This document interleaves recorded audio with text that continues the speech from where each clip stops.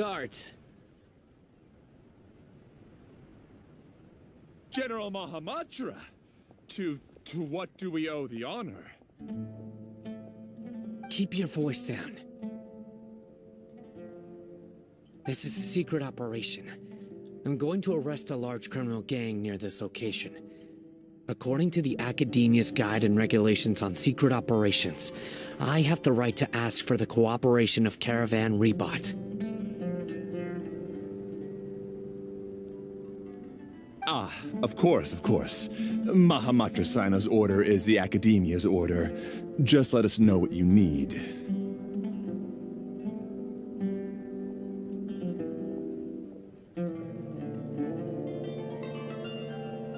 But who exactly are you planning to arrest, and how many people are you expecting? Depending on the scale of this operation, we may need to report it to our superiors. They're a squad of Eremites whose number is comparable to Ain el Akmar in Port Ormos. They're involved in the theft and resale of supplies from the Academia. As many as Ain el Akmar? This should definitely be classified as a joint operation. Then I suggest that you report this to your superiors as soon as possible, and treat it as a top priority desert operation. I will need personnel. Got it. Please wait a moment. I'll contact them immediately.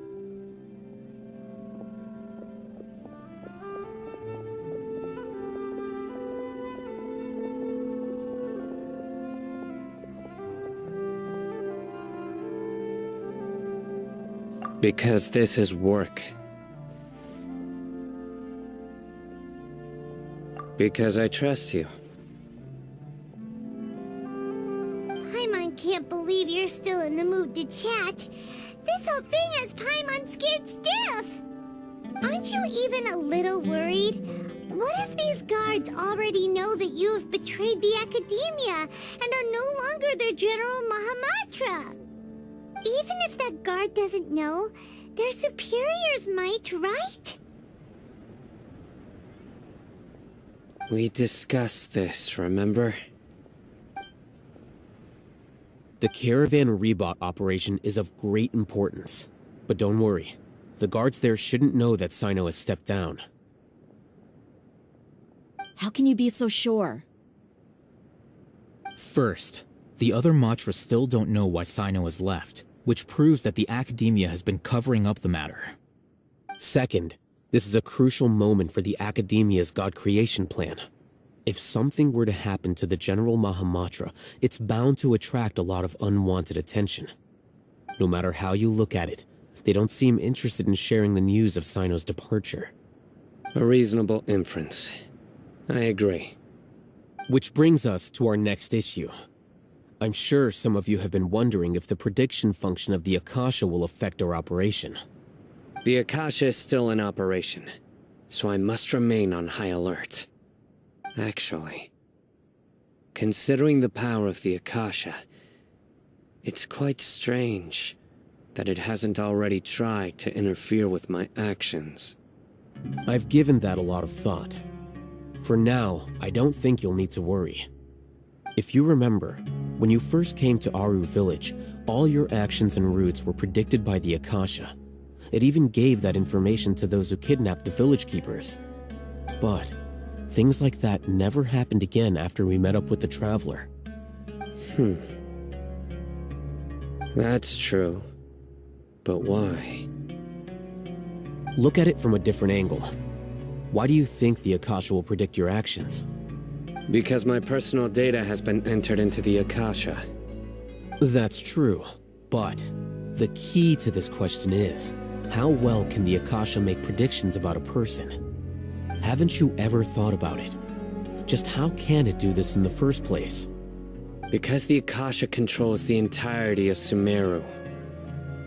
The Academia firmly believes that all human actions can be explained through logic. By sorting and analyzing entered data, the Akasha can derive behavioral logic and predict the actions of those who fit an existing logic model. However, at the risk of sounding like an advocate for fallacies, can everyone truly be considered logical at all times? Emotions are part of our behavioral logic, But can you guarantee that every experience of the same joy or pain would be equally intense? How can our feelings and opinions be predictable down to the letter in every single instance? Sino, in the past, you've always worked alone. In the absence of another person who could sway you or your thoughts, the Akasha could produce predictions that were similar to your real-life behavioral principles. Decisive and principled, you were used to solving problems alone. That's why the Akasha could figure you out. But now, you've joined a team. And I believe the Akasha hasn't yet figured out the full composition of it. Our thoughts and logic have intermingled and weaved themselves together to become a complicated, chaotic mess. Any one of us could potentially disagree with another. The Akasha lacks data on these interactions, and it's impossible for it to predict your actions in the future based on your decisions in the past. After all, there's probably a limit to just how much we can be modeled or controlled by data. So, in my opinion, you're probably safe for now. Makes sense to me. I agree. The Akasha is not alive, and I don't think we can be completely controlled by something without a mind of its own. Is that so?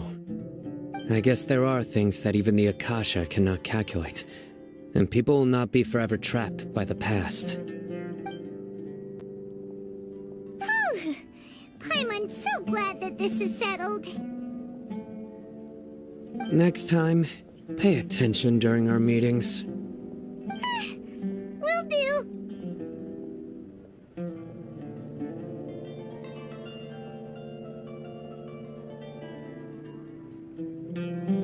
Just remember to stay vigilant. Footsteps! General Mahamatra, we were not expecting your presence here. I'm the security officer of the Grand Deshret Desert District. My name is Luxembarbo. This is my assistant, the Traveler. She will be working with me. The construct next to her is for her work. Beep! Construct, beep! What a great honor to meet you. Your golden hair is as bright as the sun. And, is this the latest technology from the Academia?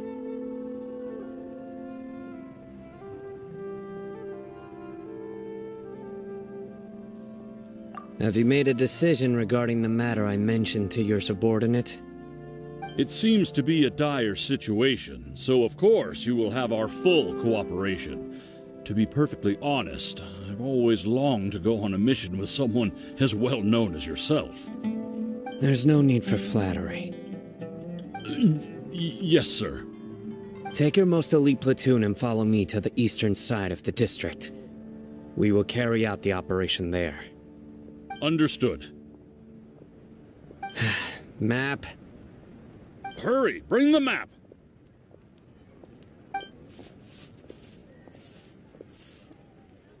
In 2 days, we will engage Rahman's Eremites and capture all of them. Any questions about the time or location? None at all, sir. Good. See you then. Yes, sir.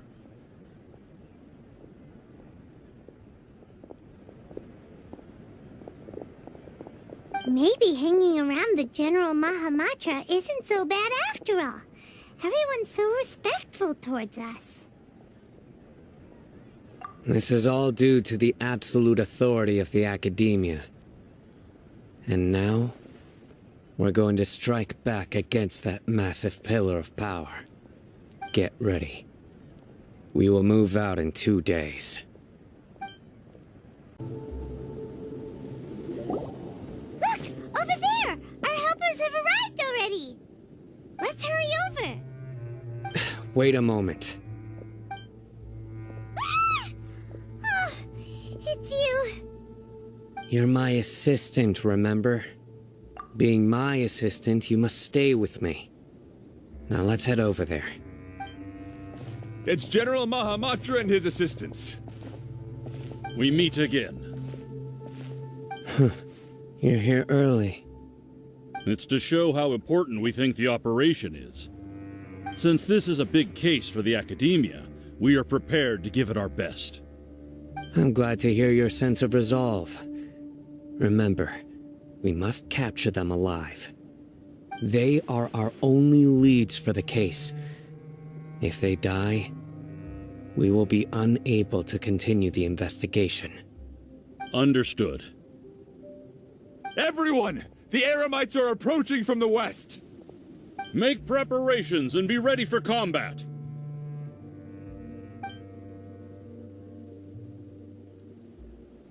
Halt! Oh? What a warm welcome! What do you want? Judging from those shiny weapons in your hands, it seems like you're not interested in a deal. Rahman, the Academia has caught wind of your smuggling and illicit sales. If you value your life, I advise you to surrender.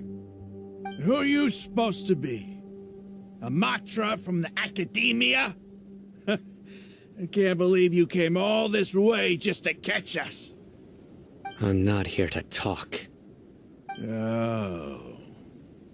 Nobody's given me this much time of day since I became a mercenary. Brothers! For that slight, let's wash our blades with their blood. Let's show them we Eremites are not to be messed with.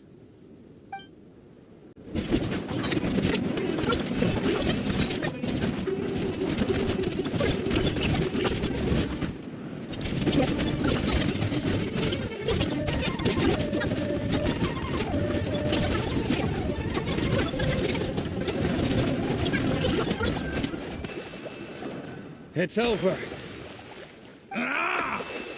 We have subdued them. The operation is now over. All Eremite mercenaries and related personnel in the area have been arrested.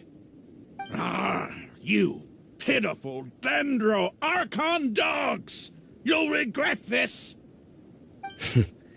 I'm afraid you'll regret it first. King Deshret will curse you, and you will all! Silence! Oh, Restrain them and take them back to Caravan Rebat. Count their numbers and send them to the Academia as instructed by the General Mahamatra. Yes, sir!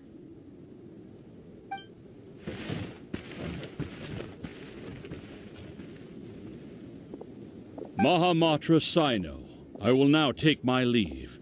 If you need further assistance, please come to Caravan Rebat and ask for me. Understood. You are dismissed. There they go. Let's talk elsewhere.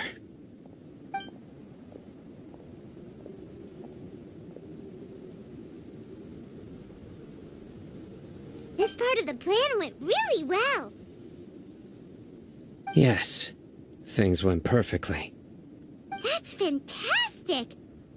And that punch you gave Rahman there sure looked convincing enough.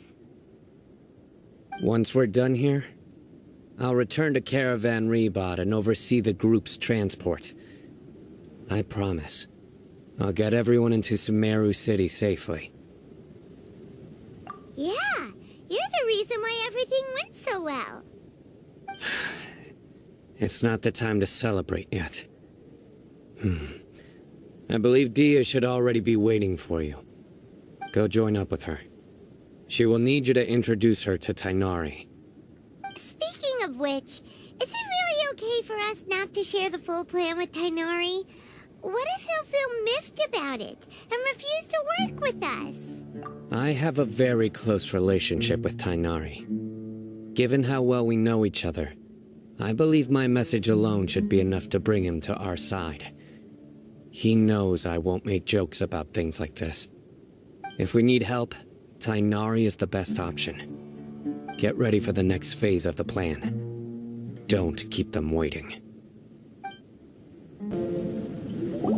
Dia! We're here! It's about time.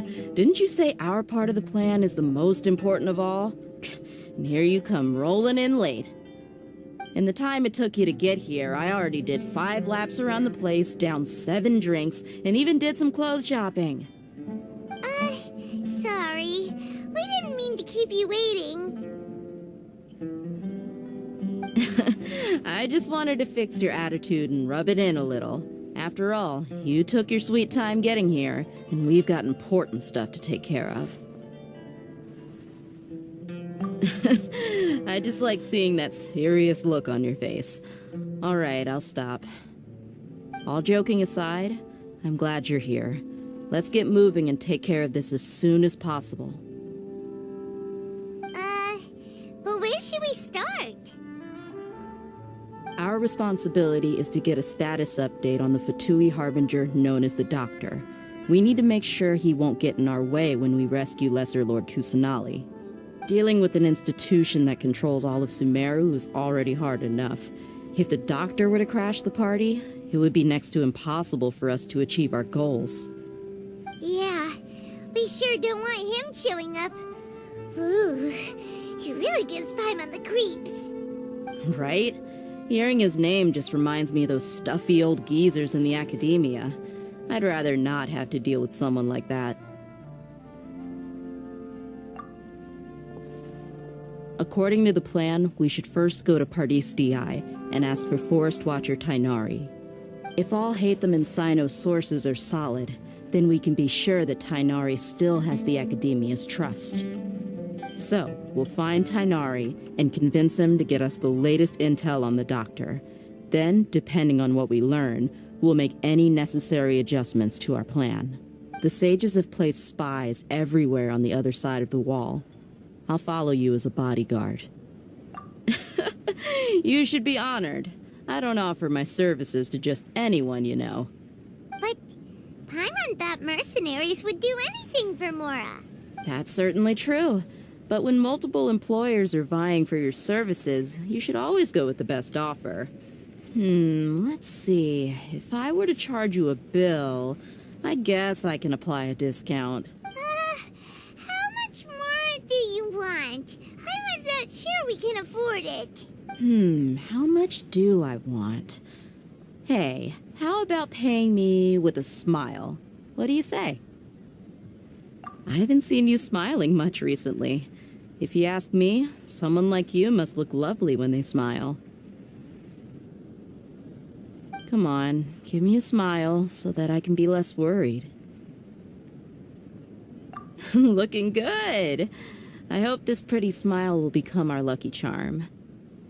There are many kinds of smiles, but only a truly joyous one can bring blessings to others. Let's consider this smile a down payment for our future victory. Let's go. It's time to pay a visit to Pardis Di.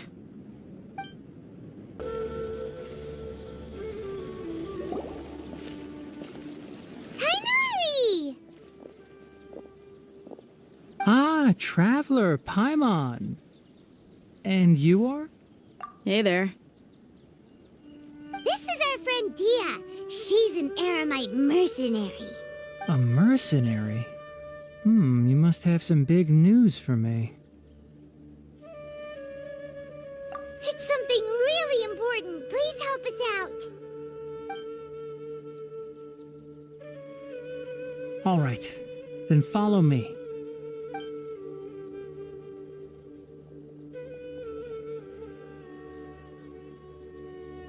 This place is better. We won't be disturbed by any passerby. Okay, what is this important thing you want to ask me?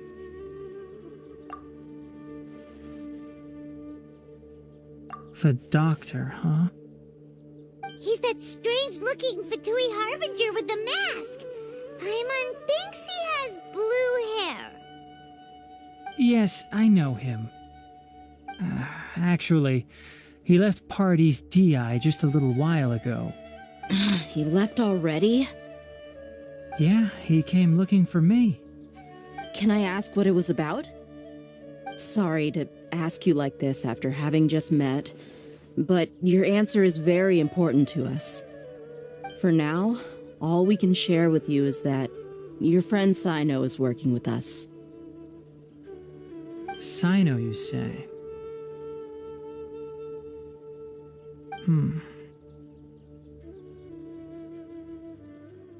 I see. So that's why he hasn't been at the academia. Okay. I will answer your questions and will assist you any way I can. You don't have to tell me everything that's happened. Sino's name really does work wonders. You're not even a little worried that we might have made it all up? Despite having just met you, I can sense that you're the serious type. Between you, the Traveler, and Sino, none of you strike me as the type that would conspire to deceive me.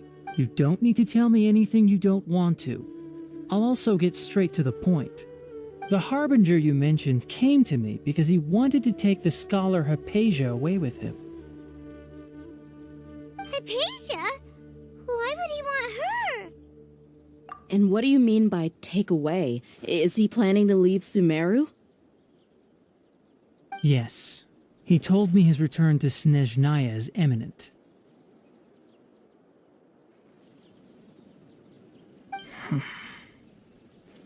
So you mean... you're leaving this place soon? Indeed. Otherwise, we could have perhaps talked a little more. I was just about to set out when I remembered something important. To that end, I made a final trip to part5. Let me ask, have you been taking care of a scholar by the name of Hypatia? Your sources are accurate.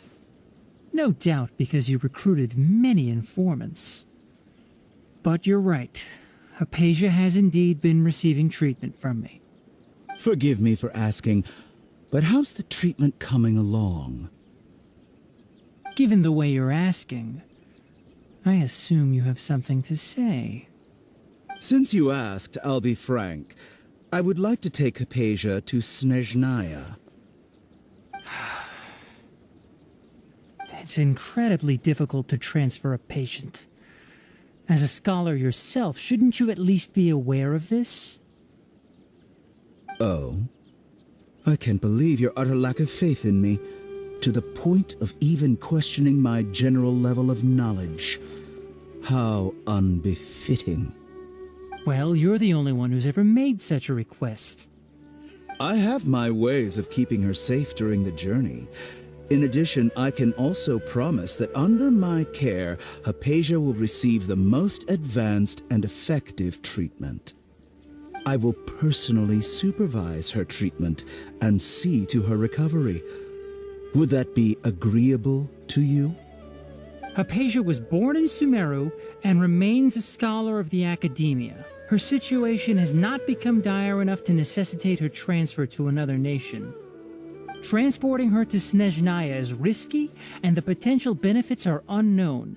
As the person currently responsible for her treatment, I cannot possibly sign off on this transfer. Your suggestion is rude and reckless. I'll pass. I don't know much about the doctor, but after talking with him, I realized that, just like many other scholars, he possesses an aura of arrogance that I've come to detest. It's not so much that he's looking down on others, but more that he's so confident in himself and his abilities, to a point of near insanity. I would never refer a patient to someone like him. I prepared myself for a protracted battle of wits, and was really surprised to see him just give up on the topic. Still, his reaction really concerned me.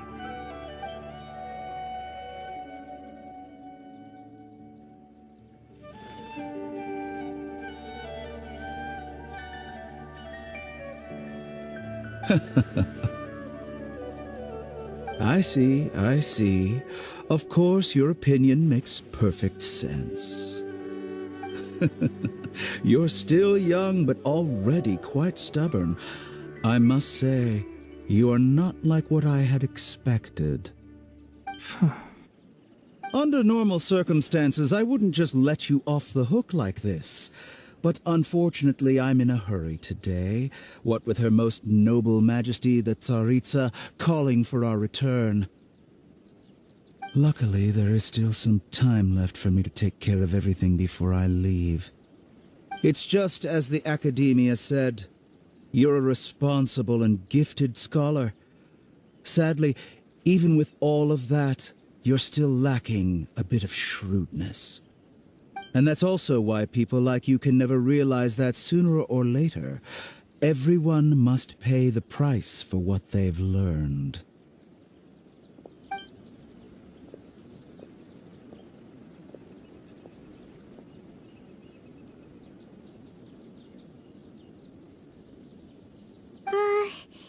Paimon can't help but feel like he's hinting at something unpleasant. He asked a question, yet didn't care for my answer. Perhaps I'm nothing but a talking rock in his eyes. He never came off as malicious, but an utter lack of compassion permeated throughout our conversation. From his tone, I can sense that he's always looked down on others.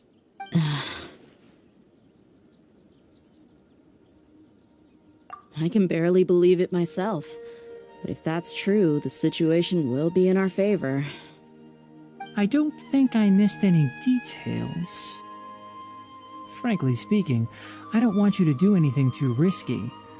Now that you know a little more, it should be easier for you to stay safe. Sorry we can't tell you everything. We appreciate that you helped us anyway. I won't forget your kindness. It's okay. I have an obligation to do so. To be perfectly honest, all of this may have started because of me.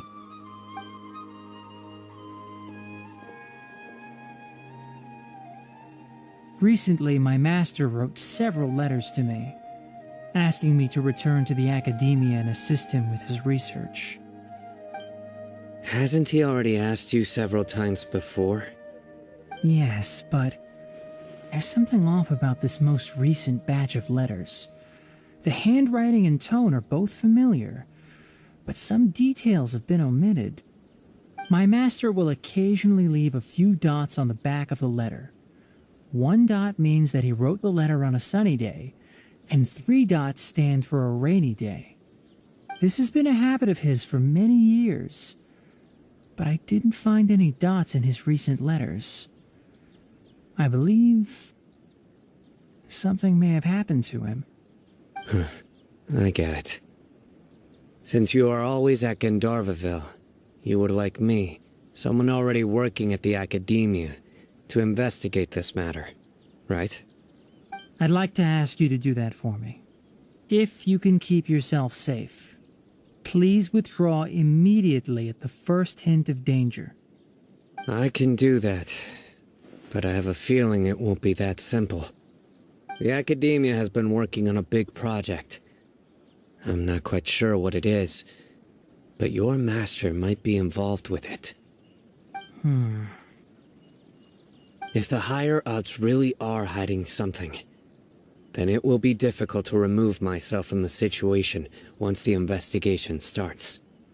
If the situation becomes critical, I'll leave the academia. If you don't see me there for an extended period, that's your cue. All right, we've got a plan. I'll stay at Gandharvaville to support you. If that scenario comes to pass, you must be extra vigilant. And be wary of any messages or direct requests from the academia. I must say, I didn't expect a warning like this from the General Mahamatra. Being loyal to the academia doesn't mean blindly doing whatever the sages say. I know what I'm doing. On that note, aren't you also being quite distrustful of your alma mater? The academia, yes, but my master is a man of integrity. Even when I was a student, I was worried he'd get in trouble for sticking to his beliefs. I suppose he's lucky to have lasted so long. But in the end, it still caught up to him.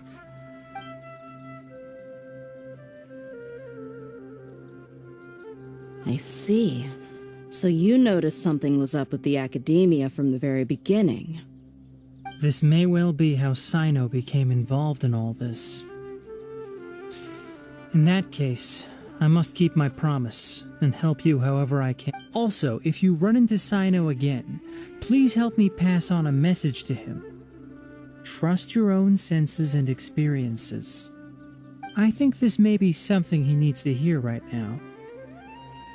Okay, we'll find a chance to tell him. Thanks.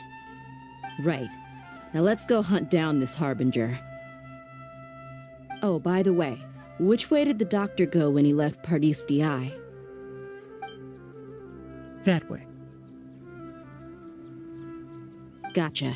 Thanks so much. We'll be on our way.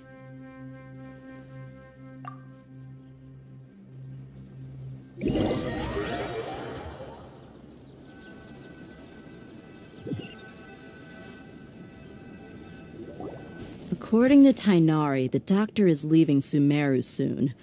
I want to check if the doctor was actually telling the truth. He also said that he'll take care of everything before he leaves. What did he mean by that? We need to be extra careful when dealing with a person like him. Just to be safe, let's chase him and see what we find. But we have no idea where he went! How can we start chasing him? We'll do it the mercenary way. I'll find leads as we go. All you have to do is just follow me.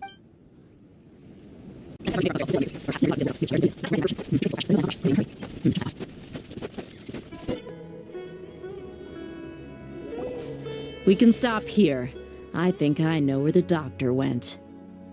To the south of here is Port Ormos, which seems to be where they're headed. Port Ormos? They're going to leave by boat? That's right. Let's go to the port and have a look for ourselves.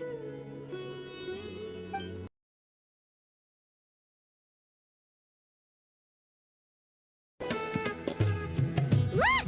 Fatui soldiers! Thanks to Dia's tracking skill, seems we found the right place. Shh! Don't draw their attention. The port is crawling with Fatui soldiers. Let's keep going and see what we can find.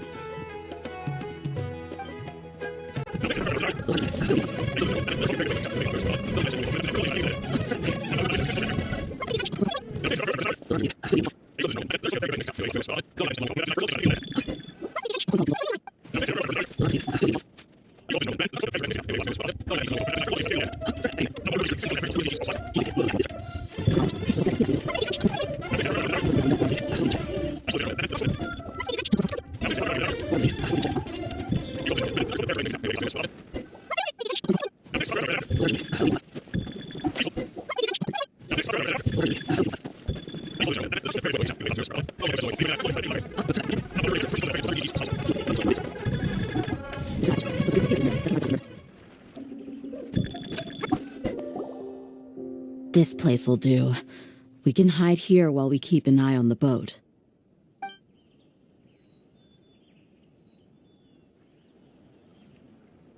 Huh? Uh-oh. He saw us.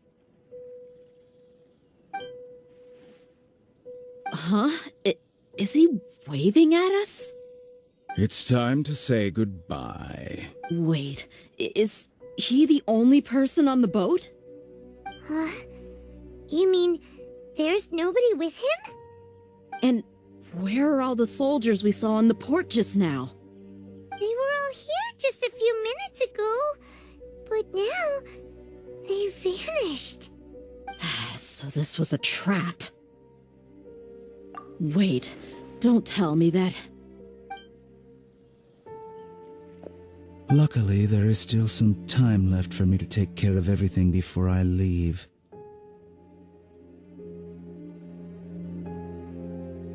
Oh no. They might be after Hypatia. Let's get back to Part5 DI. Huh? What do you mean? I'm afraid that she's seen something that she wasn't supposed to see. If I were the Fatui, I would also try to take her away. And if I couldn't... Oh no! Are you saying they're going to kill her? Let's go!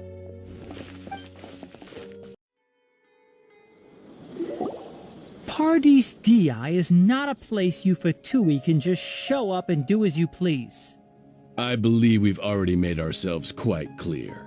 Our superior gave us permission to search for and collect medicinal herbs in Paradis Di for research purposes. But you've been in Sumeru for some time already. I find it coincidental that you chose to only come here today. Even the Grand Sage himself may not have the right to question our research, much less an ordinary scholar like yourself. I've done my duty to inform you.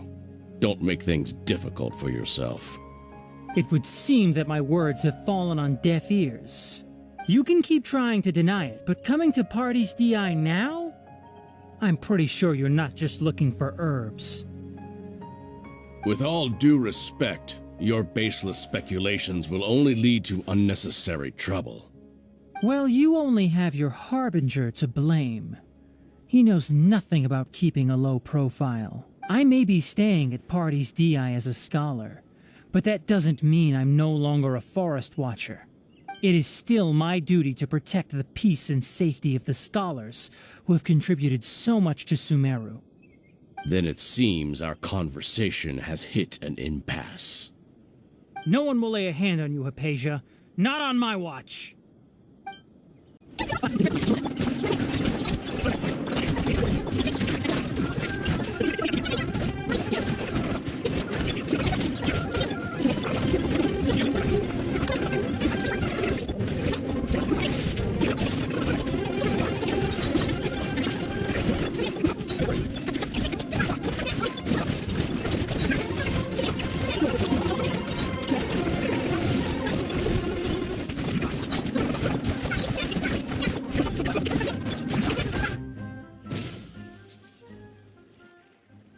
We're not getting anywhere.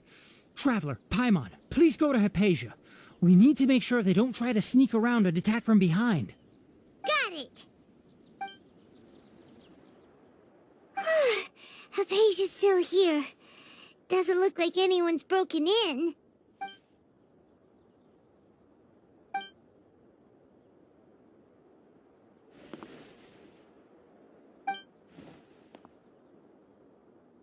Well, how is she?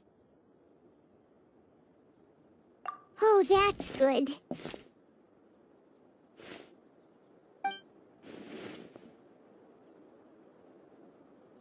So, you think this is over?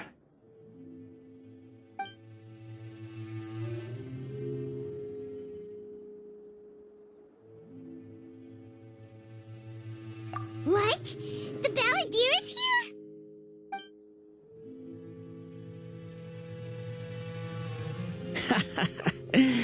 I've missed that look of abject horror. You've given me that look every time we meet. But, where is he?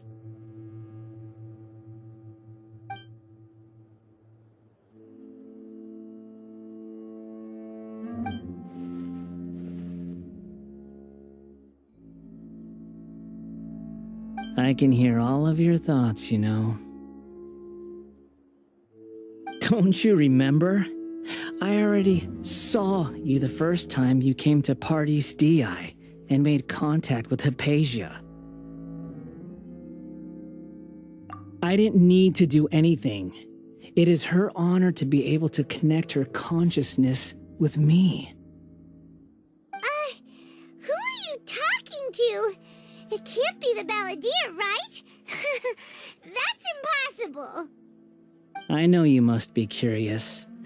I might as well tell you that I decided to enter Hypatia's consciousness the moment I sensed your touch. I wanted to observe you on a fool's errand. Hey, Traveler! What are you doing? My deification is nearly complete. All that's left now are just some final details. Do you understand? Even if you manage to rescue Lesser Lord Kusanali, it will be impossible for you to defeat a bona fide god like me. Is it wise to force that childlike god into a divine battle against me?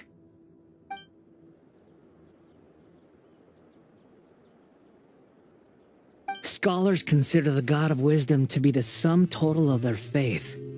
It's how they can justify reverence for a god as they construct it.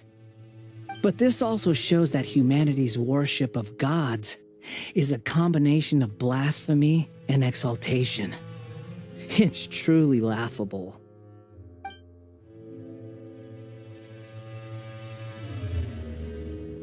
Yes. What is it? Yeah, I'm in a good mood, which is why I'm talking to you like this.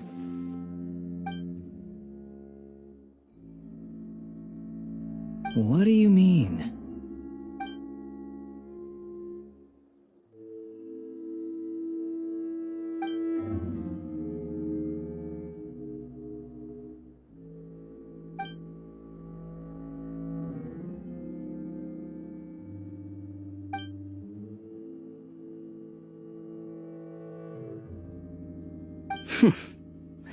Those words almost make you sound like a friend who actually cares. But you're wrong. I'm different from all of you. I was born to become a god. My entire life up until this point has just been a meaningless routine. Just think about a sheet of paper. By itself, it holds no meaning. The content recorded on it is what gives it value. All I had recorded down before were some painful memories and boring human feelings. Such senseless drivel should have been erased a long time ago. Indeed, to me, the sight of you fools in your futile struggles is far more amusing. Tell me, just what has this world done for you to protect it with such zest and conviction? I'm connected to your consciousness, so I can hear what you're thinking and sense the depth of your determination. This is a good conversation we're having, so here's a word of advice. Let go of your misguided guardian complex. You know nothing about the truth. It'll be for your own good, as well as everyone else's.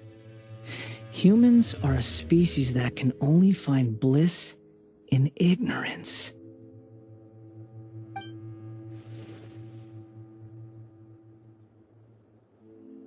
Ah, you've seen my affection for her. If you were in my position, I think you'd feel the same way. She peered into my consciousness and saw my past. Someone like that is qualified to become my first follower. All gods need followers. So Hypatia has been chosen. Her appearance heralds my imminent arrival at the throne of divinity, while her worship shall become my glory.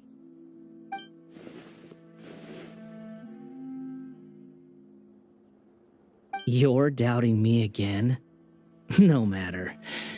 Soon, you'll know what kind of authority you're challenging.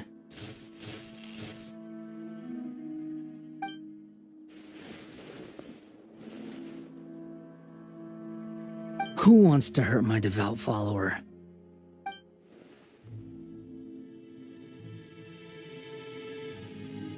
The doctor wants to hurt my first follower?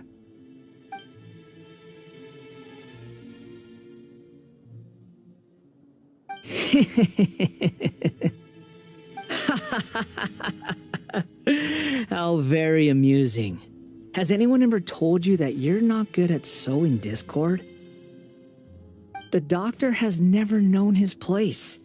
Even now, the puny human thinks himself capable of interfering in the business of the new god.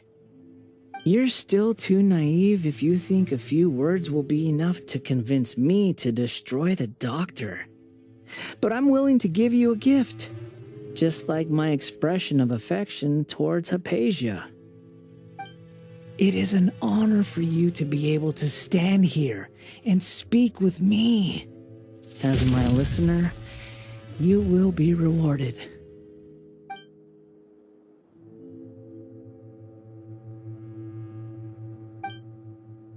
Both good things and bad things can be called gifts.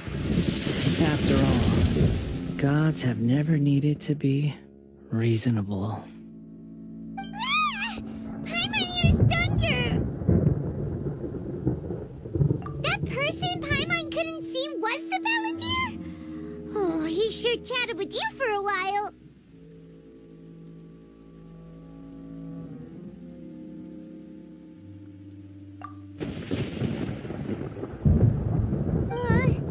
Where is the storm headed?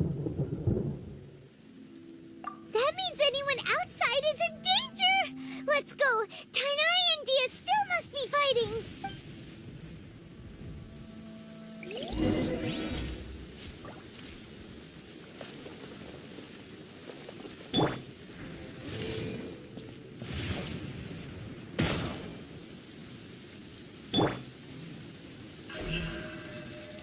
Speed of light!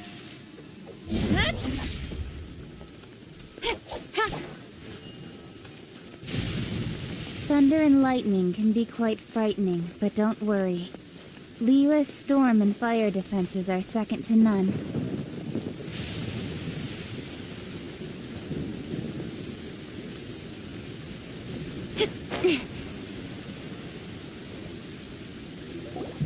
Oh!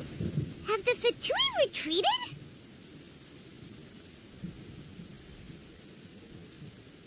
Hey! What happened to you? He's hurt. I'm fine. Don't move. I've seen Eremites get struck by lightning before. You need to rest. Struck by lightning? We were fighting, and just as things started looking grim, the weather suddenly became extremely strange. Lightning started attacking everyone, almost as if it were alive. Luckily, there were only two of us, and both of us were nimble enough to dodge most of the strikes. There were a lot of Fatui, though, and they were being torn to shreds by the bolts of lightning. With that, all the Fatui soldiers were forced to retreat. Why are you sorry?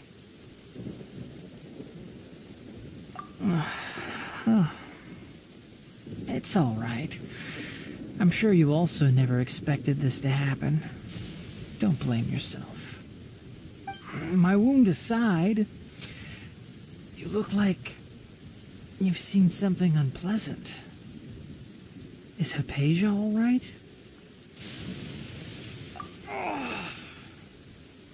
Hey, didn't I tell you not to move? Just in case. Let's go to Hypatia's place and talk about things there.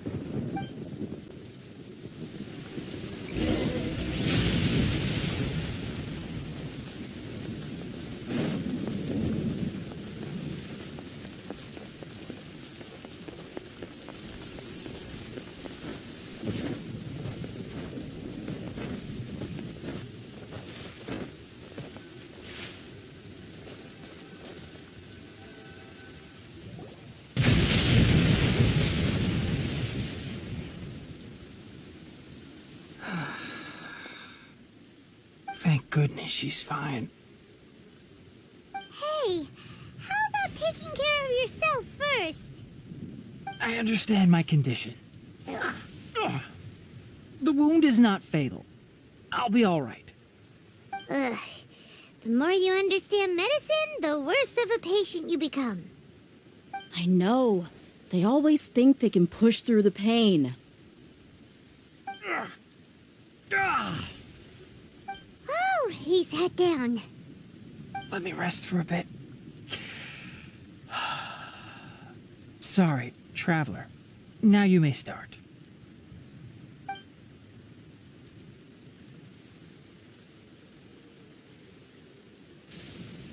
So that's what you were talking to the Balladeer about? Oh, Paimon can't believe what he's thinking. The Academia's God creation plan. How ridiculous. That sounds, ambitious, I guess? Anyway, this is all way beyond me. As long as I can enjoy every day with a drink in my hand, tasty food in my stomach, and a good night's rest, that's enough. I'll only work when I have to. I must be the least ambitious person who's ever set foot in part5 DI. Don't say that. I haven't even thanked you for your help back there. Don't mention it. Well, if nothing else, all this proves that the doctor really did have some urgent matter to attend to and left Sumeru in a hurry.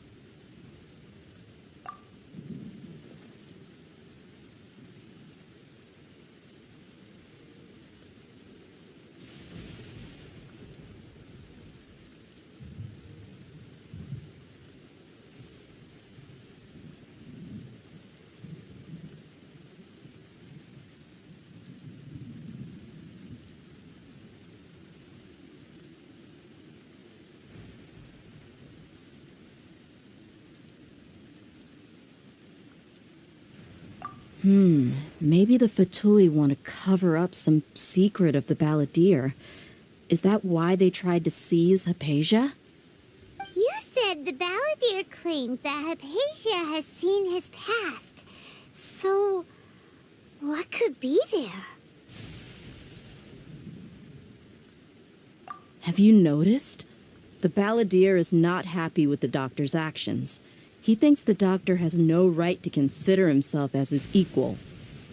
So, if the doctor was to show up again, would the Balladeer zap him with lightning? Based on what the Traveler has said, I think he would. Having the doctor gone benefits him as well as us. In other words, we've successfully completed the stage of the plan. The doctor is out of the picture now. Yay! That's a big accomplishment! I'm also happy for you. Thank you for the help, Tainari. Make sure you rest up for now. Yeah. All right. Okay, that wraps things up for us here at part5 DI. Traveler, it's about time we rendezvous with the others at the Grand Bazaar. Let's continue to keep a low profile. You can head there once you're ready.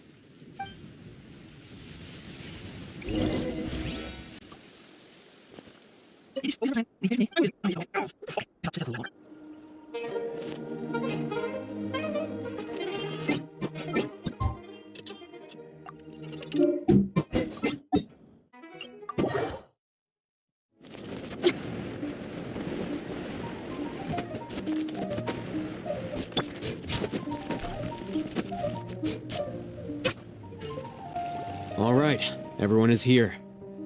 How did everything go? Any luck with your missions? Let's report back one by one. I'll start first. We've made the necessary modifications to the Akasha terminal. In addition, the props required are also ready. I'll go next. The Traveler and I went to part5 DI. The situation was a bit complicated, but we found Tainari. Unfortunately, he was wounded during a fight. Who was behind it? Well, that's the tough part. What should I say, Traveler? The Fatui or the Balladeer?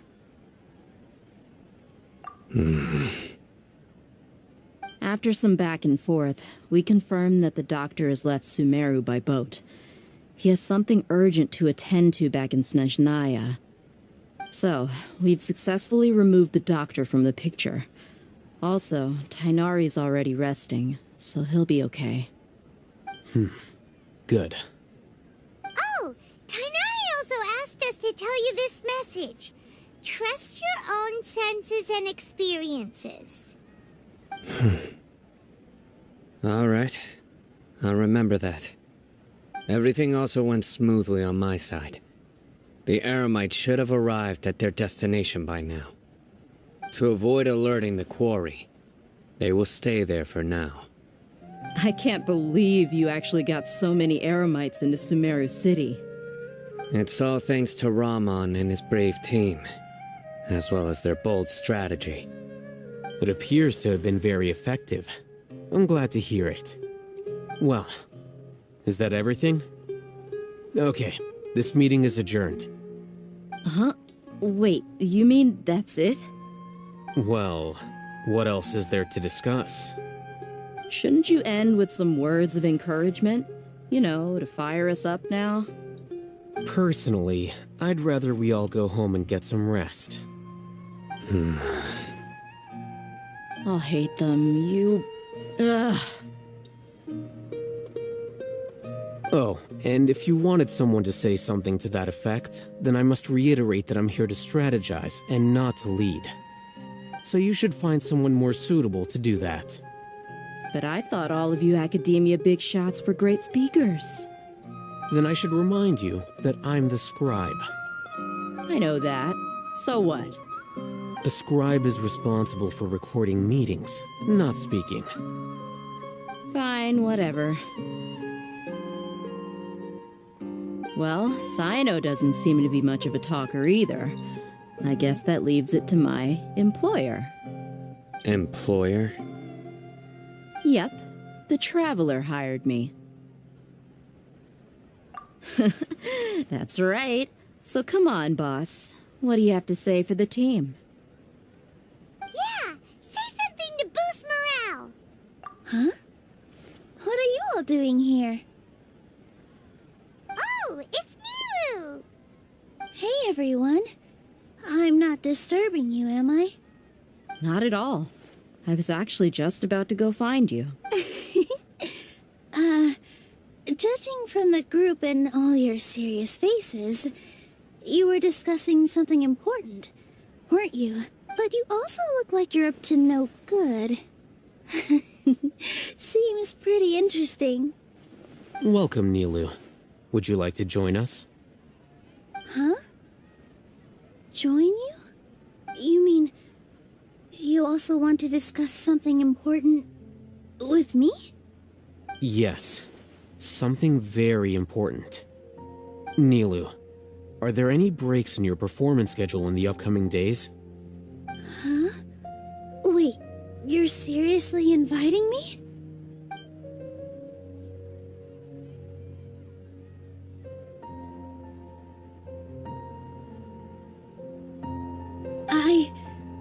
I can't believe my ears.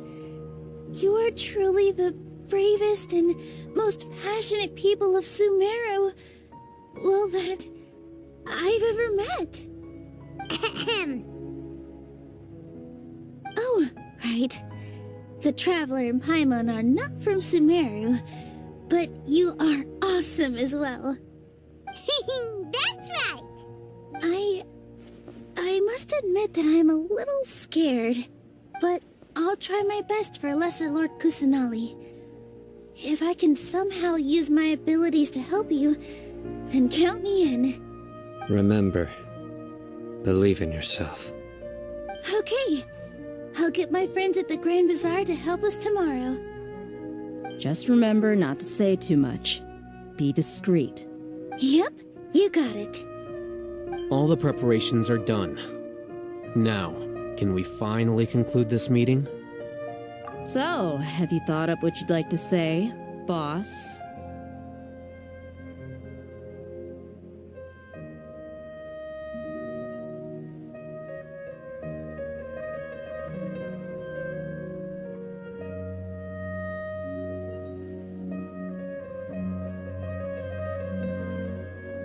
Yep, it's a grand plan and we're all super awesome.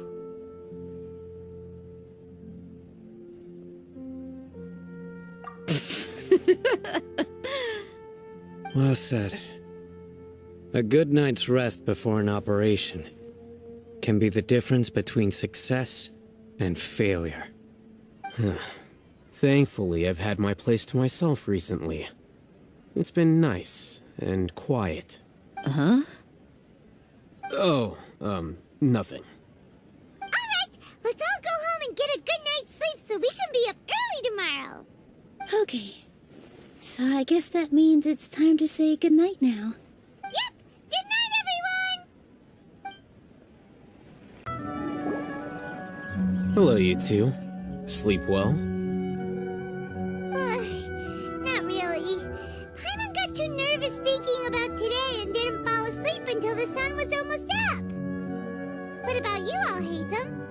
Naturally, I slept just fine. After all, a good rest should be considered part of the plan, since energy is an important resource. You just want to show off how calm you are. It's crucial to dissipate any tension before we execute our plan. The only thing you're doing is being annoying! Anyway, do you need me to go over the game plan again?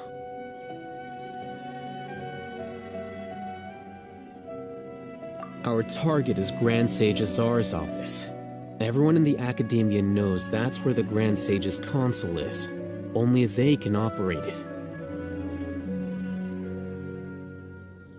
Many restricted commands and operations are executed via that console. I'm sure that console has a way to free Lesser Lord Kusanali. You know, Paimon's been thinking, what kind of technology could let the sages imprison even a god? That isn't something they could have accomplished with their scholarly talents alone. In the Sanctuary of Surasthana, there's a device of Greater Lord Rukkhadevata's that she once used to isolate herself while meditating. 500 years ago, the Grand Sage at the time modified the device so that it can no longer be controlled from the inside.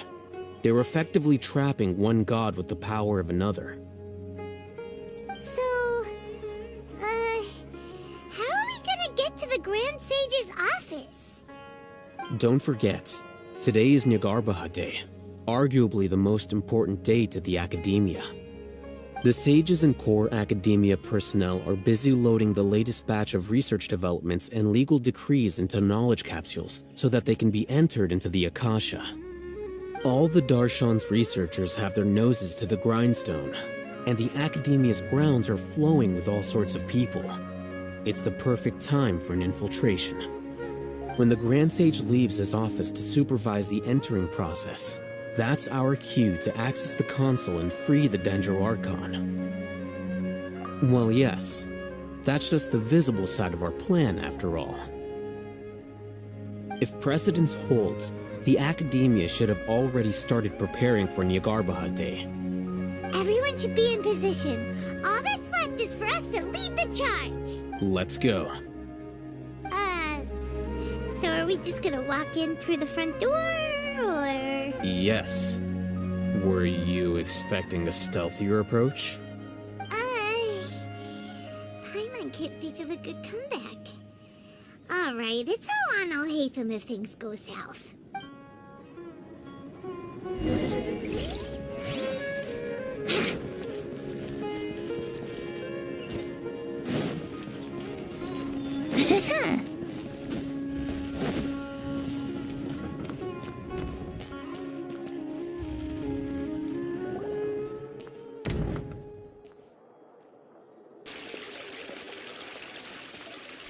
Scribe?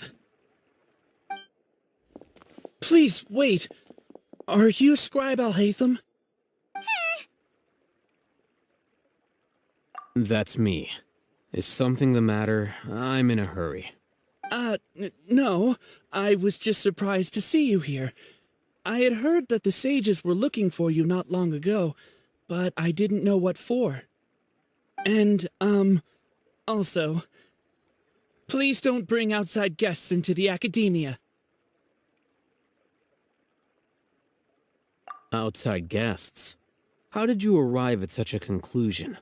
Your groundless inference shames the Haravatat Darshan. What did you say? I'm the top student in Haravatat, and I earned 3rd place at the last Inter-Darshan debate. Don't look down on me! That wasn't my intention. As your Haravatat senior, I just assumed that you possessed a greater aptitude for critical thinking. Look, based on what you already know, the purpose of my return and the reason they're here should be obvious. Is that so? Wait a moment. Let me think. Don't tell me the answer. The sages search for you. A blonde-haired traveler. Outside guests. So, from the start, the sages weren't looking for you, but this traveler? And you were gone from the academia for so long because... Hey, shh. Yes, you've proven yourself as the top student in Haravatat. I surmise you've arrived at the correct conclusion. As I expected. Please forgive me. I wasn't thinking clearly just now. Thank you for getting me back on track. It's nothing. We'll be on our way then. All right. Thank you for your contributions to the academia, Scribe.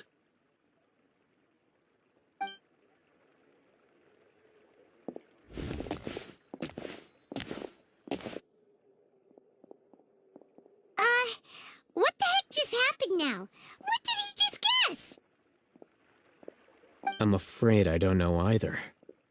You have no idea? Mm-hmm.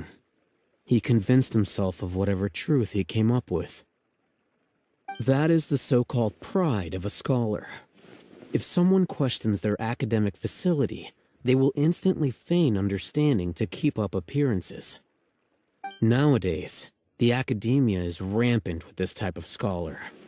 Their obvious farces of intellect only serve to highlight themselves as fools. Wow, so there are special ways to deal with smart people. We don't even need to make up our own excuses. We shouldn't waste any more time. It would be problematic if we missed our window of opportunity. Let's go.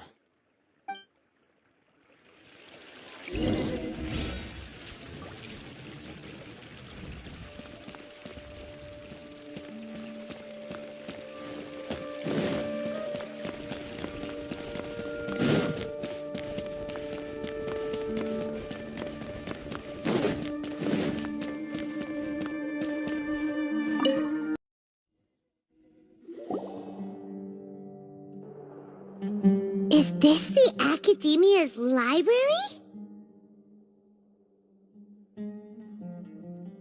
Indeed. Known as the House of Dana, it is quite possibly the most extensive special collections library in Teyvat. There are a lot of students going through here. Is it really okay just to waltz right in? The Academia marches to a fast beat, especially since it's Nagarbaha Day. They're all occupied with their own matters. Just act natural. Now, hurry along.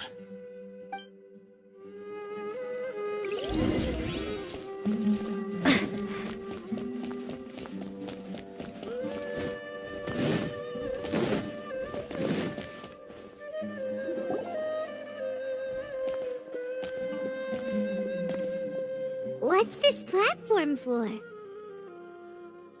It's a lift that Academia personnel use to access higher floors.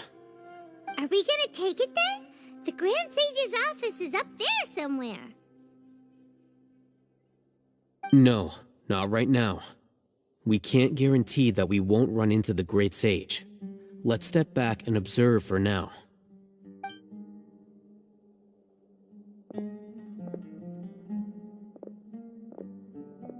You think the Grand Sage will exit from there? And after he does, we'd sneak past him? Oh, Paimon thinks that's really dangerous. Who knows? However, if we can confirm Azar's current location, our operation will be much safer if we... Allow me to offer you a hint. If you wish to know his location, look behind you. What's Grand Sage Azar doing here? Do not tell me you believed the Academia would not grow suspicious of you after such a prolonged absence, Scribe. An eyewitness had informed me of your whereabouts, so I came to personally welcome you. Great Sage, I didn't expect you to care so much about me. I'm truly flattered. I'm sure. But compared to you, I am far more interested in these two unexpected guests. You are the Traveler and Paimon, correct? It's a pity that only now have I been afforded the opportunity to formally meet two of Sumeru's most esteemed guests. I do apologize for my lack of decorum. Excellent.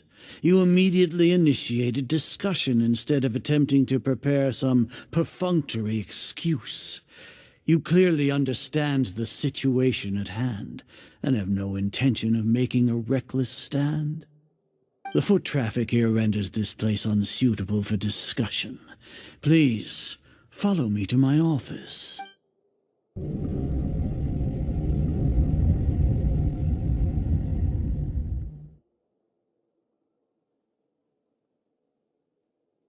This place is crawling with guards. There's no way out for us. All right then, traveler. What did you wish to discuss with me? Today is Niagarbaha Day, so I still have many responsibilities to attend to. There is little time for idle chit-chat before I detain you all. You seem to know quite a bit about our endeavors. If that is so, then you should be praising our great work, rather than using your trivial misgivings in a futile attempt to sway me. Trivial?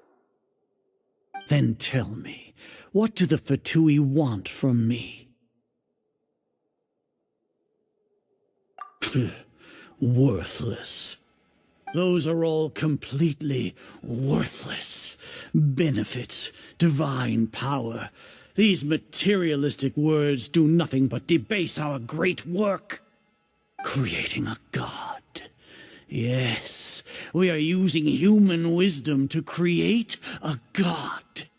If humanity cannot attain omniscience and omnipotence, then we shall create a god to reveal them. This is the pinnacle of human wisdom. We shall regain a god's guidance at long last.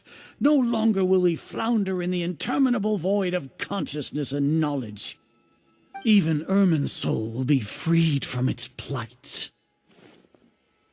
For our nation of scholars, this is the ultimate aspiration.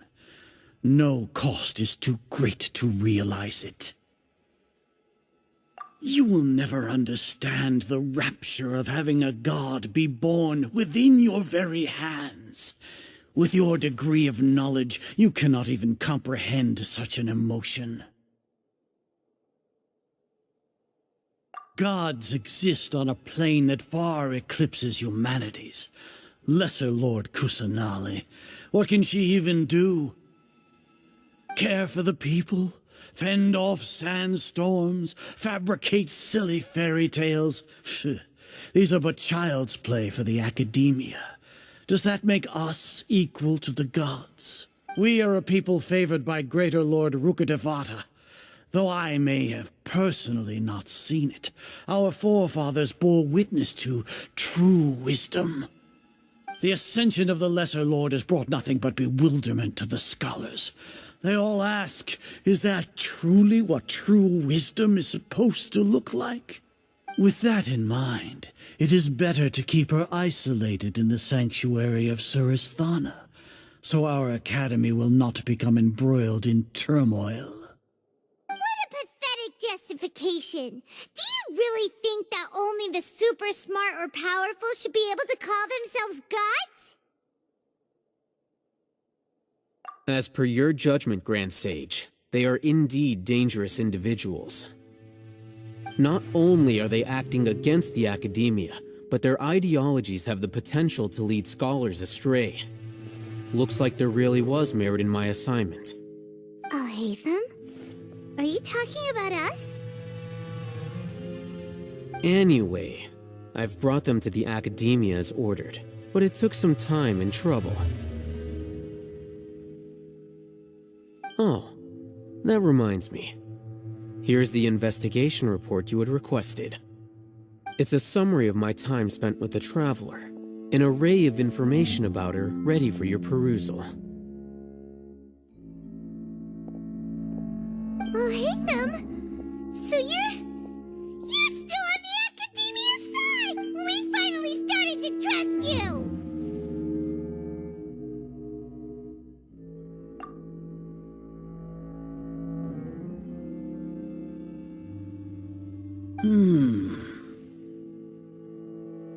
Excellent. Detailed contents with no errors. I would expect nothing less than an immaculate report from the scribe. As it is Niagarbaha Day, I'll enter the information on you into the Akasha. Surely you know what that means. We'll be monitored, just like Sino. With the Akasha's calculation prowess, all of your actions will be predicted with an accuracy of at least 98%. Furthermore, your data will be updated in real time whenever new information presents itself. To put it into words you can understand, wherever you go, you will be walking under an invisible leash. This is Sumeru's greatest penalty for dishonest persons. Are you not familiar with the concept that great responsibility begets an equally great suspicion? In any case, you are Sumeru's most concerning external variable. Locking you down will greatly decrease the chance of any undesirable outcomes coming to pass. You're despicable! Despicable? Perhaps from your perspective, but I suppose you had mentally prepared yourselves for this, no? Your ploy was to sacrifice the traveler here, was it not? Lord Azar, I know what you're trying to say, but I've been following your plan this entire time. Why are you doubting me at this juncture? Must I delineate your entire plan? Very well, I will spell things out. First off, I received an eyewitness report that you were spotted with the traveler at Caravan Ribat. However, you immediately departed for the desert and escaped surveillance range. Judging by the time, you all likely encountered the truant General Mahamatra in the desert. Am I correct? Maybe Paimon shouldn't have mentioned Sino just now. The Academia had not received correspondence from its scribe for a prolonged time. You were also in the company of the Traveler, a close associate of Lesser Lord Kusanali and General Mahamatra Sino, who had defected from the Academia. With their instigation, what was the probability that you would betray the Academia? Rationally speaking, 50%? 70%? What do you think? Regardless, that's only a guess. The facts are that I've brought the Traveler right before you, and I gave you my report. Indeed, your boldness deserves praise. To think that despite status as an outlander, the Traveler is still willing to sacrifice for the sake of your plan. If I'm correct, you have a contingency plan to save Lesser Lord Kusanali and ruin our great work. Sneak into the Academia on Niagarbaha Day, using Alhaitham's status as the scribe, for there is a good chance that an opportunity to save the Lesser Lord will arise. Should your intentions be discovered, Alhaitham will turn traitor and sacrifice the Traveler, thus proving his innocence. He can then stay inside the Academia and continue searching for a way to proceed forward. As for Sino, according to the Akasha's calculations, he will soon return to the Academia and confront me in person. I suppose this is also a part of your plan? You'll see me as a traitor regardless of what I say, no? Even if you impugn me, it would have little effect on you all. You misunderstand. Losing our scribe would irreparably damage the Academia's regular operations and the development of Sumeru's future academic system. However, under the current circumstances, even that is trivial compared to what we stand to gain from our great work. You said that I betrayed the Academia, but you, Azar, you've betrayed all of Sumeru, betrayed its Archon. So flight is turned to fight at long last. Guards!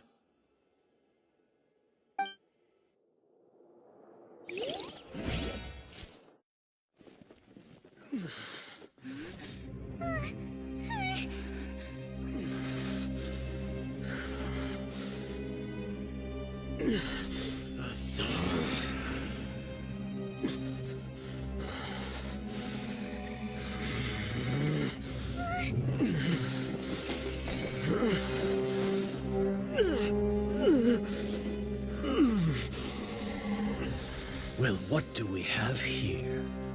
So you stole that divine knowledge capsule. Traitor! You traitor! Even the most rational scholar will yearn for the power of a god in a moment of desperation. Aren't you doing the exact same thing as me, Al-Haytham? Unfortunately for you, no god will lend you their power.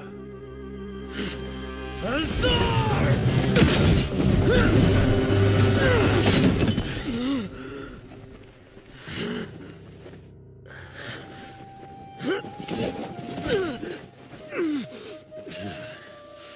He has gone completely insane.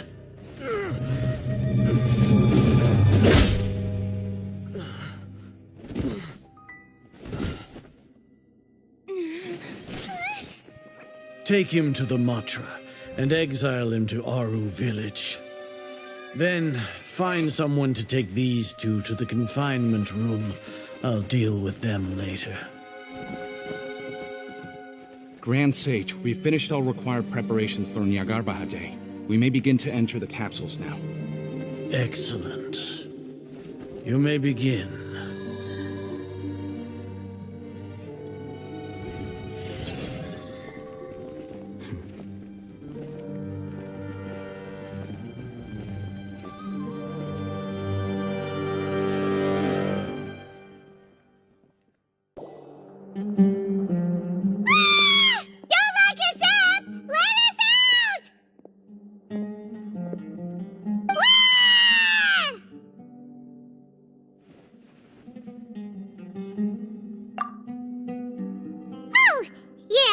Paimon got a bit carried away there.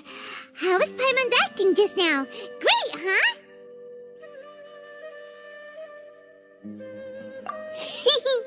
Everything's going according to plan so far. We made it into confinement, and Al-Haytham's probably done with his part too. We even managed to trick Grand Sage Azar. Al-Haytham sure knows how to cook up a plan. What are we doing next? Paimon has trouble remembering things when she's worked up. Right! Paimon thinks it went something like this. Apart from that, we still have yet another goal in the first stage of our operation, which is to send the Traveler to the confinement room. What? Why do we want to get her locked up on purpose? She's always been the person the sages are most afraid of, as well as the greatest obstacle to the successful implementation of their plan.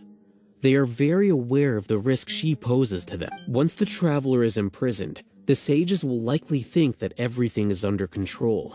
And with their guard down, the next phase of our plan will have a much higher chance of success. I can already see the pompous looks on their faces. Oh, that's a super tricky plan. But Paimon still thinks it's not really worth it. That isn't the only reason, of course. She has a more important task once she's in confinement. According to the Academia scholars in Ramon's custody, Lesser Lord Kusanali has sealed off her consciousness in the Akasha ever since she was captured by the Doctor. That way, they can't pry any more information from her. Even if we break into the sanctuary of Surasthana, it will take time to awaken Lesser Lord Kusanali's consciousness. We need to do that in advance. So our job is to wake up Nahida! Okay, totally worth getting thrown in jail for. The confinement room is inside the Academia, close to the sanctuary of Surasthana. It's a completely enclosed space, and you won't be receiving any visitors. I'll work with Ramon's scholars to make some modifications to your Akasha terminal. Once you're in, get as close as you can to Lesser Lord Kusanali and try to connect to her consciousness. However, as for whether she'll actually wake up, that will depend on our luck.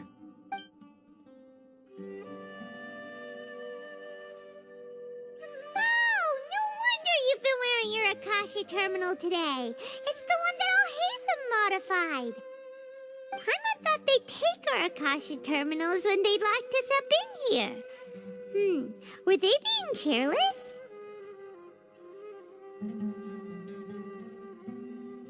Alright, so what now?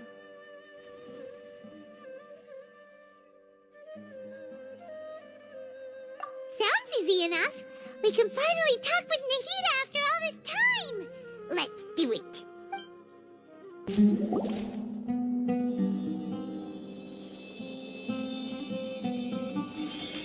Huh? Is this the right spot? Are you getting anything?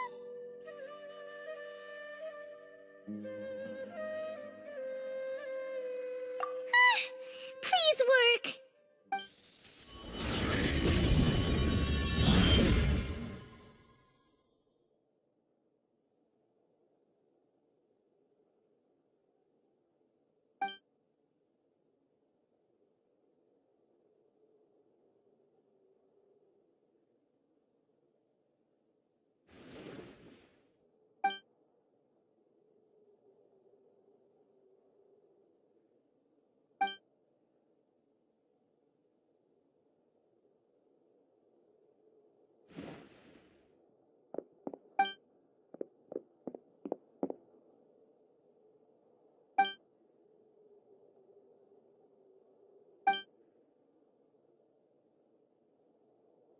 Nahida!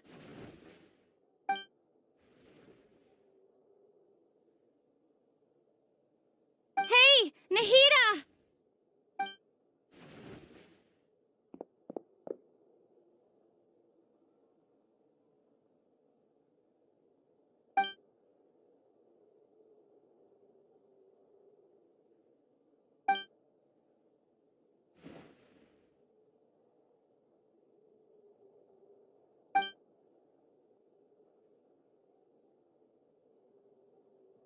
When did it first start? Oh, right. It started from the moment I was born. I want to become a worthy Archon. So I've kept studying. Kept listening to my people and their hearts.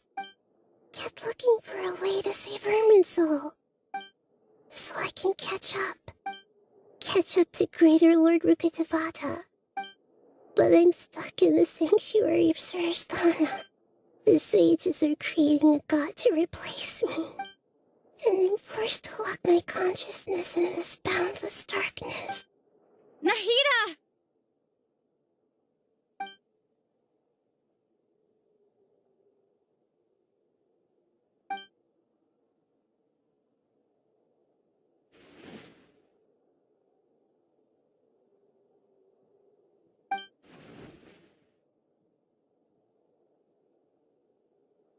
Nahida!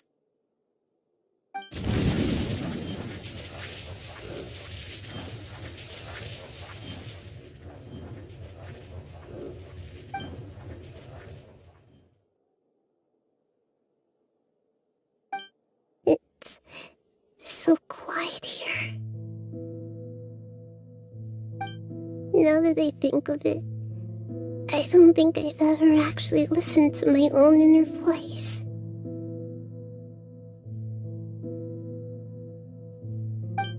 Do Archons have them?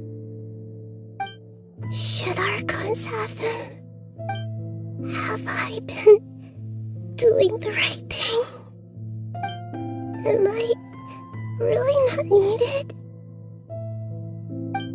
How do I really feel about all of this?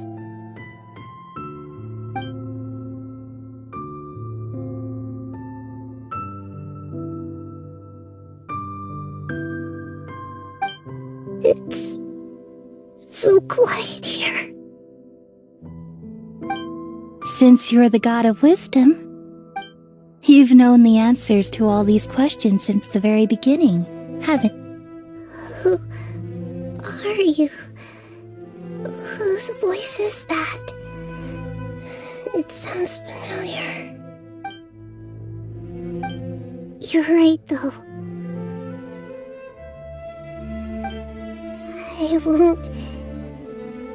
I won't ignore my own voice anymore.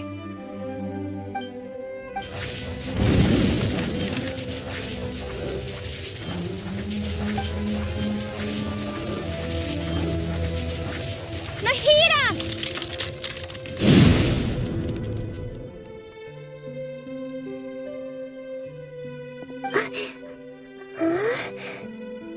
Nahida? Did you wake me up? Thank you. Why are you here? We're here to rescue you. Are you alright? I'm fine. It's just... when I think of everything that's happened to me, I feel really angry now.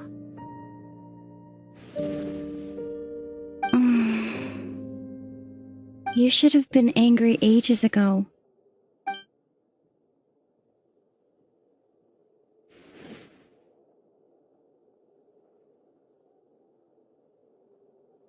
Huh? Oh, you're back! How's everything? That's wonderful news! Great! We weren't locked up for nothing. When you went to wake up Nahida, Paimon was listening for any sounds outside. You were out for a long time. There are fewer and fewer scholars going about now. You think everyone's done with their Nyagarba day stuff? Yep, so that means our next act is Nilu's performance! Nilu, are you sure about this? You're taking such a great risk for them. I'm sure, and I'm going. You know that I don't like to pass up any opportunity to dance, and this one is especially important. All right. You seem to have a lot of trust in them, so I won't say more on the subject. But if anything happens, the few of us here may not be able to help you. Don't worry. They've been through worse. Everything's going to be fine. All right. You know, if you really do get arrested, we'll do everything we can to get you back. Be careful, even if it's only for our sakes. Thanks, Mr. Zubair. You're so very kind.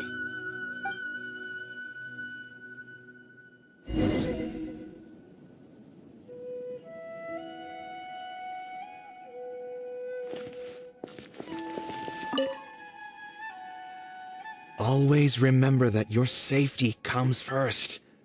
And don't forget.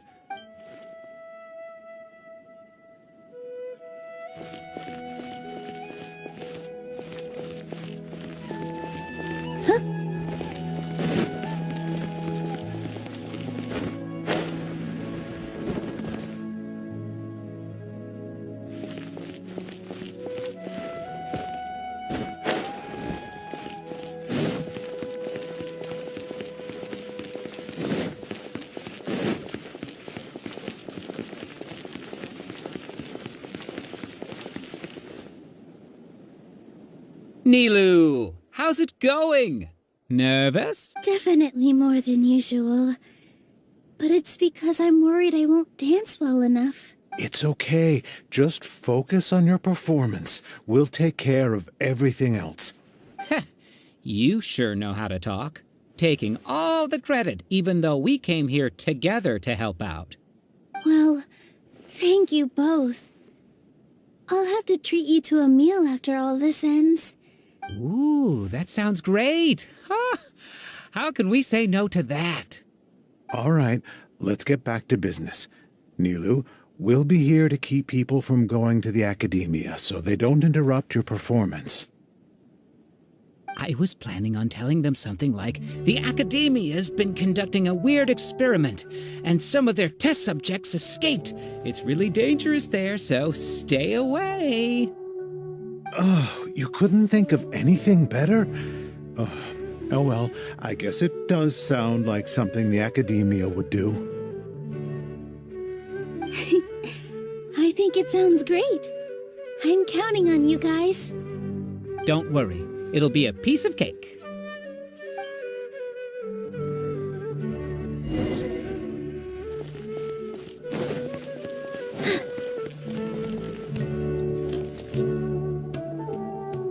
Hey, Nilu! Sorry, it's great to see you, but I'm really busy right now. Our bait people away with Yalda Candy's plan is working beautifully. Do you want some candy? We have more than we can give out. Vihar, thank you so much for doing all of this. And even dressed up as the Knight of Flowers, no less. I'll pass on the candy, though. I cut back on sweets in the period leading up to a performance, and I'm about to start one. You have a point. The stage is cleared and everything's ready, so you can start your performance at any time. Yeah, thanks to you. I'm really grateful. All right, time to hit the stage. You're welcome. The honor's all mine, since I'll have such a great view of the show.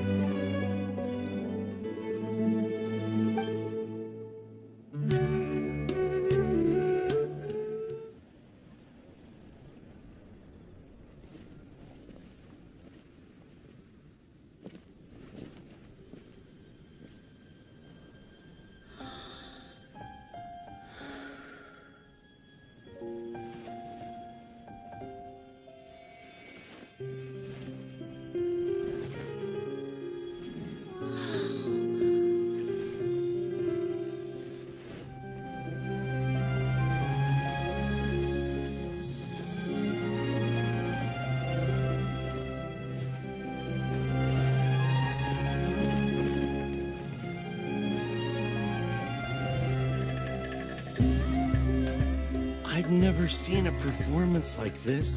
This is incredible. Yeah, but I heard that public performances like these have been banned. I can't believe she's doing this here.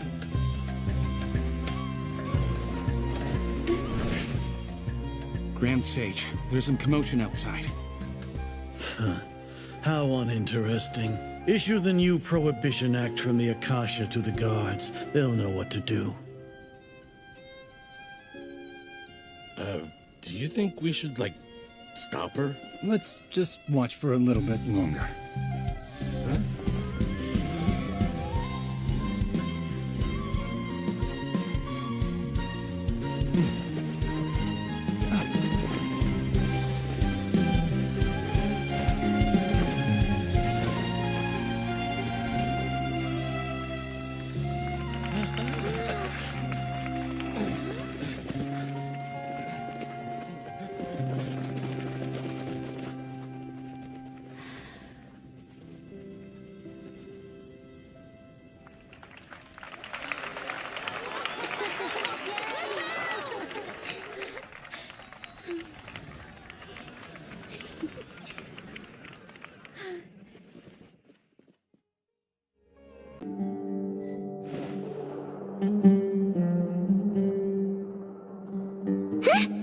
Did you hear that? It sounds like a lot of guards just ran by. Does this mean the plan has moved on to the next stage? Yep. It's great that everything seems to be going well. Come to think of it, when did Al-Haytham replace the knowledge capsule that was about to be entered into the Akasha?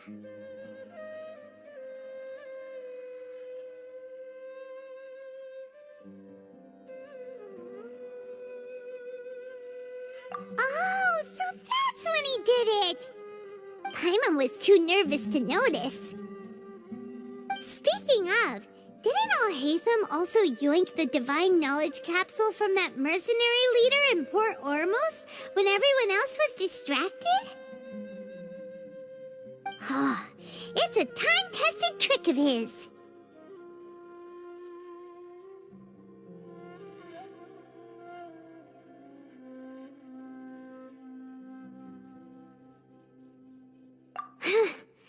Why are we complimenting him? Yeah, he's smart and all, but he still makes Paimon's blood boil. Let's review our plan for this stage again. It's not like we have anything else to do right now anyway, and it'll help us feel more confident. Paimon remembers that Nilu's task was supposed to go a bit like this. Now that Lesser Lord Kusanali's consciousness has been forcefully sealed, the core figures of the Academia and their guards have started to wear their Akasha terminals again. With the Doctor's technological support, they think they have nothing to fear. How despicable of them to rely on such a person. But this is also our chance. I was originally asked to draft the knowledge capsule for the Artistic Performances Prohibition Act when I was still at the Academia. It should be on the Grand Sage's desk right now, and will be entered into the Akasha during the next Nyagarbha Day. Are they really going to stop all artistic performances? That's horrible! I'll make an identical knowledge capsule, but this time I'll smuggle some misleading information into it. We only need to find an opportunity to switch the capsules. Once it's been entered into the Akasha on Nyagarbha Day, if someone were to be seen performing in public, the sages would definitely use that opportunity to announce the ban, and so the misleading information will be disseminated amongst the guards. Sure sounds complicated, but it seems like if everything goes well, we'll be able to get rid of all the guards in the Academia without any effort. That's pretty clever, getting right into their heads. I just have one question. Even if we manage to get the misleading info out to the guards, how can we be sure that they'll believe it?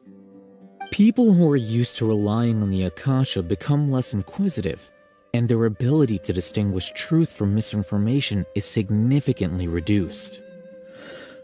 They will view everything the Akasha releases to them as the unequivocal truth. The Akasha will turn humans into machines. I've seen it happen many times. Yikes. Good thing I didn't wear it for long when I was working in Sumeru City. At first, I thought it was a good thing too. By the way, this plan still requires a performer, right? Do you have someone in mind? Nilu of Zubair Theater. I know her really well. We can trust her. I'm kinda hesitant to ask her to participate in a dangerous plan like this, but we can ask her in person. All right. After the guards and the Academia are gone, then it'll be time for me and my stowaway brothers to shine.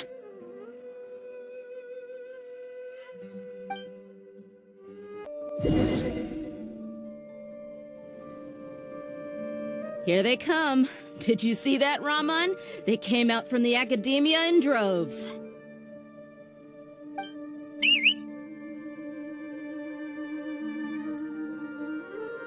After laying low in the city for so long, this is the moment we've been waiting for.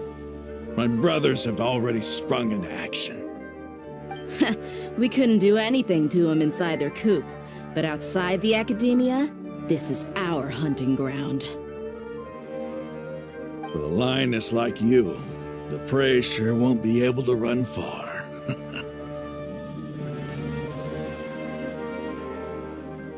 We still need to eliminate the guards as soon as possible.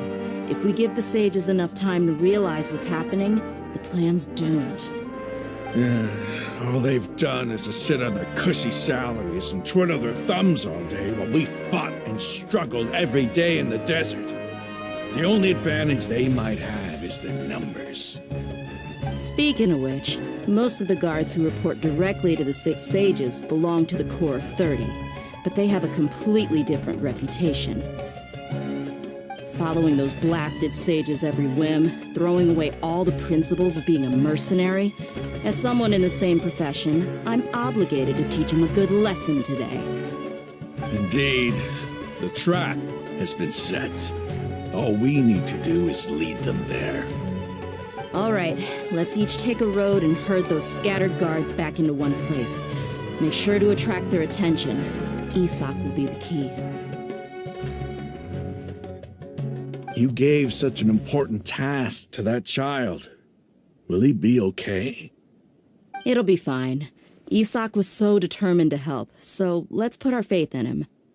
Besides, even if he's caught, the guards would be too scared to do anything to him. They've never seen Lesser Lord Kusanali in person, after all. You've got a point. Anyway, I think I see them coming. Let's head out. Good luck.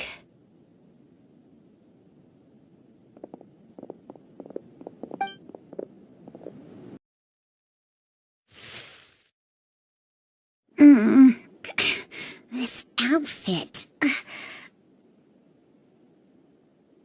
Hey, do you remember what you need to do, Isak?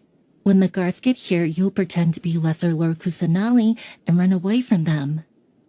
Oh, yeah, I remember. Of course I do. I'm just a little nervous. Relax. Don't think about getting caught. Even if that happens, we won't leave you behind. You only need to think about getting the guards' attention and leading them to the Grand Bazaar. Leave the rest to us. Okay, got it.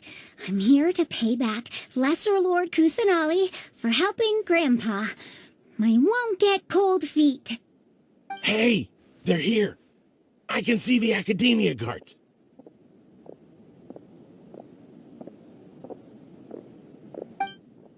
All right, it's time, Isak. Take a deep breath and go.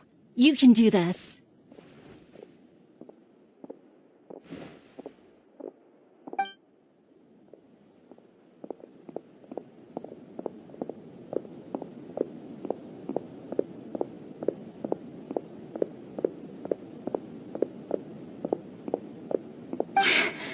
Why is there a guard over there?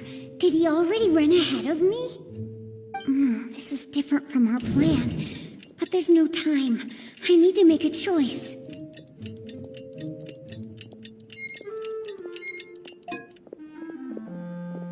Huh? Did I just see something dart by? I'd better go have a look. Were my eyes playing tricks on me?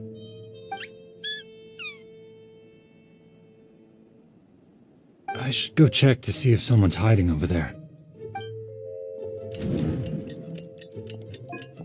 There seems to be nothing here. Just to be... Good thing they didn't find me. I was close.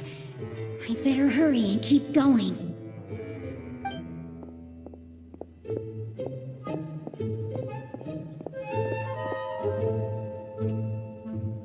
Hey!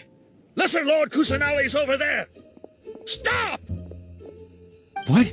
Lesser Lord Kusanali? How did I not see anything just now? Oh no, they found me. Where should I go?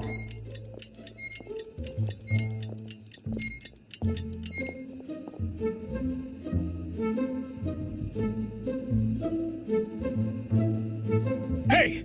Lesser Lord Kusanali's over there! Stop! What? Lesser Lord Kusanali? Oh no, they found me.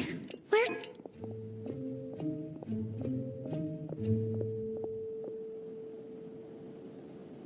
Hey! Lesser Lord Kusanali's over there! Stop! What? Lesser Lord... Oh no, they found me. The target suspected to be Lesser Lord Kusanali has escaped into the Grand Bazaar. Assemble and arrest her!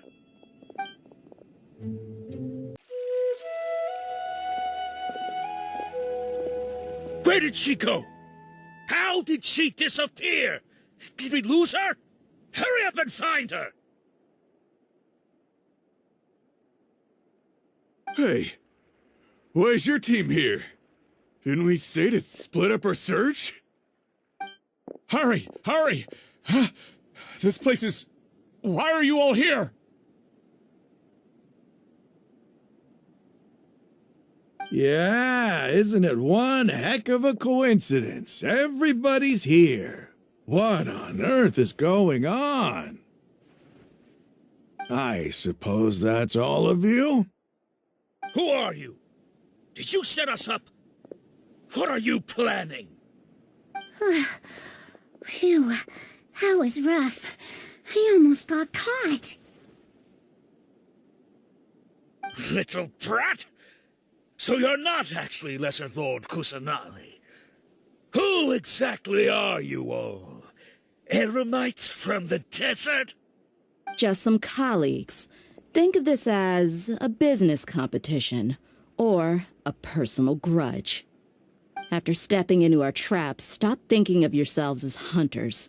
Behave like the prey you are.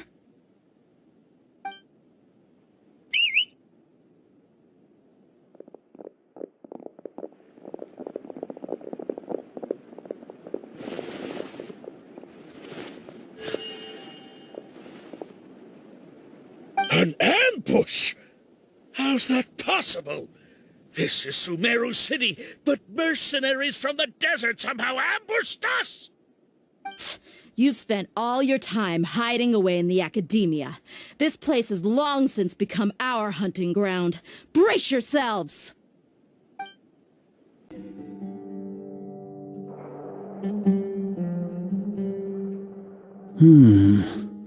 This is odd.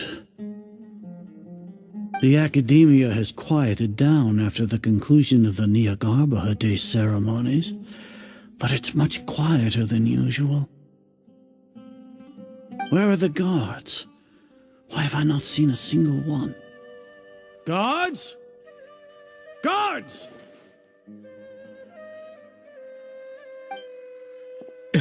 Grand Sage, how may I be of assistance? I called for the guards. Why did you come? My apologies, Grand Sage. Right now, all Academia guards have entered the city to perform the ordered arrest. I thought you knew. Arrest? Who is there to arrest? I have an ominous feeling. Arrest Lesser Lord Kusanali, right? Is that not what the order was? Lesser Lord Kusanali? You mean she has disappeared? Yes. I wouldn't dare make up something like that. Right now, everyone is in a panic, and many are saying that Lesser Lord Kusanali will take revenge on us. What happened? Just what is going on? Lesser Lord Kusanali somehow escaped? Was it Alhaitham and his party that freed her?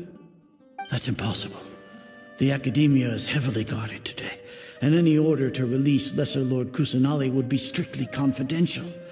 Besides, Alhaitham and the Traveler are already in our hands. What manner of trickery did they employ? How could Lesser Lord Kusanali disappear into thin air? Disappear? Wait. How was the arrest order distributed to the guards? It was issued by the Akasha earlier today. Only you have the authority to send messages like that, so I thought it was your order. Let me check.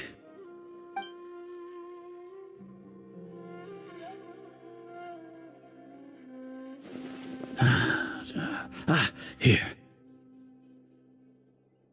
Lesser Lord Kusanali has escaped from the sanctuary of Surasthana. Go to the city and arrest the escapee immediately.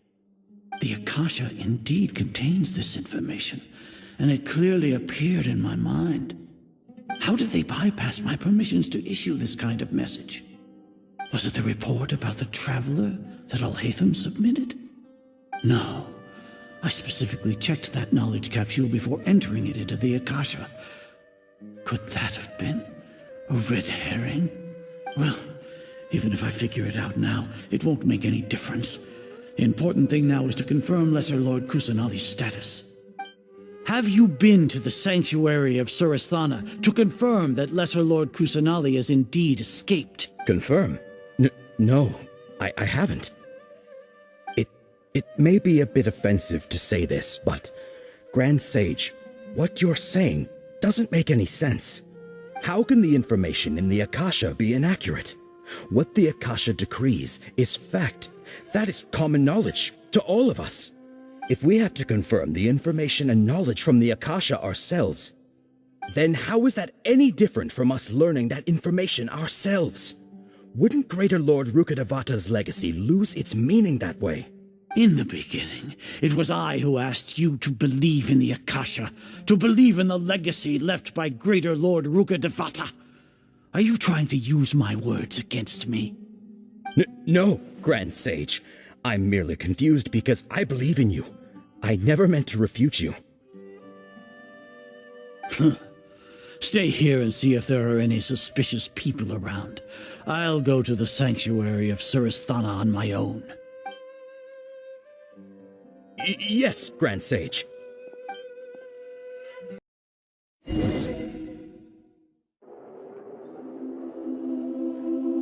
Lesser Lord Kusanali has escaped from the sanctuary of Suristhana. Go to the city and arrest the escapee immediately. How can that be? Stop thinking about it. Stop. There must be a trick of theirs. As long as I personally confirm it. Ah! Impossible. That's impossible. There must be something wrong with my eyes.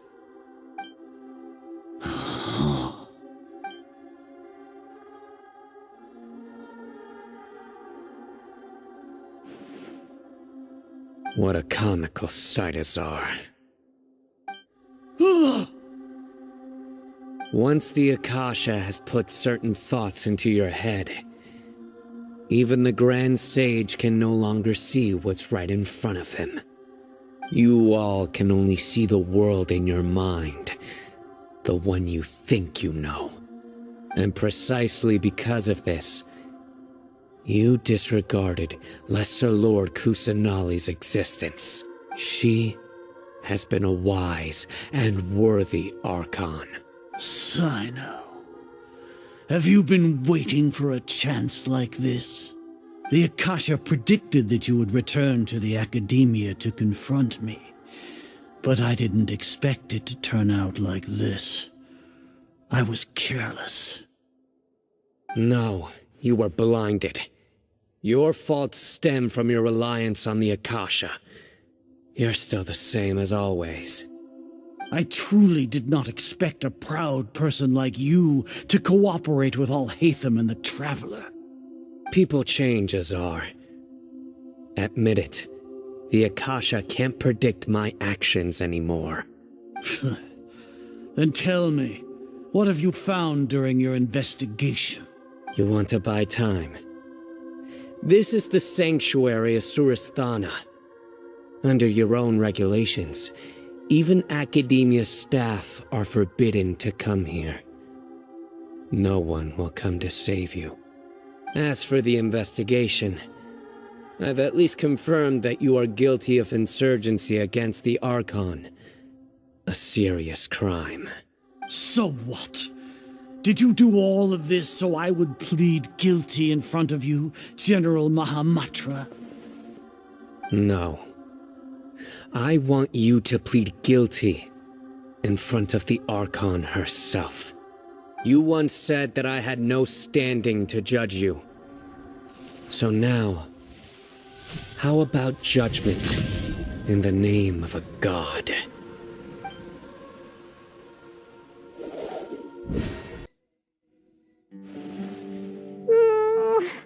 How long do we have to wait? Paimon wants to know how things are going out there. Paimon hasn't heard any sounds outside for a while. Hopefully something bad didn't happen. Yeah, but aren't you scared that we might be locked up in here for the rest of our lives? thinking about it. At least Paimon has you. We could still chat like this.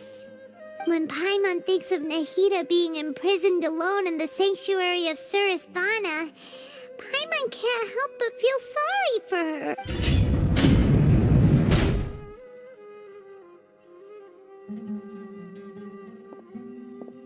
Here comes your savior. Dia! Paimon just knew you would come to rescue us! You two really owe me some big thanks. I had to search through who knows how many guards to find the key here. It felt even more tiring than whacking them. I'm exhausted. Thanks a lot. Need Paimon to rub your shoulders? No, that's, I'll pass. What are you afraid of? Oh, are you ticklish? Now isn't the time to talk about being ticklish. Things in the city and on Sino's side are both going well. The guards that stormed out of the academia are all taken care of. The Corps of 30 is in charge of the city's defenses, but we already talked to Asfand. They've been fed up with the sages bossing them around. As long as it doesn't break their employment contracts, they'll turn a blind eye. That's probably because you've been super great friends with them for a long time. So, how's Sino doing? The Grand Sage is in his custody. Even I know how terrible it is to fall into Sino's hands, so he probably does too. Sino forced him to release Lesser Lord Kusanali. He has no choice but to obey. So, hurry to the sanctuary of Surasthana. Assuming nothing weird happened, we should have already rescued our Archon.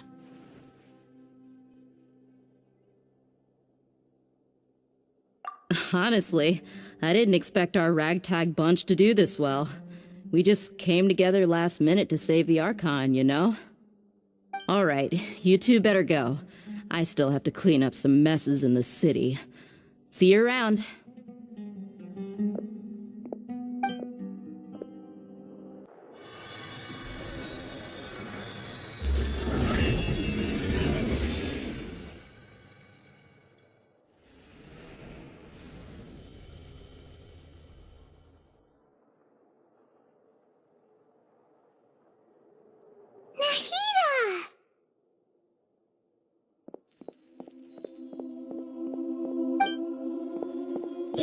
Should I say it's nice to meet you? This is the first time we've met in real life. Before, we've only met in dreams, consciousness, or when I was in someone else's body. Thank you so much for coming to rescue me, but I also need to apologize. During this time, I did some self-reflection.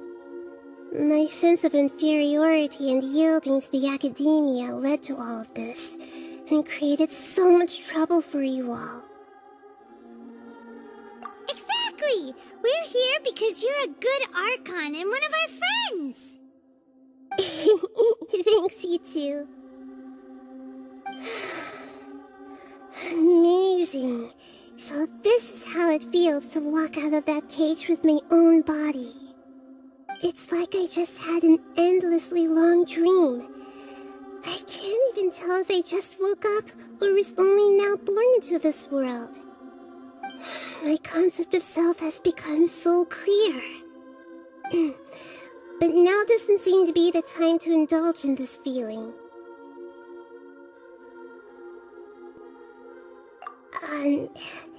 This is really embarrassing. You all just rescued an Archon, and now she needs your help to save her country, and even the entire world. It's okay. With you here, Paimon's sure that everything will work out. There's one more thing. What is it? For all the things the Academia did to me, and for all the folly it committed in the name of wisdom, as their Archon, I will make them pay. Ah! Wow! That's the spirit! You're finally yourself and not letting people walk all over you. I understand now. To be a better Archon, I first need to better myself. If you haven't even figured out how to be a caterpillar, how can you be a butterfly? Yes, true. That reminds me. I wonder how far along the Academia is with their God creation plan. We need to hurry and prevent the birth of that false god. I need to make some preparations. Since I'm now free, I can establish a direct link to the Akasha and control it. First things first, I need to remove the restrictions that the doctor put on me in the Akasha. After that, I'll make some adjustments and revoke the sage's permissions. The Akasha will then be like how it originally was, only operable by the Archon. After all, the Academia betrayed Greater Lord Rukkhadevata's trust. This might take some time. In the meantime, you should also work on your own preparations. If we don't stop the God creation plan in time, we'll be in for a tough fight.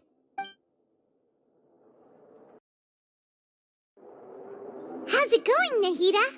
I'm done with the parts that needed my involvement to complete. Although it's my first time working with the Akasha like this, its internal structure and operation procedures are easy for me to understand. Greater Lord Rukkhadevata's design is truly brilliant. Oh, also, this is for you. Huh? What's this little floaty thingy?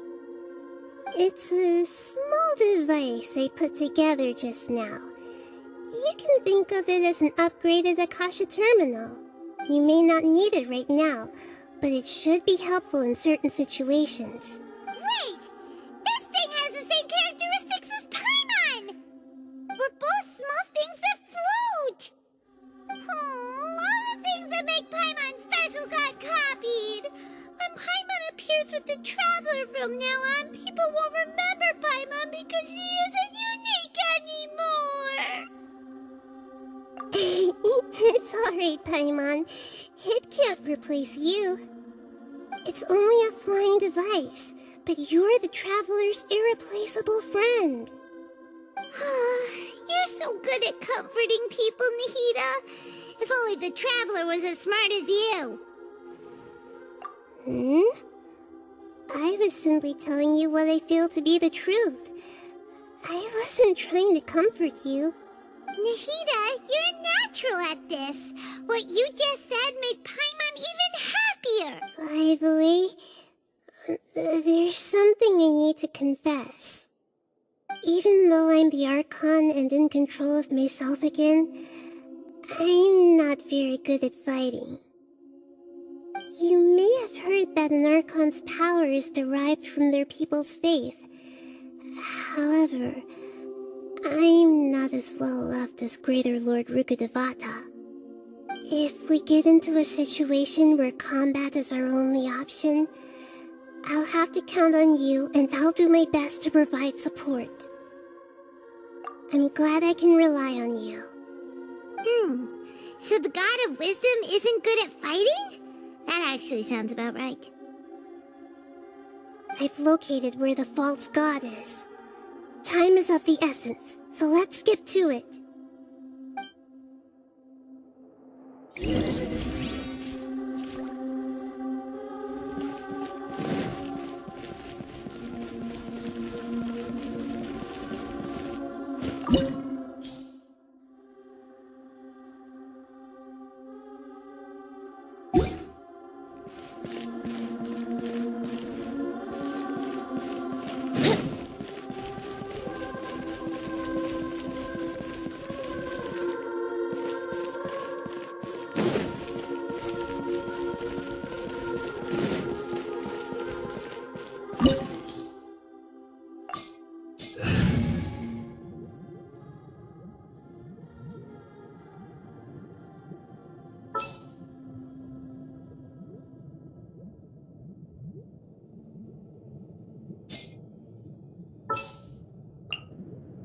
Want me to come along?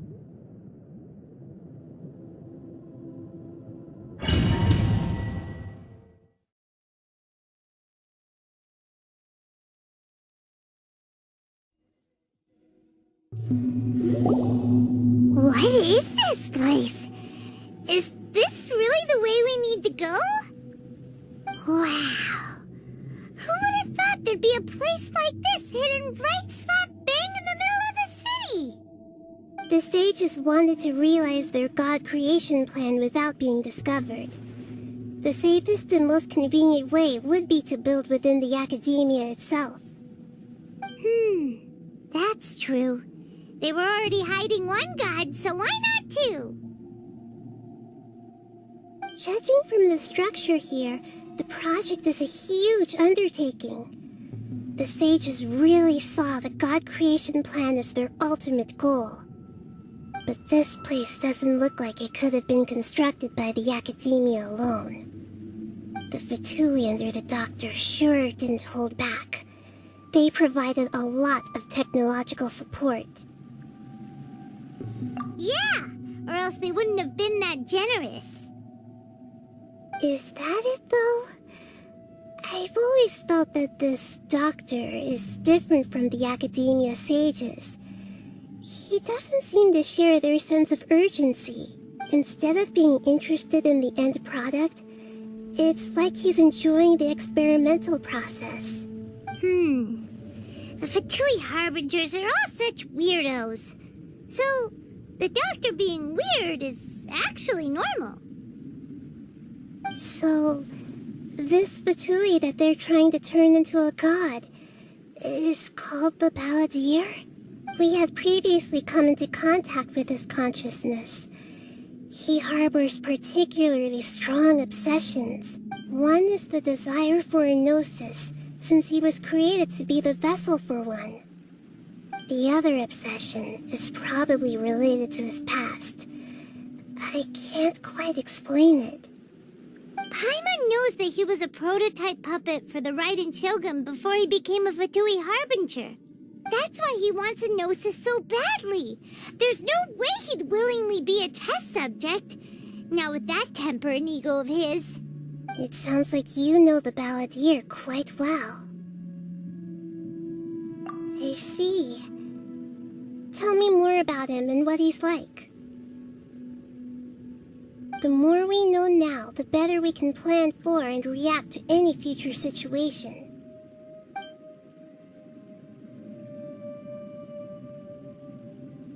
I see. How fascinating. Alright, time to go. Let's get through here and meet him in person.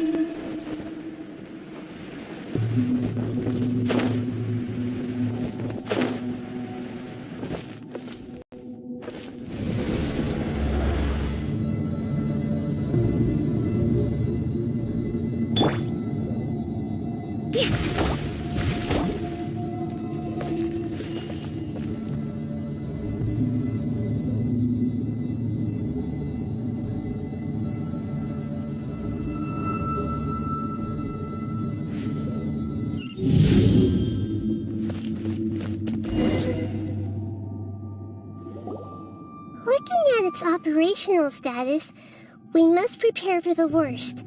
The god they wanted to create is likely close to completion or already completed.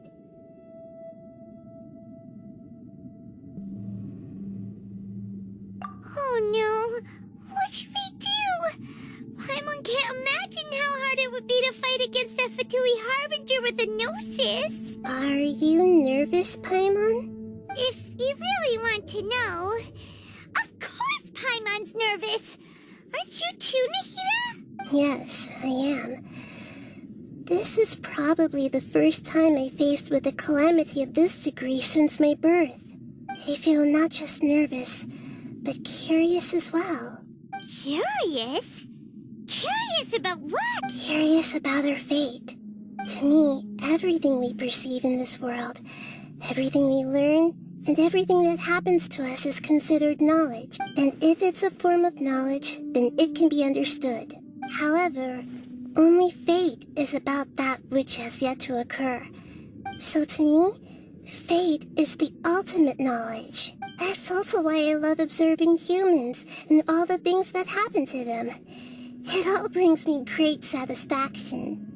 And now, at long last, I'm not just an observer anymore. I will personally experience my own fate with you by my side. Isn't this such a wonderfully exciting thing? Ah, so that's what you mean. Paimon thinks she understands what you're feeling. Agreed.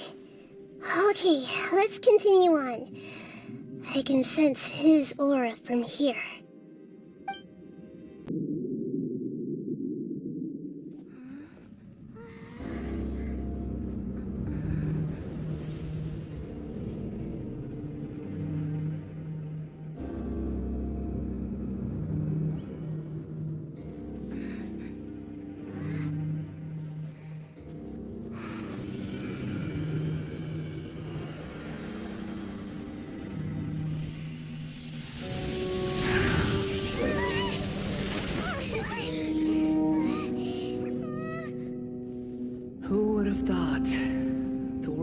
So eager for my birth.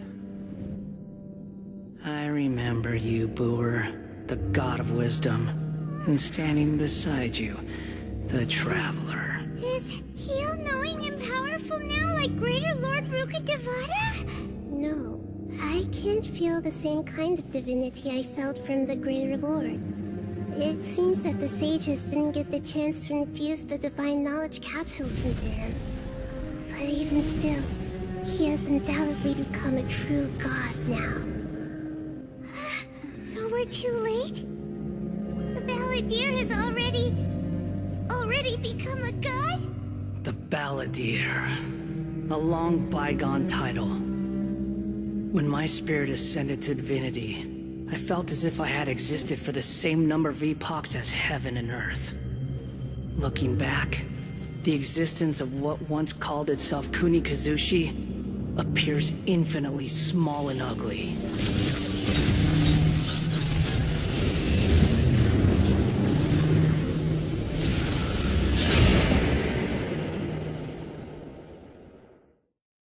This imposing aura! It really feels like the gods! A body that capitalizes on the Balladeer's original construction as a mechanical puppet, with the Gnosis serving as a constant power supply. How much effort and resources did the sages put into this? From a purely technological perspective, it's a commendable achievement indeed. It's no exaggeration to say, this is the culmination of human wisdom. You sure are something! Dishing out compliments at a time like this? But I don't think he's reached the spiritual height of a god.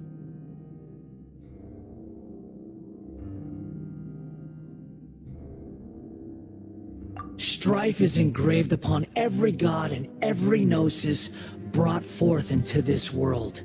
Can you feel it? The exhilaration of such power, and the thrill of anticipation for our contention. Nahida would wouldn't feel the same things as you! Do you not realize that you are interrupting a conversation between gods? Lowly creature, know your place!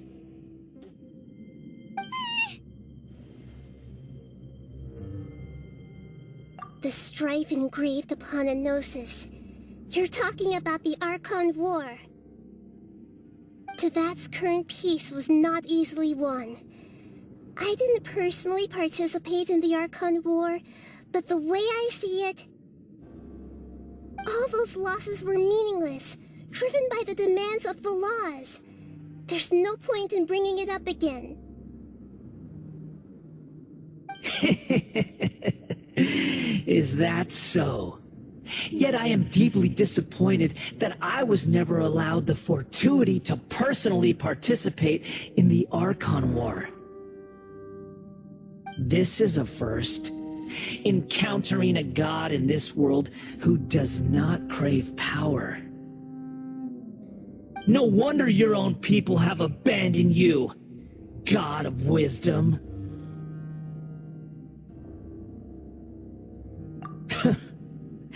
Your judgment is as your existence, unsubstantial. This is where everything ends, Booer, the God of Wisdom. You should know that wisdom cannot solve every problem. Like now, where your only option is to face me in combat.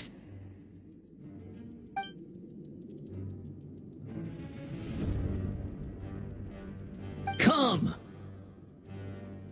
Let us reenact a scene of the Archon War. Come and inaugurate my birth as a god.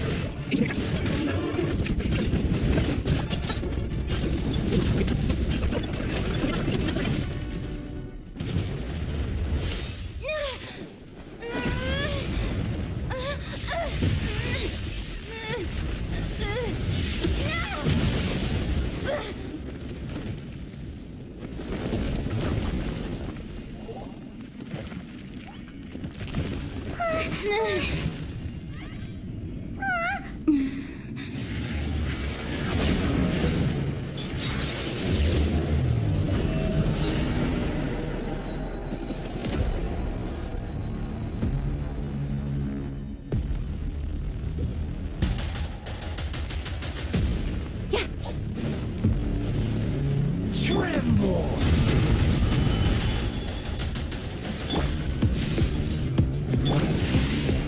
Burn to oblivion!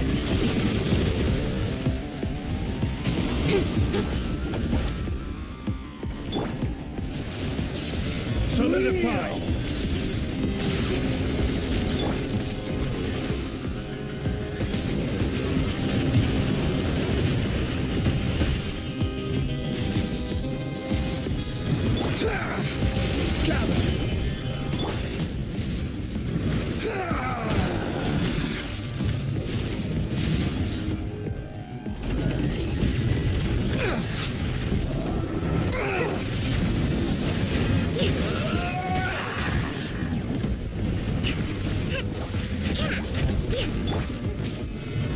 part 5. Reality is pain.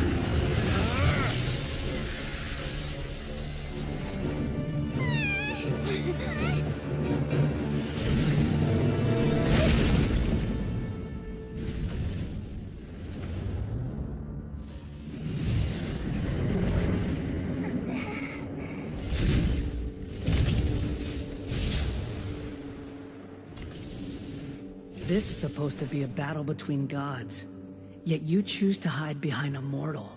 And now, you're acting like you'd sacrifice yourself for a human. Are you having fun proving a false sense of heroism to yourself, Boor?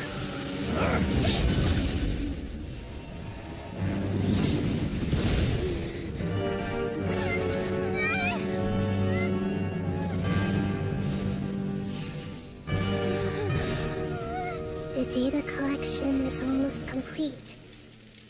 Do you even know how many times you've tried to take my gnosis from me?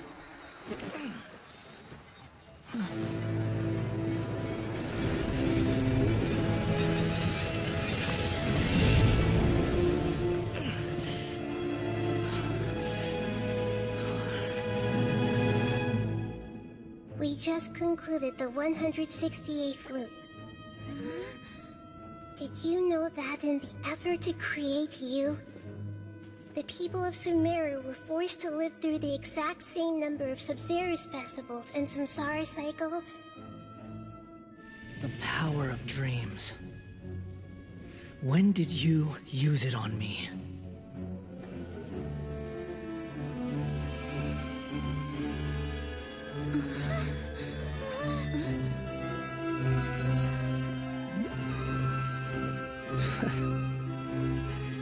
You can't even defeat me in a dream. What do you hope to achieve with this little trick? Come, traveler. Just like before. Allow me to awaken the memories in your dreams. All that battle experience! It's more than that. Compile everyone's wisdom in the name of the Archon. That is the original function of the Akasha. I've sent everything that happened just now to the people of Sumeru in the form of knowledge. I've asked them to help you find a way to defeat the false god.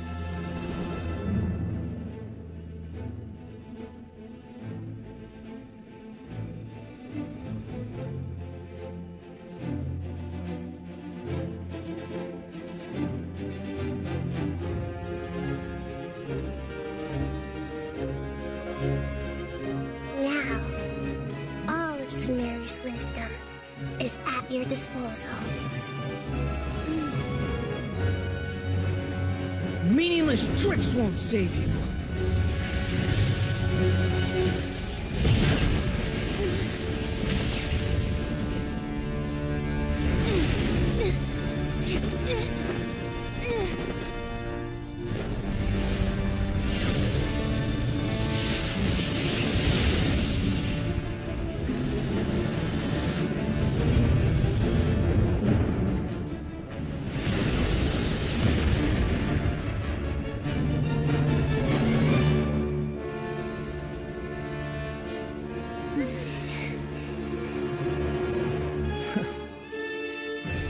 Are you done with your tricks? Can I finally take this as a real battle between gods? I'll leave this to you, the first sage of Boor.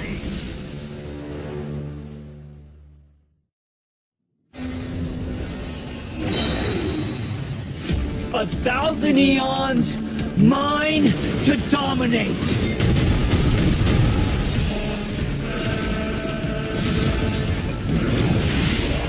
Burn to oblivion!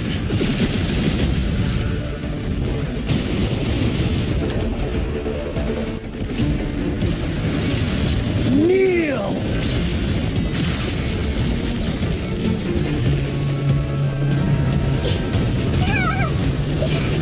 I see everything. Tremble!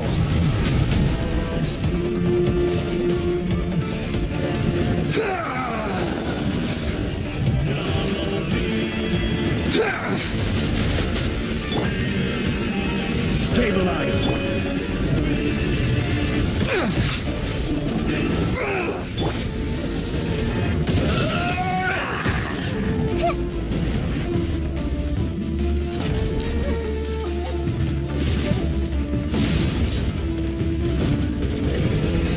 Reality is pain!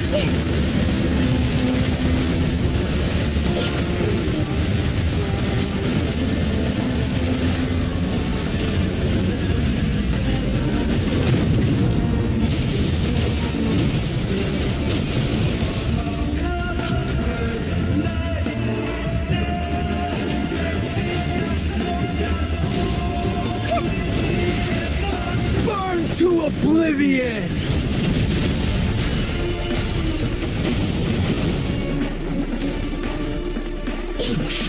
Good riddance, cruel world.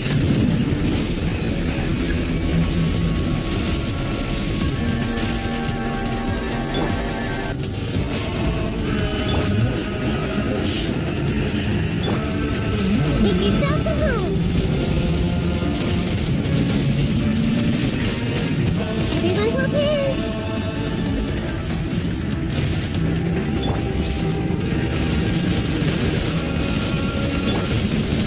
Into the wind.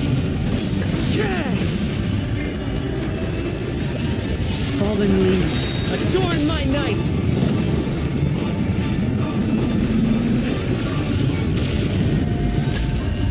One with nature.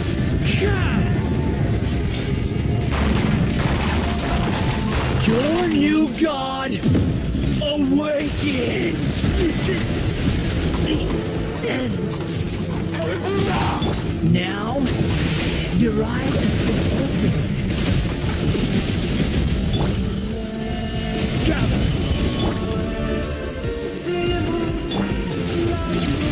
Kneel.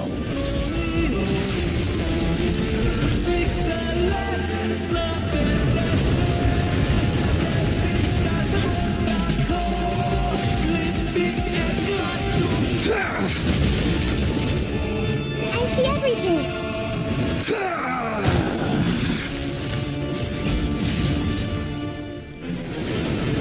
Tremble.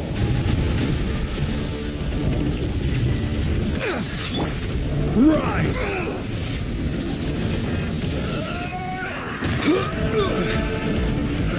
Solidify!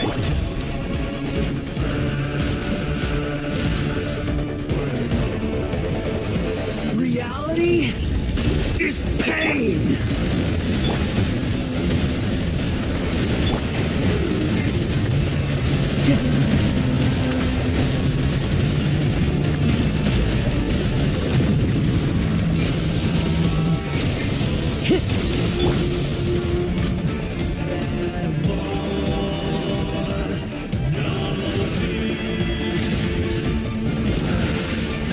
Burn to oblivion!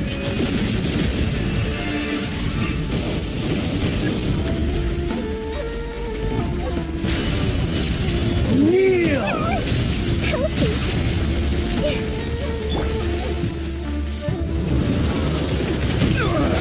Nothing to fear! Tremble! Gather!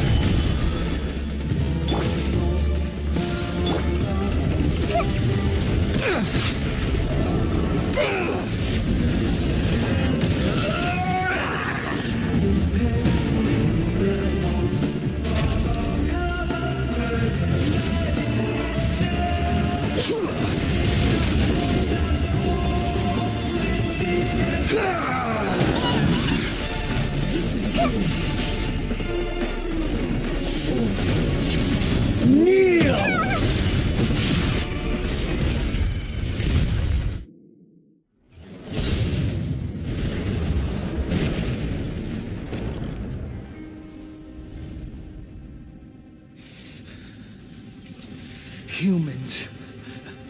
Filthy humans.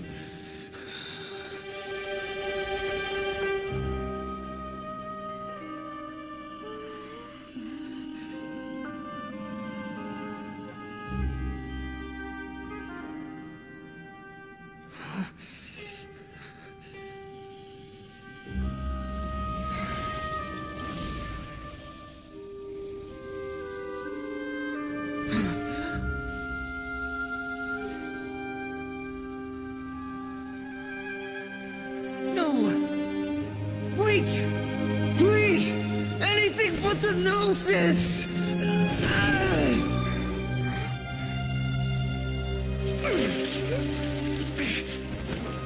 That's mine! Don't even try! I'll never go back!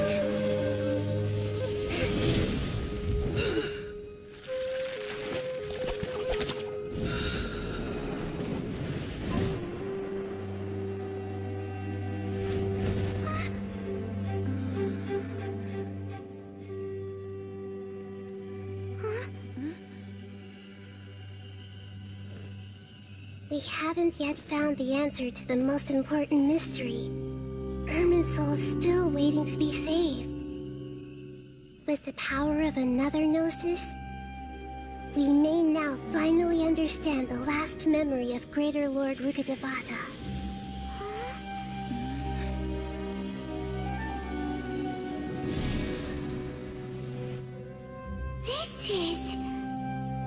That's right.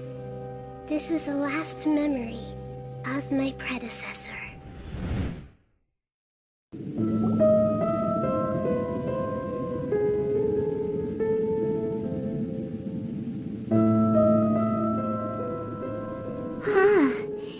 This sure seems very different from what Paimon imagined. Shouldn't Irminsul be in this realm of consciousness? Yes, that is our destination. But I didn't expect the remaining consciousness of Greater Lord Rukkhadevata to be as polluted as this.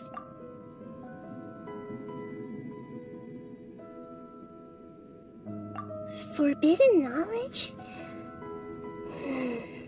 It seems you know about a concept that even I don't completely understand. Could you tell me what you know?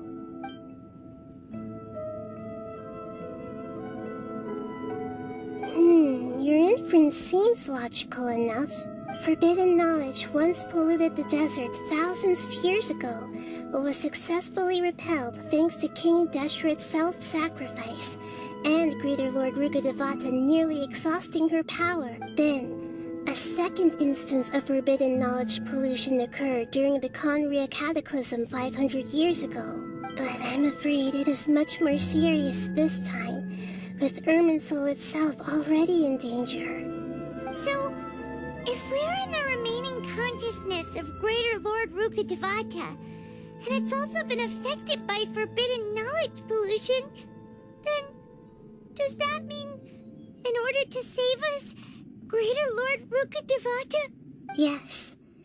It's very possible that she sacrificed her life in the fight against forbidden knowledge. She didn't completely eradicate forbidden knowledge, but if it weren't for her actions, the pollution would have been far more rampant over these past 500 years. The way that everyone, including me, has forgotten everything about forbidden knowledge may very well be due to her restoration of Irminsul. Do you feel sad, Nahida? I'm just sharing her pain. The pollution of her consciousness here is severe. There is madness, chaos, and pain all around us. Did she fight to resist the forbidden knowledge pollution in such terrible conditions, all the way up to her last breath? She even used her last remnant of lucid consciousness to leave a clue for us to follow. Yes, her words were distorted by forbidden knowledge, so that's all we could hear. But now, we have a chance to find the answer to this mystery. We can cross the polluted consciousness until we found the right path to meet with her lucid consciousness. And then, We'll let Greater Lord Rukkhadevata tell us the truth in person. Each of us need to be mindful of the state of our own consciousness while we are here. Even with the Gnosis' protection, we must always keep a clear mind. Otherwise, we could go mad at any moment. That's so scary. Don't worry. It should be easy enough for you to keep that mind of yours clear, Paimon. Let's go.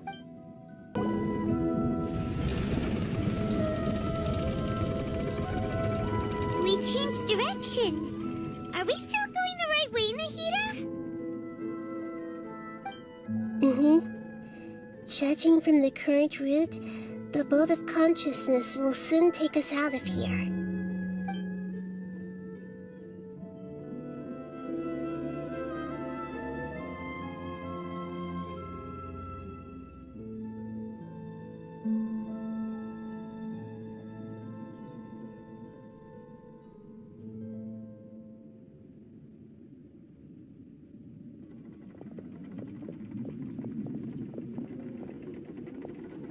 We'll be arriving at our destination soon. How are you feeling? Are your minds still intact?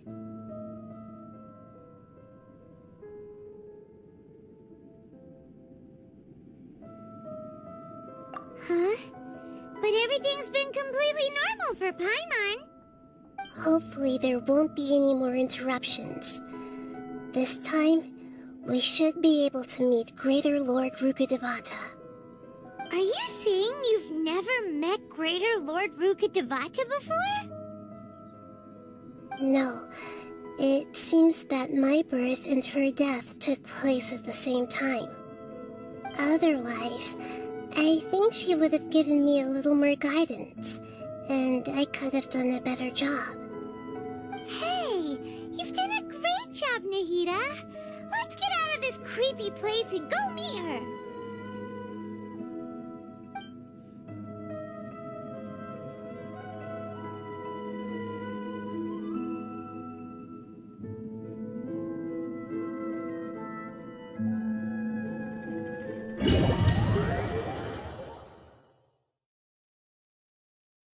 So, is this the place you were talking about? The base of Irminsul?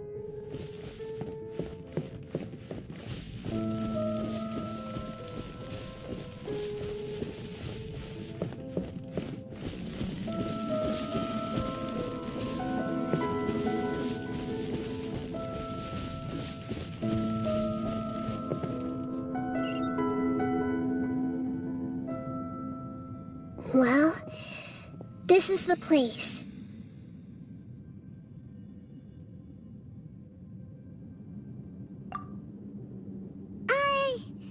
We're here to find Greater Lord Rukkhadevata, right?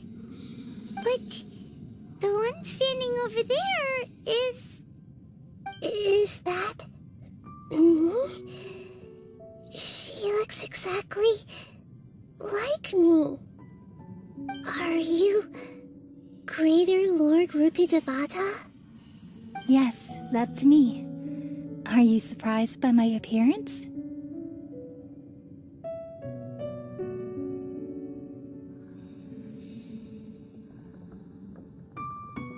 Irminsul and the surrounding lands have been reproduced here as they were years ago. But this is just a realm of consciousness. We are manifestations of the same nature. Hence why we would appear exactly the same. We're of the same nature. Why? Because you are me, and I am you. You are me in the new samsara. The new samsara? As Greater Lord Rukkhadevata, I'm the avatar of Irminsul, and you are the purest branch snapped from Irminsul. Imagine it this way. Even if a tree dies, its branches will eventually take root and grow, continuing the tree's life in another form. I'm merely the remaining consciousness of Greater Lord Rukkhadevata, The real me has presumably died a long time ago.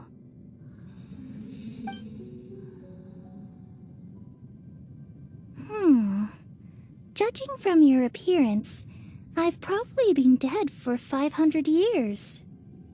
But you're finally here. My new self in the samsara.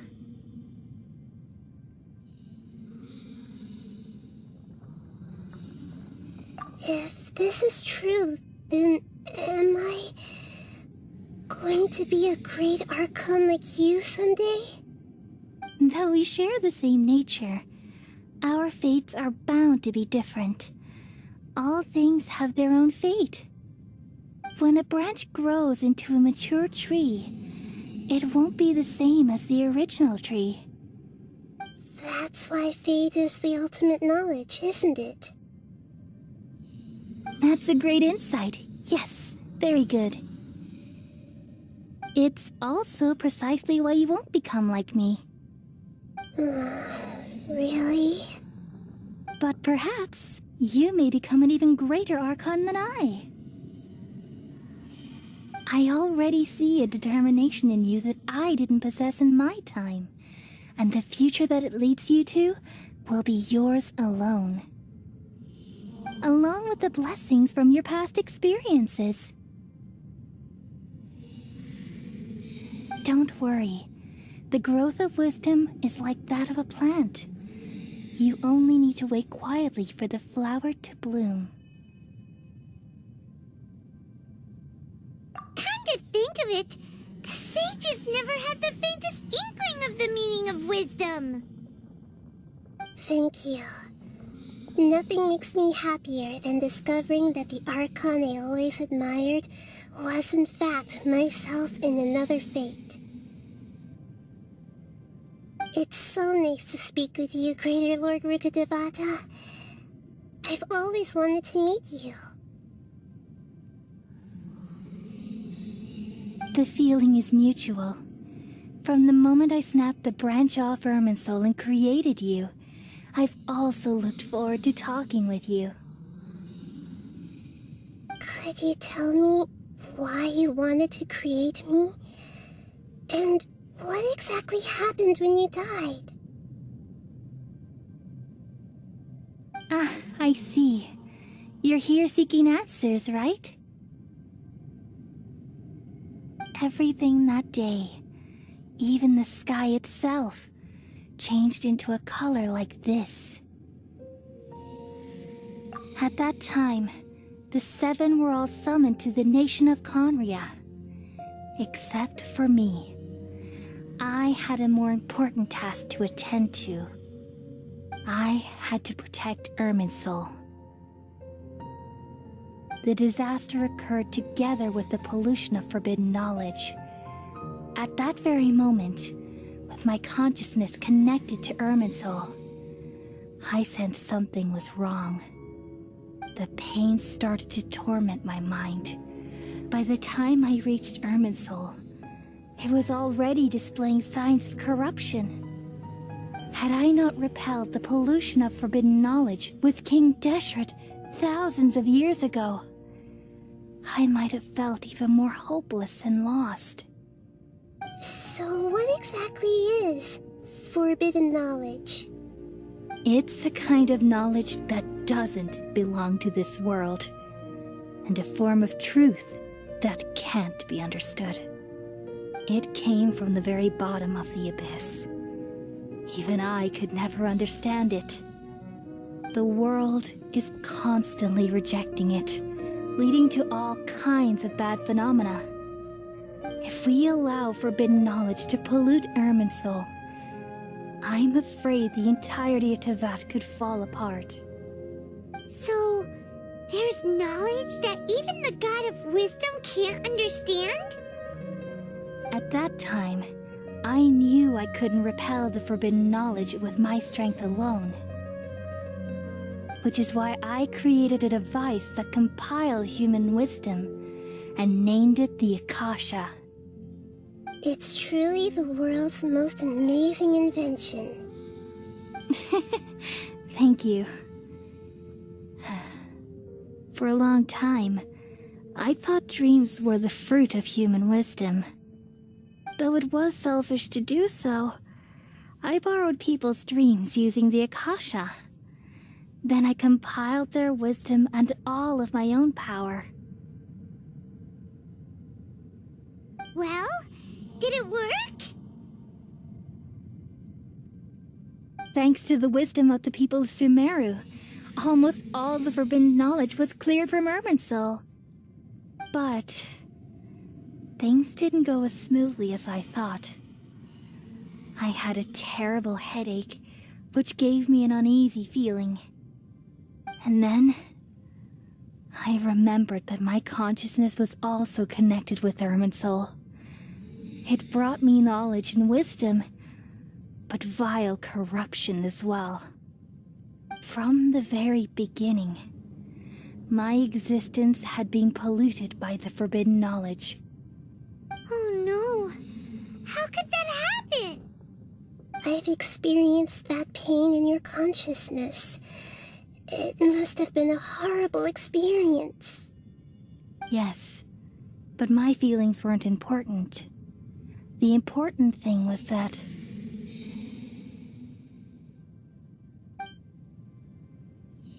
even if I died, my existence and everything related to me would continue to exist in Irminsul as memories and knowledge, meaning that the forbidden knowledge couldn't ever be permanently eradicated.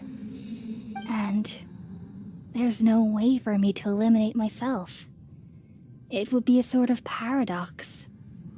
So I took the purest branch of Irminsul as my incarnation in the next samsara, and left a trail of clues, all in hopes that you would come here and remove me and my pollution from Irminsul forever. Wait, no, I can't.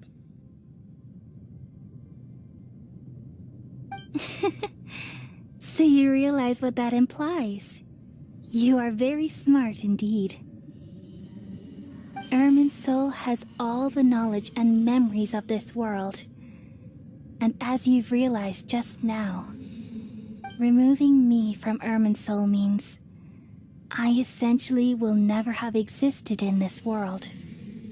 But this is the only way to save Irminsul. People love you so much, and they've missed you so much over the past 500 years. I am exactly the same. So how can we just forget you like this? Is there really no other way? There must be something else I can do. You're the god of wisdom, Booer. You should know that there is no other way. But this is so cruel. I don't want to forget you. No need to feel so sad, Booer. As someone who delights in wisdom, you should feel joy at finally finding the answer. These are the words in their entirety, the answer you've been seeking all along. Let the world completely forget me.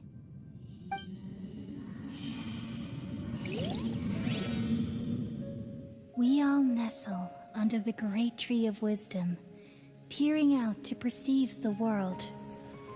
From the earth and from the rain, we perceive its wonders, until we become a white bird to perch atop a branch, and finally snap off the most important leaf. Once upon a time, I alone dreamed in this world. In my dreams, everybody would also dream after they fell asleep. Wild and wonderful thoughts would emerge from their minds. Some tumbled to the ground, and others floated to the sky, connecting all things in the world into one dazzling net. Among a plethora of worlds were numerous smaller worlds, all of fate, finding within the tapestry their brilliant glow. I gradually understood that these indescribable and constantly changing things are the most profound things in the world. Only they can completely repel the madness. Only dreams can awaken consciousness from the deepest darkness.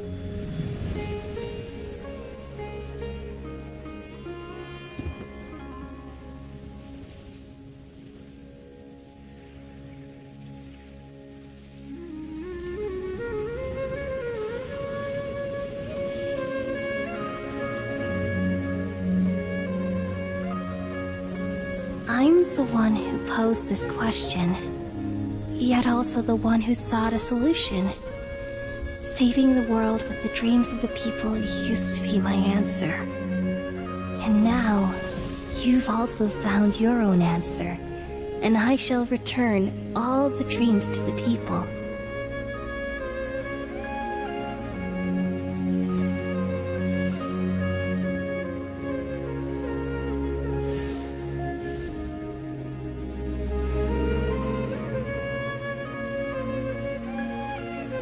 Goodbye, people of Sumeru.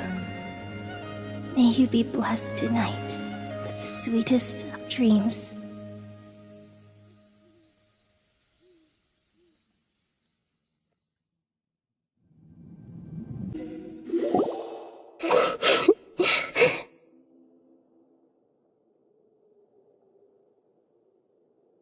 I'm alright. I'm just a little confused.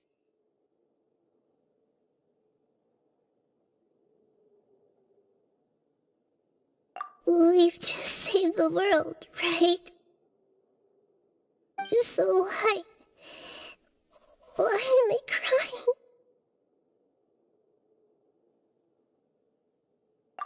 I don't know where this feeling inside of me is coming from, but I feel very sad.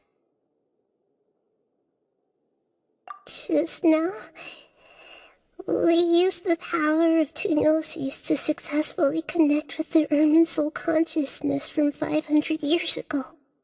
Then, we removed the remaining pollution from Irminsul.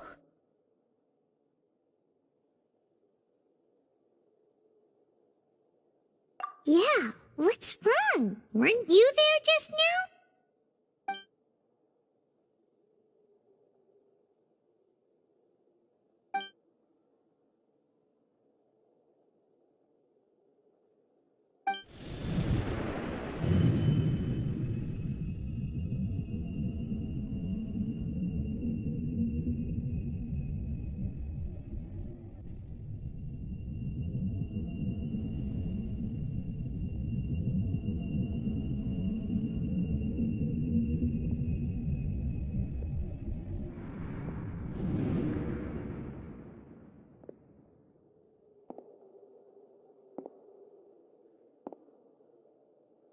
Huh? That sound. Traveler! Paimon! I've been waiting here far too long. But finally I have the chance to be alone with you. All the precious time I wasted has finally paid off. The doctor! What have you done? Just a type of sound wave that can quickly put defenseless people into a dream. As I expected, it doesn't have any effect on gods. This is the only thing of interest I found among the sage's research. I thought I'd take it for a little spin. Don't worry. I know you would never forgive me if I actually killed them. I'm here to negotiate with you. Naturally, I won't do anything dangerous that could potentially damage our relationship. Negotiate with me? I heard you had already left Sumeru. Why are you here again now? I left Sumeru, But I also stayed in Sumeru. Even the God of Wisdom is restricted by the habits of cognition. How disappointing. You mean there are many different versions of you in this world? An astute guess. Even the same individual will have different cognitions at different ages. A long time ago, I made a major decision in hopes of preserving all my perspectives of how I observed the world. Observation is the first step of any experiment, but observing the current world doesn't satisfy me. It lacks an important dimension, that of time. So I saved segments of all my ages and made them into independent individuals. That's all there is to it. Indulge me. How does the God of Wisdom find my method of seeking knowledge? It's an insult to the very concept of life. Life inherently has many rules and restrictions, each with its own significance and reason to exist. They can't be broken on a whim. Good. Amazing, even. Indeed, it's difficult for humans to make peace with themselves, not to mention oneself from a different period. Since you're in the academia, why wait until now to show up? You could very well have stopped us and helped that fake god. Simple. Let me ask you this. Would any staff member ever help the subject in the middle of an experiment? It was my experiment. So why should I interfere with the results? The academia saw the plan to create a god as their ultimate goal, yet you only saw it as an ordinary experiment. You really are crazy. If the experiment succeeded, you would have had a new god on your hands. How would you have faced your own god then? Would you still take the same stance? Would you still hold the same view of yourself? I'm first and foremost a scholar. These results should be left to the judgment of the hypothetical me confronted with that outcome. But you're right. And that's exactly why I'm disappointed with the conclusion of this experiment. As an individual, you don't have any sense of belonging. You seem to have even fewer convictions than a typical scholar. Oh no, I certainly have my own convictions. They just don't fit your standards, that's all. All right, that's enough conversation for today. The experiment is over, and it's time to tidy up the equipment and reclaim any useful materials. For example, the Gnosis. Lesser Lord Kusanali, you're an intelligent Archon. I'm sure you understand the disparity in our combat abilities at this time. Besides, you have no way to use that electro-gnosis in battle. Didn't you say you were here to negotiate with me? Somehow, it's starting to seem like you intend to take it by force now. I'm merely stating a fact. After all, I'm also a scholar. Naturally, I hope to show proper respect and dignity to the God of Wisdom. Your hypocrisy is built on absolute confidence. I understand your scheme, but... what if I were to destroy the Gnosis now and awaken the heavenly principles? Awaken the heavenly principles? Do you think that's really possible? The heavenly principles have been silent for many years, but the Gnosis are symbols of their control over Tevat and all the laws.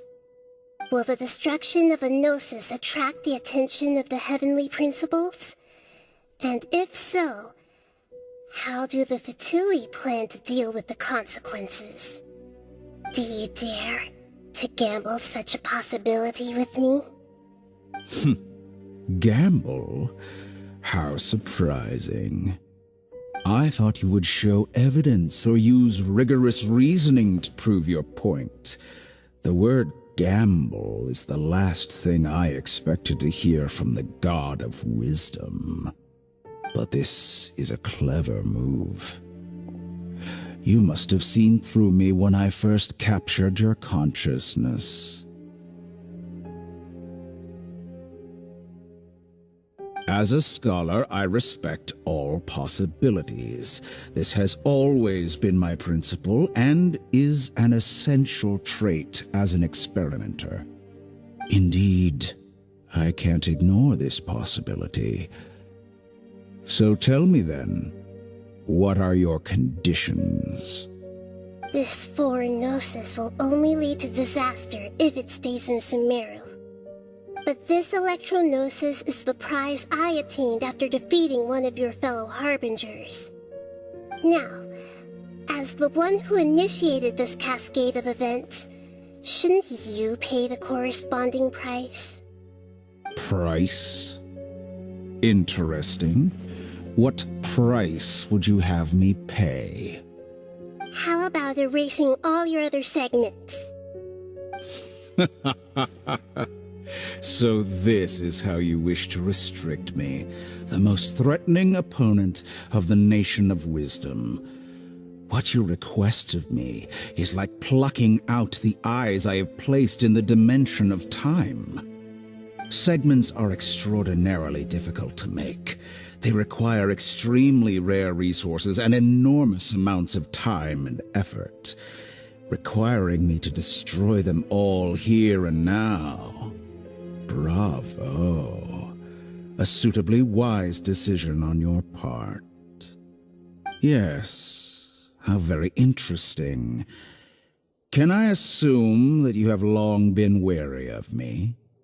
Among all the versions of me, this segment you see now is the most selfish. If it weren't me, your idea wouldn't have worked. What did you see when you were imprisoned? You were observing me, and that's how you know I've long grown tired of their doubts and endless arguments. Like you said, it's difficult to make peace with yourself. Being as smart as you are, have you managed to do that? I see. If you think all those versions of me are worth a gnosis, then deal.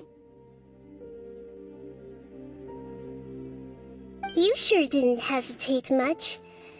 Is the relationship between all the versions of you really that bad? I don't think there's any need to dwell on that. The surplus versions of me can be exchanged for a gnosis. Do you think anyone can offer themselves at a higher price? Besides, with my abilities, it's only a matter of time until I find better perspectives. Perhaps it's best to say, you're just temporarily ahead. But what I'd like to know is, how can you be sure that I've really erased them? I can see your remaining honesty.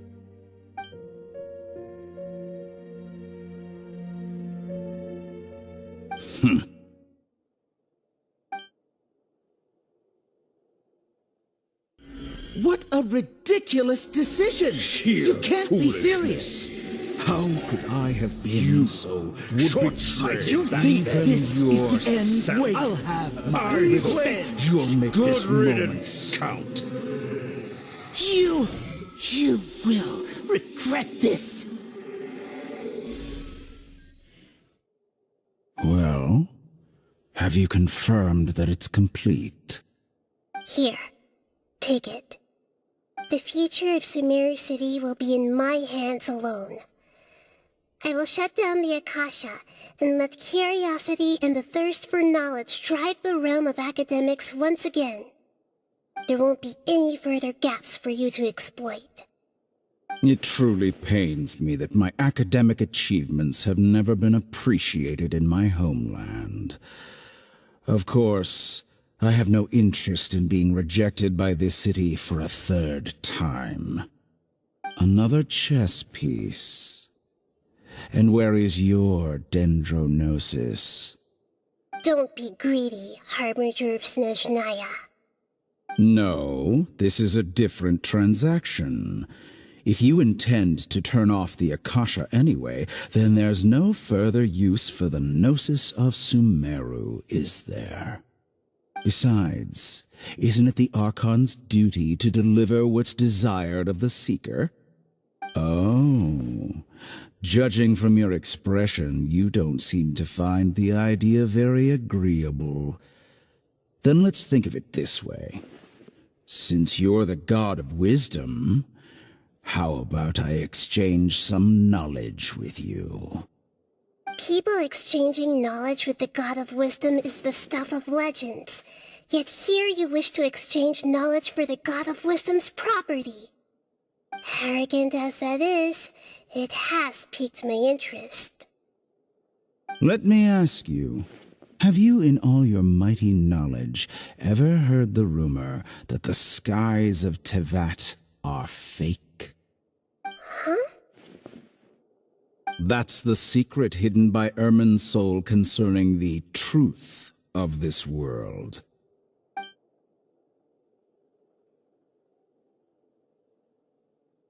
Once I finish telling you about this, it will be time for me to say goodbye.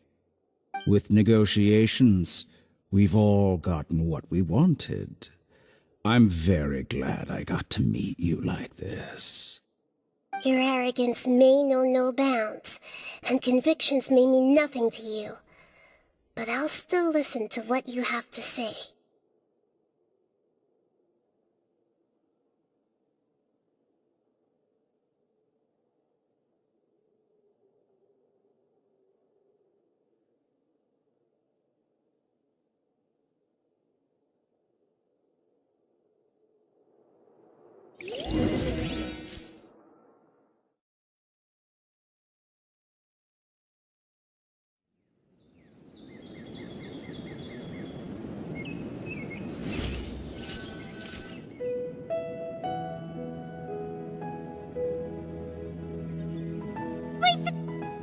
Together! Okay. Wake her up.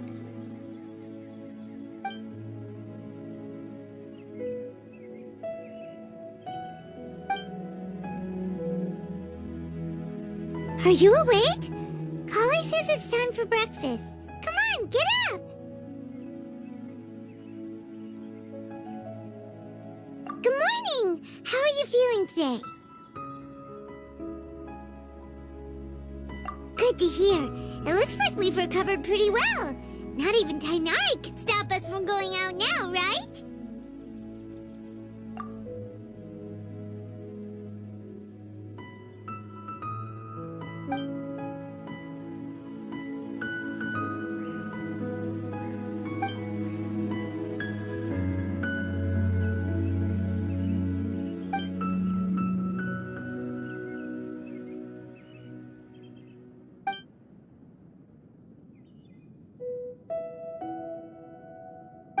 Traveler, let's go!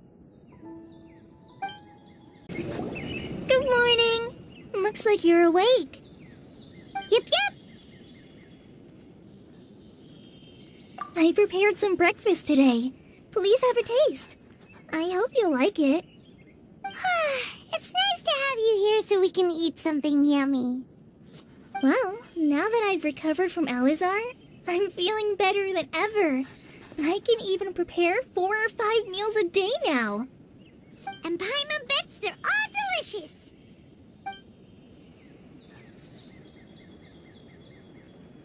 Oh, by the way, someone brought a letter for you after you went to sleep last night.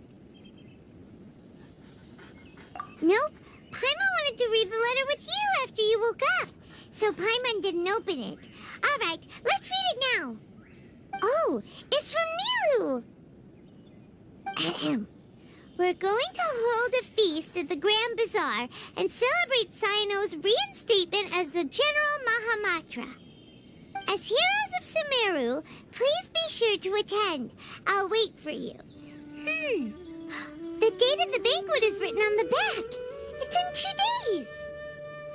Oh, I've also heard that you've become heroes here as well. That's amazing.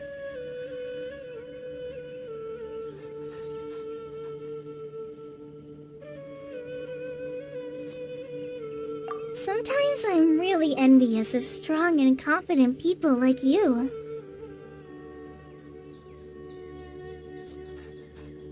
Oh, you're embarrassing me. Anyway, let's go to the Grand Bazaar to have a look. Oh, before you leave, be sure to inform Master Tainari.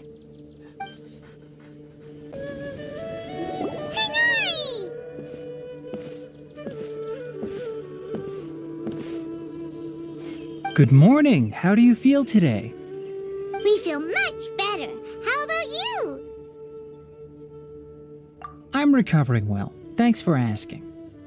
But from the looks of it, you seem to be already busy with work again. It's fine. I'm not that busy, really. The Elazar patients have recovered, as well as Hypatia. For now, I only need to tend to my Forest Watcher duties. It seems once Irminsul started getting better, everything else started to recover too. Yes, but there are still some residual effects. The withering is one example. Though it won't spread anymore, the existing zones won't just disappear. We forest rangers will still need to do the work.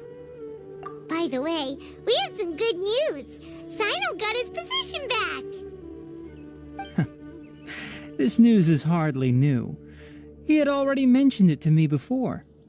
Huh? You mean he was already here? Why didn't he come to say hi to us? He visited once, but he was afraid of disturbing you while you were resting. He just asked me a few questions and left. Then you probably already know all about the celebration feast. Celebration feast? No, I haven't heard anything about that. Huh?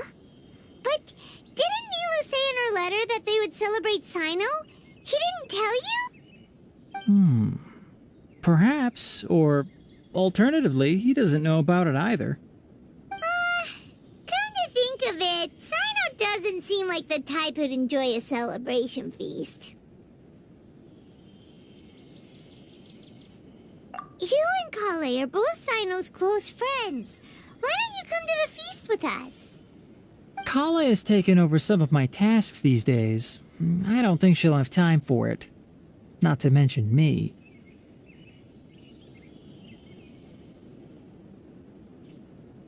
You see, some VIPs have come to the forest recently. Huh? VIPs? Very important Paimons? Well, technically speaking, they are former VIPs.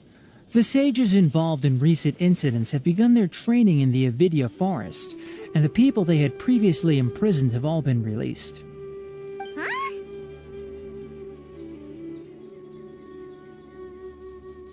Yes, he's a little weak, but he isn't injured and his condition is stable. Lesser Lord Kusanali, in her boundless mercy, has decided to spare Azar and the other wrongdoers.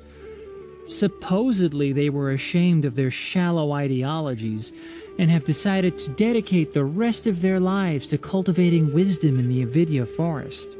When they learned that Lesser Lord Kusanali had defeated the Balladeer and saved Irminsul, they were shocked at first, but also became happy, feeling that the sacred light guiding them on the path of discovering wisdom had begun to shine once again. As a result, work has increased for the forest rangers.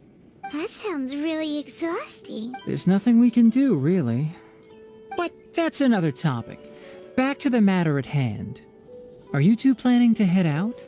Ah, right! We're here to request permission to head out. Would that be okay? You've recovered well. You may go, but be careful. Yay! Will do! Is there anything else you'd like to ask about? Ah, yes. Thanks for remembering her. She continued her training in the forest after she recovered. As a scholar, she never slacks off. A lot has happened lately. Kale and I have been busy. But don't worry, we'll take care of ourselves. As for Sino's reinstatement, the more I think about it, the more I suspect that he just doesn't have a single clue about this feast. But this does remind me that Kale and I should find an opportunity to celebrate him as well. He has helped me a lot during this time. And you as well. Thank you. Take care. Please, find me if you need anything.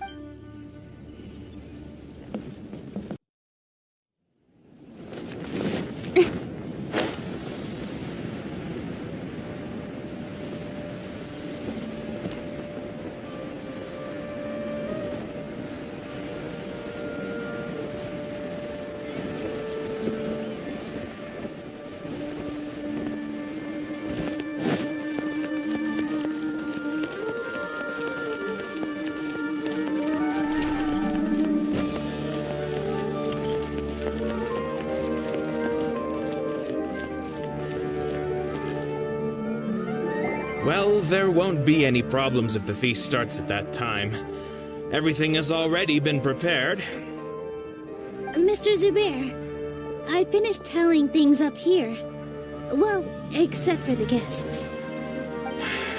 Is a simple reply really that much to ask of our guests? It's affecting our arrangements. Oh, it'll be fine. Besides, it never hurts to get things ready in advance. I was thinking the same thing. The feast will be held sooner or later, right? Hey, Nilu! Traveler, Paimon! We got your letters, so here we are! You're the best! The other guests haven't even replied yet. Huh? Are we the only ones that have arrived? Yeah. I had someone deliver letters to all of our guests. But maybe everyone is still busy with other things. Look, I get it. Sumeru is in an extremely important period of transition right now, but even if your friends are important figures, they shouldn't just ignore your request like this. Nilu is Sumeru's #1 celebrity, after all. You have no idea how happy I am to talk to people with good taste. If you consider enjoying Nilu's dances having good taste, then almost everybody has good taste.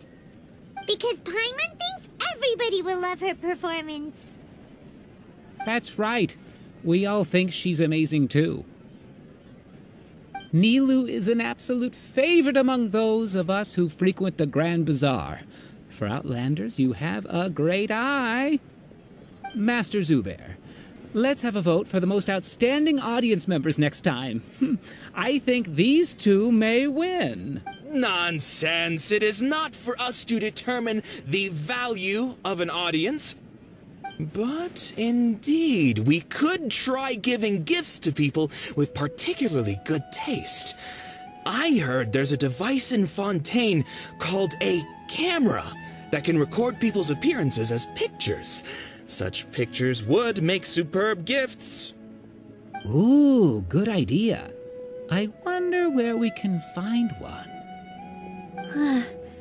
I don't want you giving pictures of me to everyone. I'm satisfied just being able to perform here. There's always a lot going on at the Grand Bazaar. Yeah, and that's why I love it here. Traveler and Paimon, could you help confirm if the letters were actually delivered?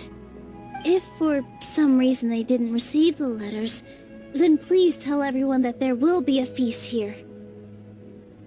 Yeah, we can also check out how everything in Sumeru is going now.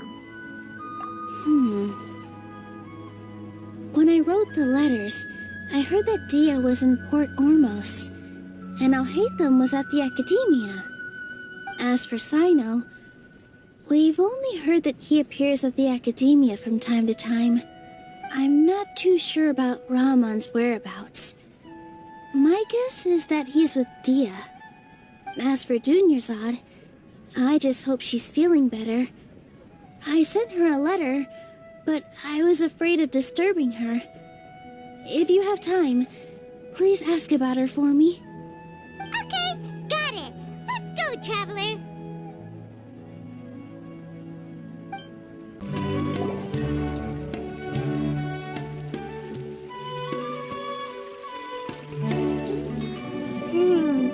We haven't seen Alhaitham anywhere. Let's ask that person over there.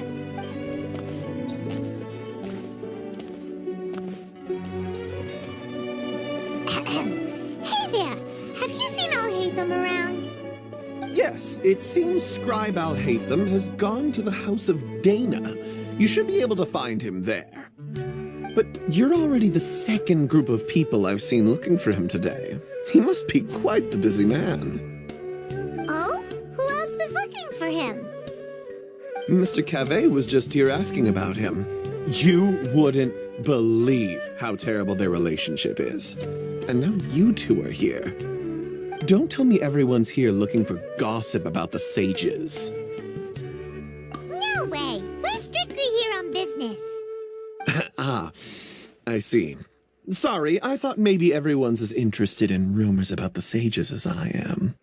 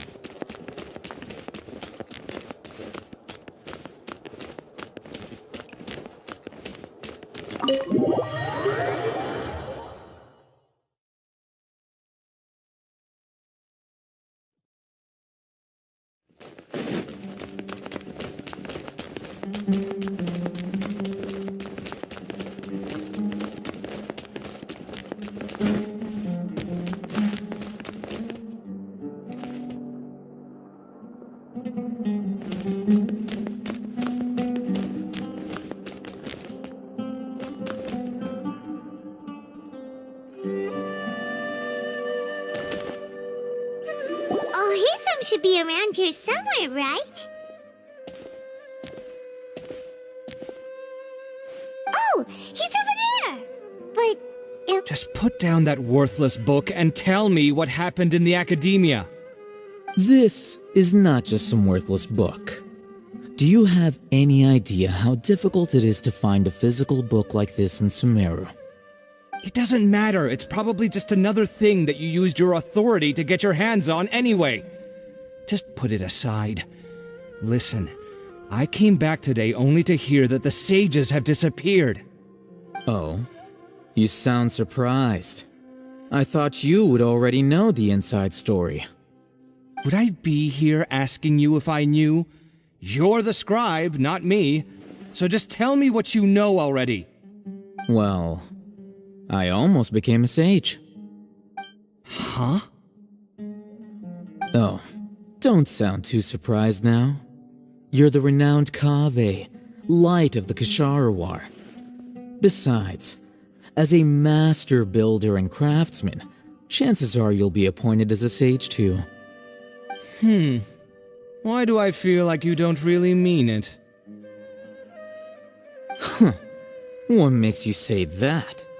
Why would you question my heartfelt sincerity? Maybe it's because you've never said anything good about me before. Yeah, well, I share a similar sentiment, and anyone who knows you as well as I do would surely do the same. Oh, you... See? This is why I hate discussing anything with you. Your ridiculous and arrogant attitude always gets in the way. It seems that you really can't stand my personality. Ha! What was your first clue? Well, then you might as well move out of my house. Are you threatening me? Stooping to a new low, I see. Ugh, and don't change the subject. You, a sage? What a joke. The academia might as well just close tomorrow. Are they having a fight?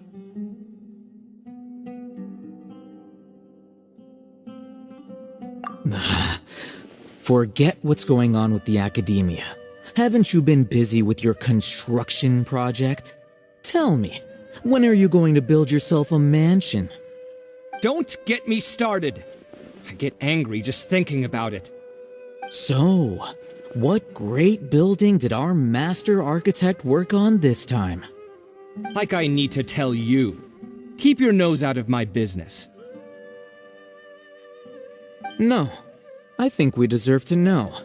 Where were you when Sumeru needed you most? I was in the desert for a large project, but considering Haravatat's utter ignorance of architectural and aesthetic matters, you probably wouldn't understand. Which is truly unfortunate. I can only pity the man who doesn't understand the first thing about beauty and romance. Unlike a true... Hold on, wait a second. What do you mean by when Sumeru needed me most? Well, while you were out fiddling around in the desert, many people came together to save Sumeru from a crisis. Ha! And you think I'd believe that? Look, all you really need to know is that Azar and all his accomplices have all been overthrown. Huh? What nonsense are you talking about? It's no skin off my nose if you don't believe me. It's not like my Darshan was the one trying to apply for funding from the Grand Sage. Yours, though, on the other hand... You know what? I'll ask around. I'm sure someone knows what's going on here. You're dead if I find out you're lying to me.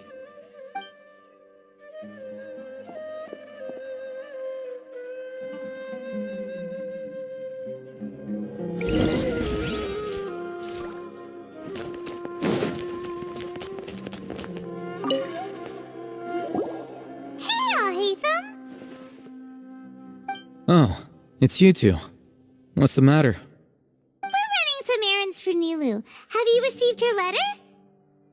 Letter? Nilu said she sent out a letter inviting everyone to a celebration feast in 2 days at the Grand Bazaar. We'll also be celebrating Zaino's reinstatement as General Mahamatra. If she addressed the letter to all Hatham of the Academia, then the letter should have gone to my office. I've been busy these days, so I haven't had time to check for any new mail at my office. I only now have some free time to attend to personal matters. Have you always been so busy with your work? Of course not. I'm only busy these days because several sages have been dismissed recently and the whole academia was practically turned upside down. Tainari told us they all went to train in the Avidia Forest. Apparently they will spend the rest of their lives there. That is already the best possible ending for the likes of them. 4 of the 6 great sages were possessed by their desire for power and attempted to create a new god. In order to pull it off, they even imprisoned the other 2 rational sages. To imagine such things could take place in the academia. I don't know where to begin. Yeah, you're right. Huh. Feels kind of strange to hear them called that after all this time. But then again, the 6 great schools sounded pretty impressive too.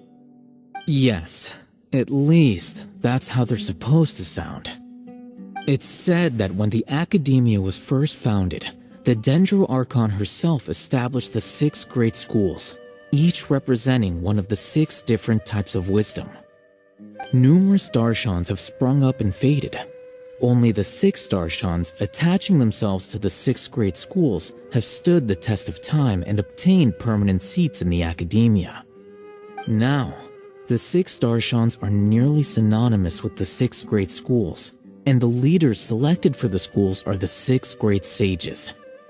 Among the 6 great sages, there is one central leader, the Grand Sage. Unfortunately, only the sages from Vahumana and Amorta remain now.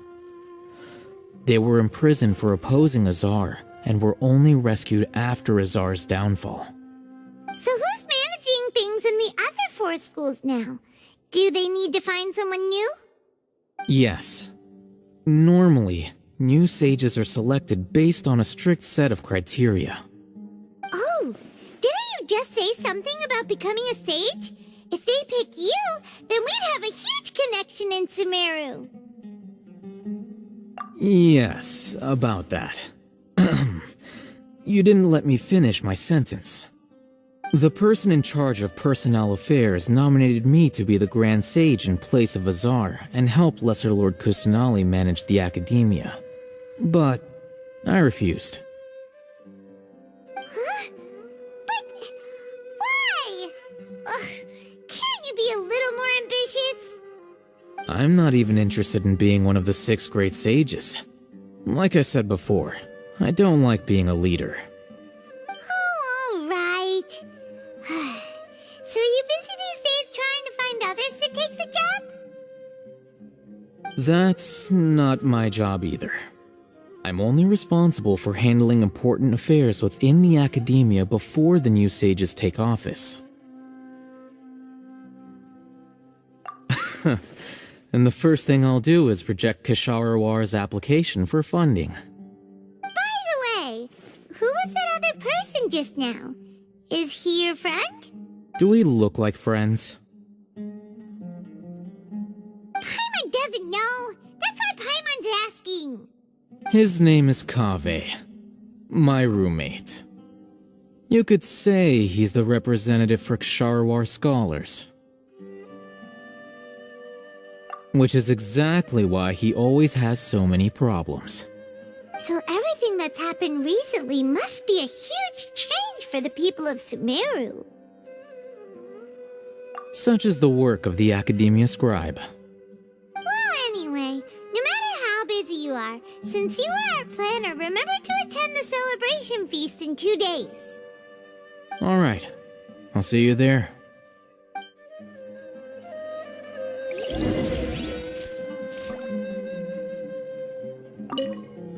The House of Dana is the last quiet place in the whole academia now.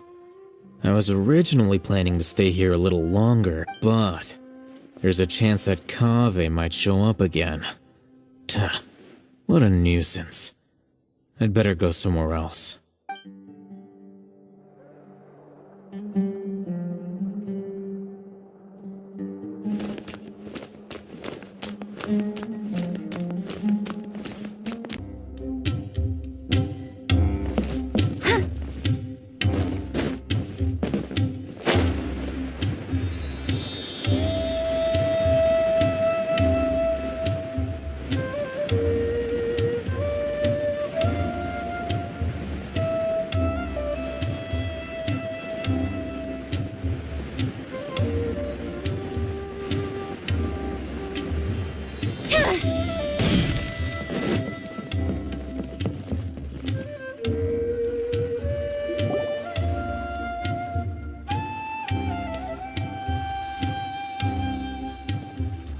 This is Port Ormos.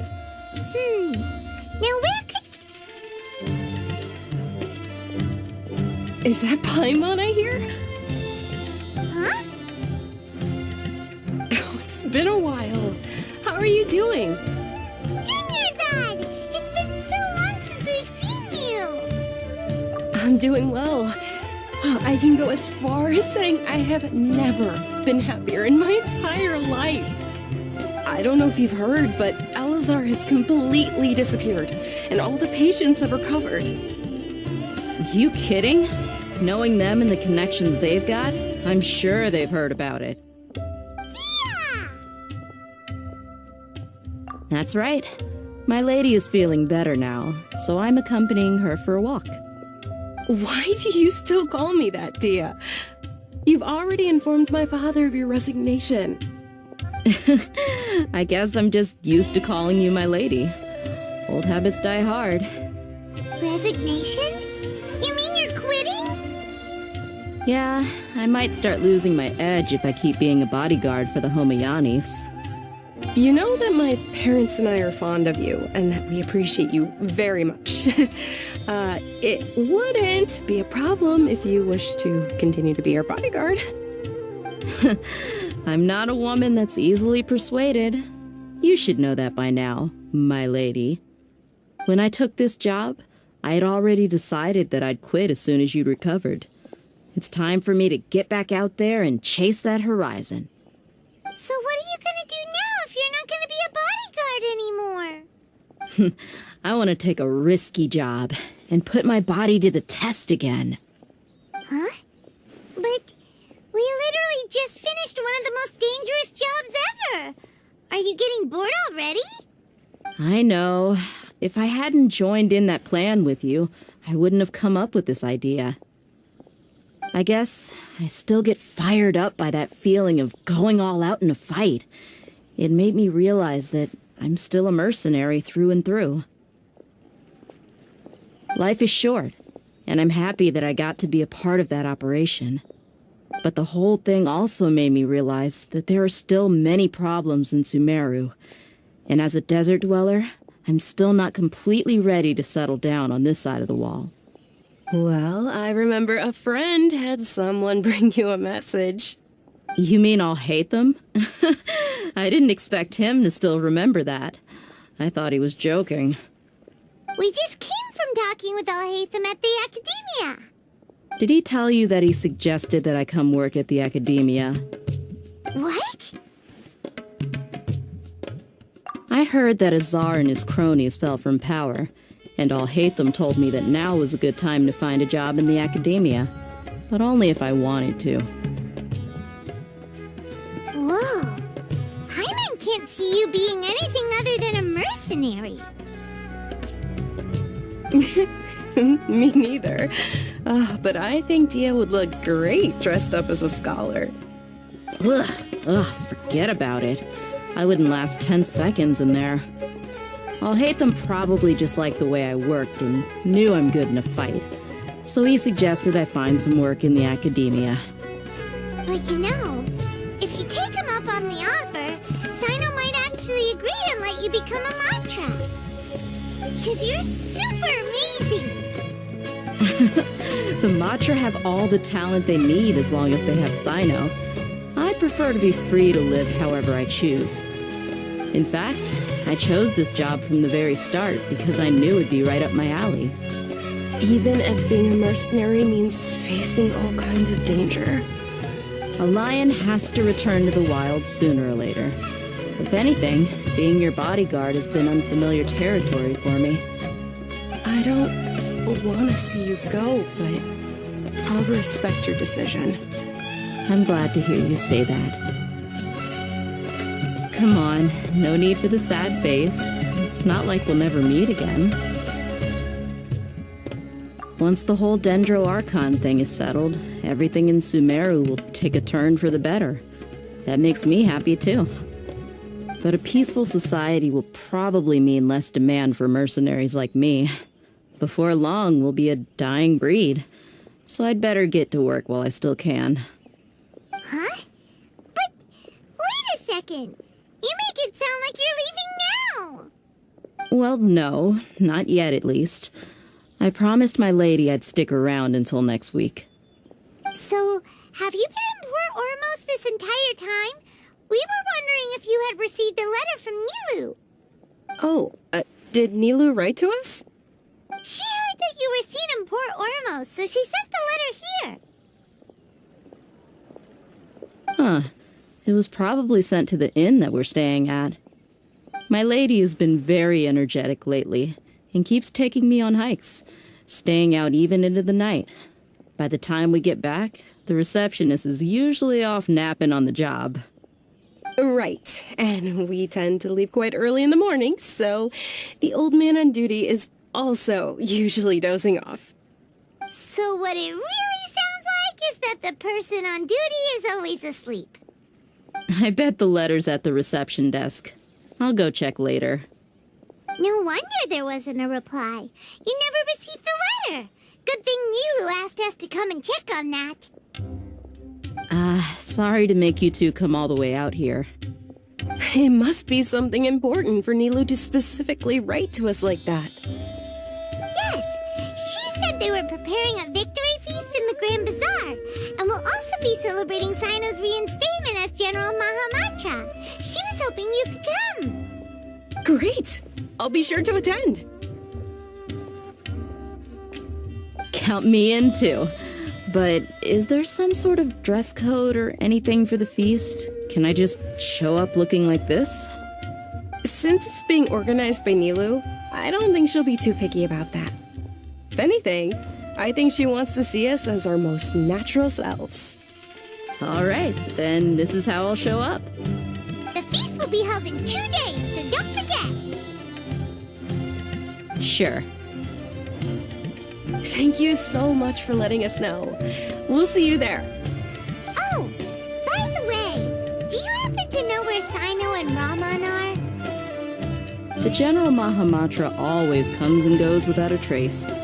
Normally no one knows his whereabouts. Oh. But last time we met, he mentioned that he had something to do in Aru village.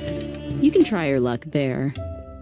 As for Raman, your guess is as good as mine.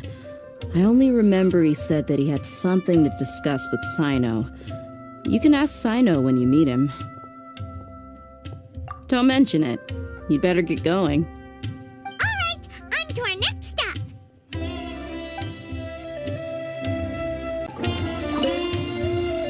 After recovering from Elazar, everything seems so different to me. When I look at the scenery I visited before, it has a completely different feeling. Yeah, you need to be stronger than an ox to take life by the horns. I think I've heard you say something like that before. But today, I finally understand what you mean. Is there any place you'd like to go? I can accompany you. I've got time. What if I tell you that I want to go to the desert? Fine by me. If we go to the desert, I can introduce you to my friends there. But we should prepare and get everything we need before setting off. Let's go! I'll go pack my luggage now. After we're done with the feast in 2 days, we can go have fun in the desert. You can count me in.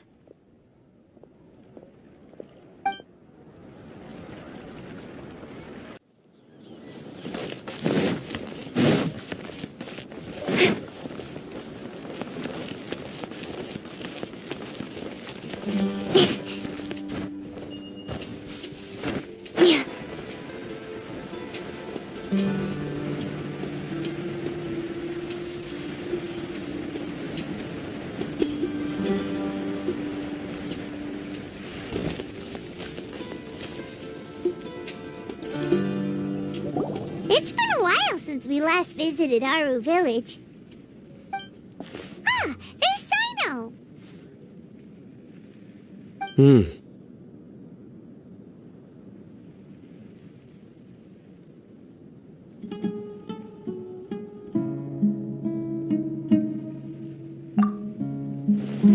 What brings you here? We recovered well, and Tanari agreed to let us leave, so now we're out and about again. It seems Gandharvaville's medical treatment is still as good as ever. And Tanari is recovering well, too. That's good to hear.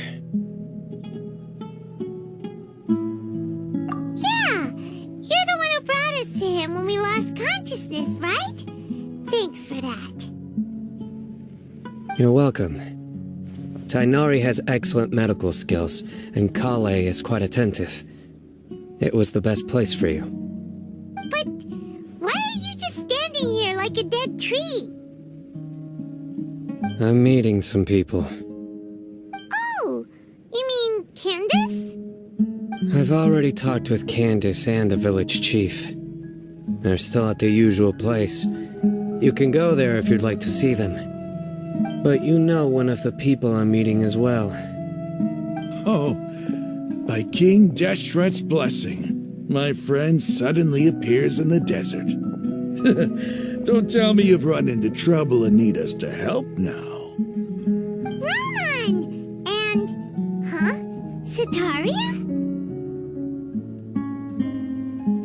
Oh, you know me? Oh, well... you're pretty famous in the academia. Don't worry, these are our friends. No need to be so guarded. I see. I'm doing well. Many good things have happened recently. Same here. Really, I feel that my whole life has started to shine after suddenly finding a new direction.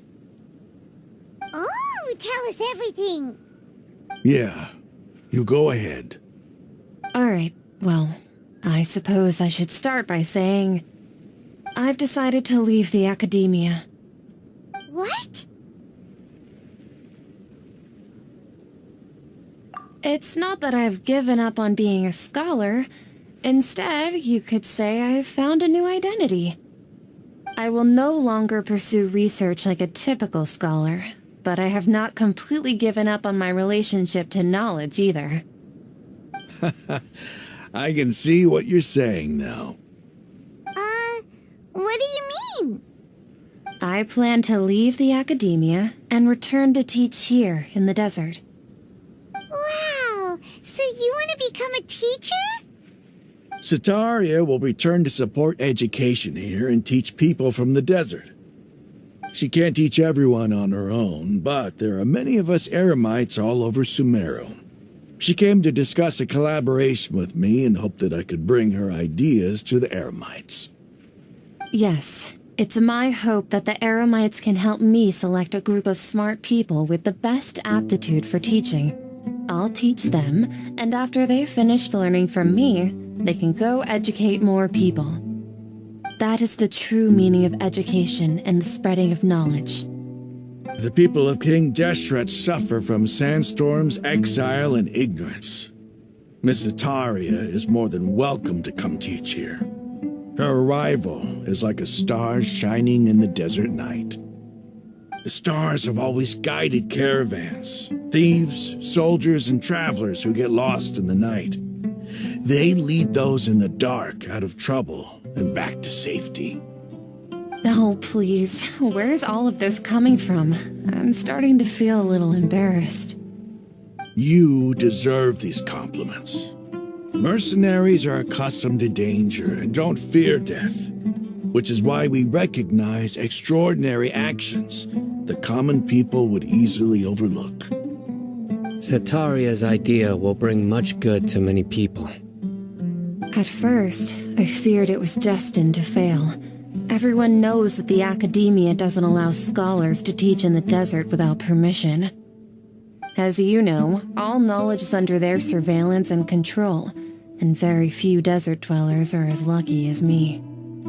But what I heard at that time has been haunting my heart, as if there were lightning bolts constantly bombarding my soul. Sataria, you tread a treacherous path, and the longer you ignore it, the tighter the academia's grasp on you will become. Sataria, why haven't you gone home? Never forget that the desert that belongs to you lies elsewhere. Miss.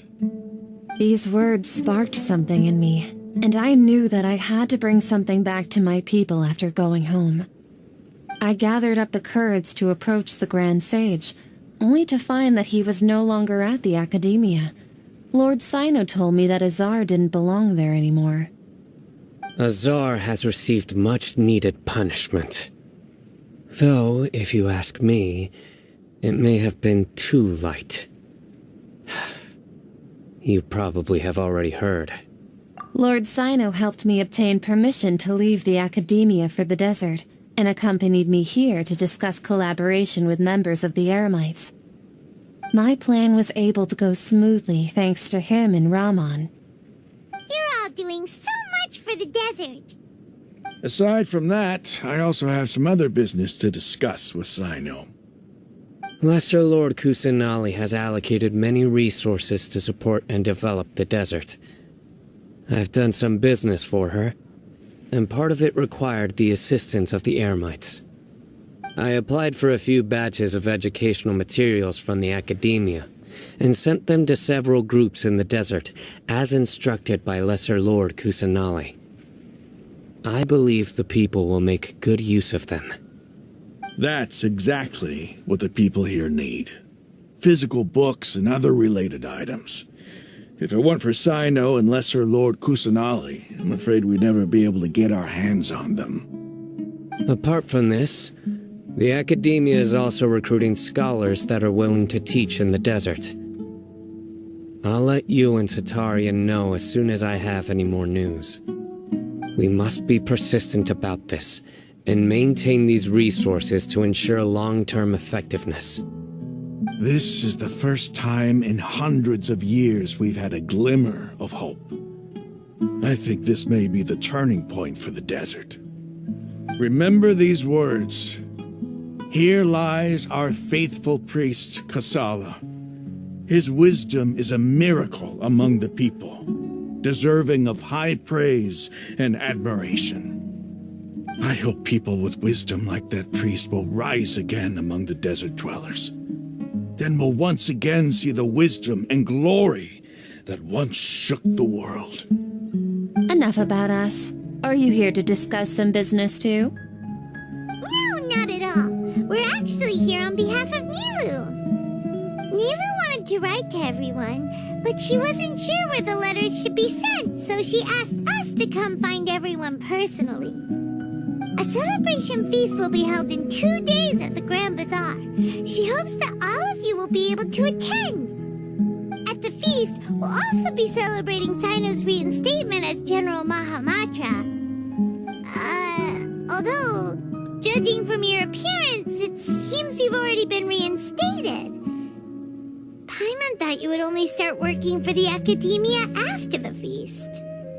Celebration? Feast?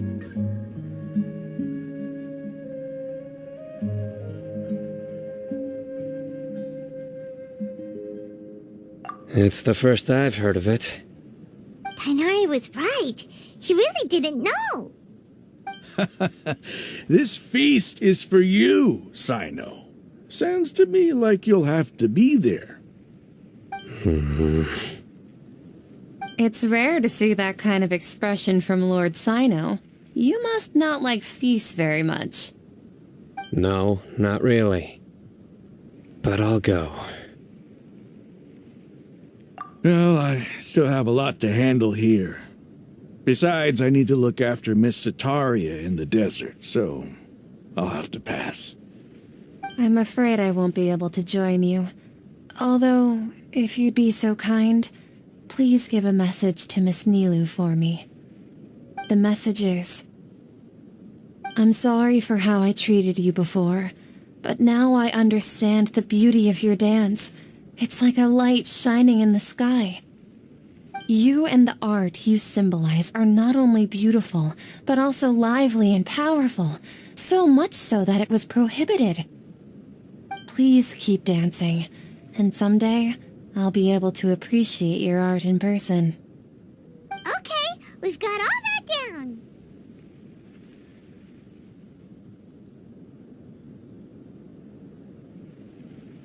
Our job here is complete as well. Oh, Sino, remember, party's in 2 days. Make sure you're there. Got it. Everybody's already here. Looks like we're the last ones to arrive. I'm here. Ah, there you are.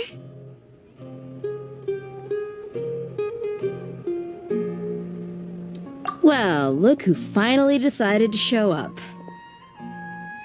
You look like you came here immediately after finishing up some work. I'm very happy to see you here. But we're not late, are we? It's just that everyone else arrived ahead of time. I propose that the last one who arrived be put in charge of today's speeches. Nah, there won't be any speeches today. Oh, really? Well, even better. Come join us over here. Let's share some great food and drinks, and chat about all sorts of fun things. Everything looks quite good. Wow! Paimon can't wait! Traveler, just look at all the delicious food here!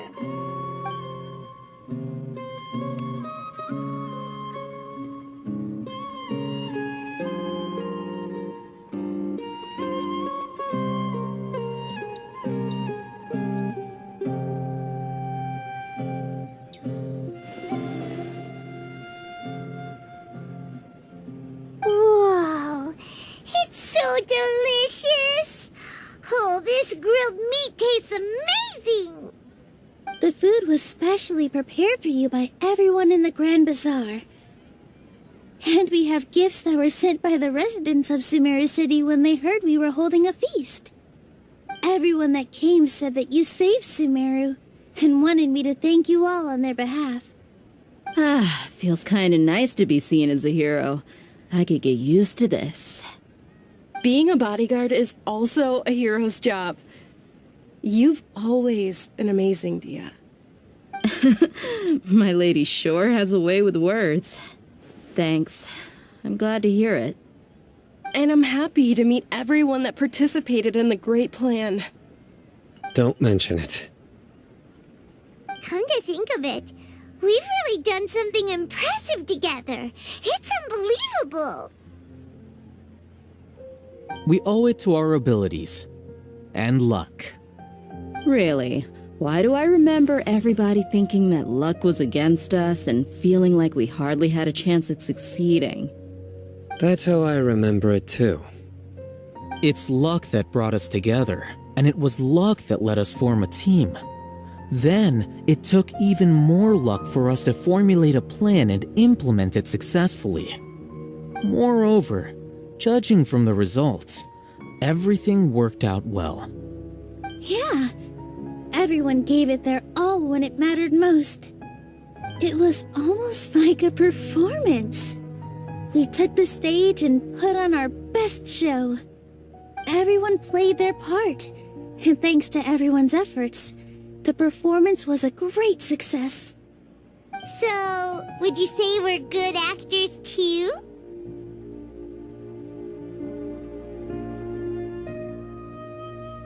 It's such a blessing that Lesser Lord Kusanali was able to return to power at the Academia. Yes! Even after being abandoned and neglected so many times, she's finally returned.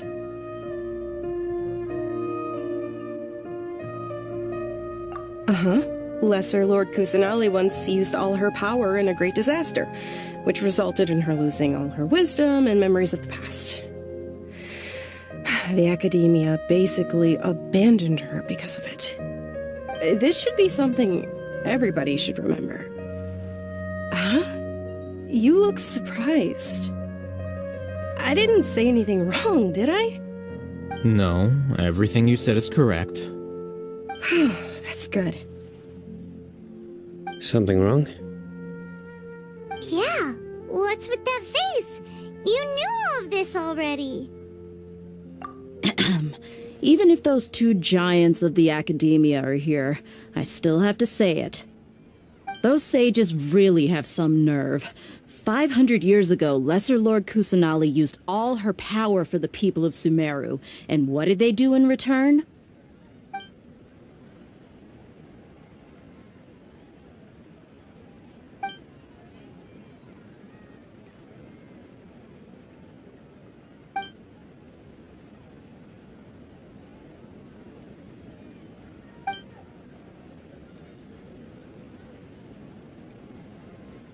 If you bite the hand that feeds you, don't act surprised when it turns into a knuckle sandwich, right, Sino?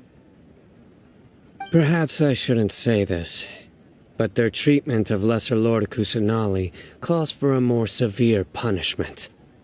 You could simply tell Lesser Lord Kusanali that you wish to have Azar and his accomplices severely punished. I respect our deity's decision, and won't interfere in any way. While we're on this topic, why didn't you accept the Academia's invitation to become the Grand Sage? Are you trying to say that I'm fit to be a sage? Not at all. But every person handling the selection process has said that you are the most suitable candidate to lead the Academia right now. Why? Because he dethroned Azar from power? Could you try to put it another way? This is a good thing, yet you're making it sound like I overthrew Azar for my own personal gain. But seriously though, I always wondered if you had some personal motives behind it. I did have my own motive, but it had nothing to do with being a sage. If the rules of our nation were suddenly cast by the wayside, then it wouldn't be long until chaos ensued. I had no intention of letting their dreams disrupt my life. By that, you mean your life working as the Academia's scribe. Precisely. Wait, is that all? So, that's the only reason why you joined us and came up with all those plans? It's reason enough. You've certainly got quite the personality. You flatter me. All right then. How about you? You've already resumed work as the General Mahamatra, right? That's right. Will you be happy with that life? It's not about being happy. There are merely a lot of things that I must do. Even so, keep your spirits up and try to be happy, okay? And try to smile more every day, just like I'm doing now. Thank you. I'll keep that in mind.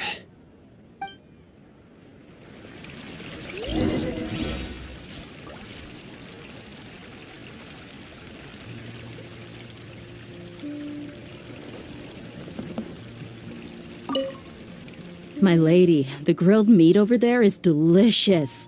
Have you tried it? Yes, I also tried some fruit just now. Oh, they're very sweet. What an amazing place to relax. No wonder everybody likes to rest at the Grand Bazaar. You said it. Oh, look who else is here. Hello. Oh, I'm so happy Nilou invited everybody. Oh, now I have the chance to meet all the heroes. Hey, less of that polite chit-chat and more eating and drinking. The feast is about having fun, not stuffy formality.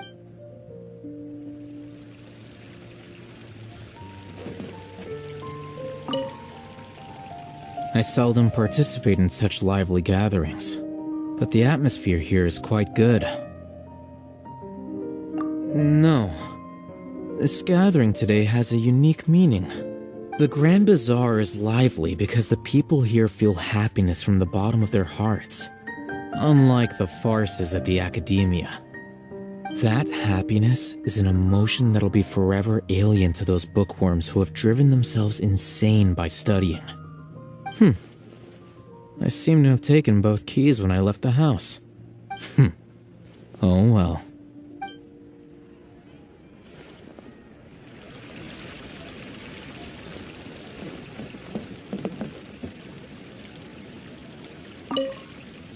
The atmosphere here is good, and everything is delicious. Yeah, I don't often come to such places, but it feels quite good. I have a lot to handle these days. Otherwise, I could show you around. There's always next time. We're friends after all. This feast is pretty good. I like it.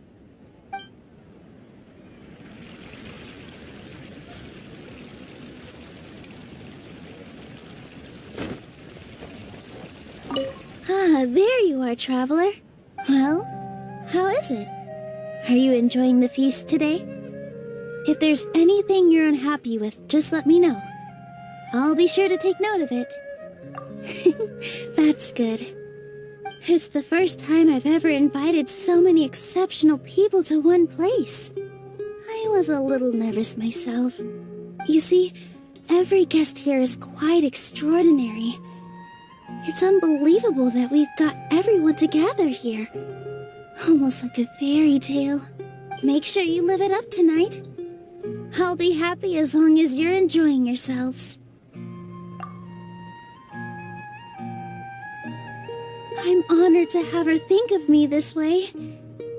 If I have a chance in the future, I would really like to invite her to one of my performances. I can't explain why, but I just feel elated right now. Thank you.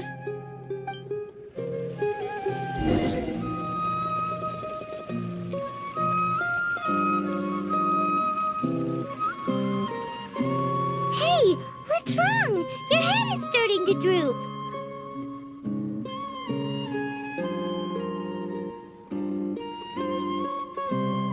Hey, you can't just fall asleep here. Paimon will go find something delicious for you to eat. You'll wake up once you've put something yummy in your tummy. Of course, just wait here for Paimon.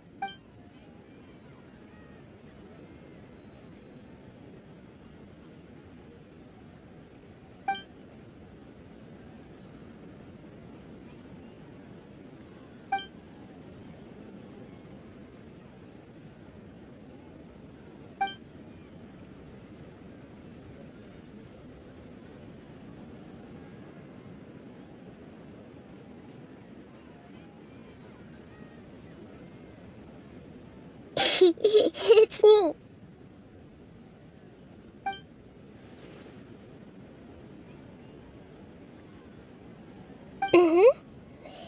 You may blame me for being a bit too self-indulgent. I was thinking about talking with you, and the next thing I knew, I had made a connection with you. The connection between us is amazing. It's like flora and the fence it grows upon.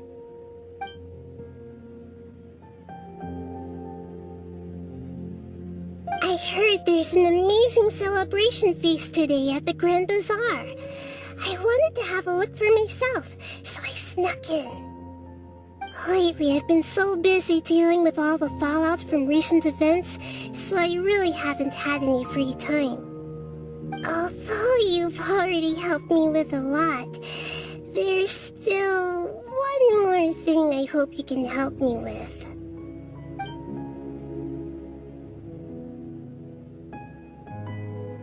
Please say thank you to everyone for me.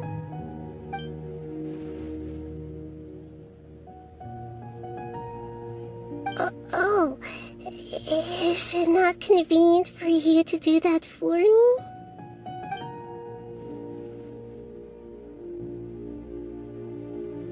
But if I just show up all of a sudden, people will become all quiet and stiff, won't they?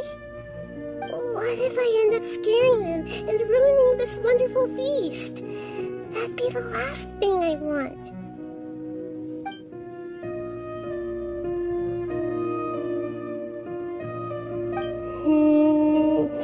Let me think about it. Okay.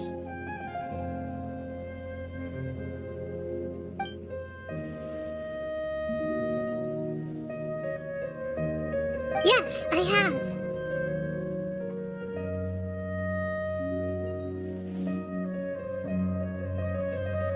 You said I should go thank everyone as myself, right?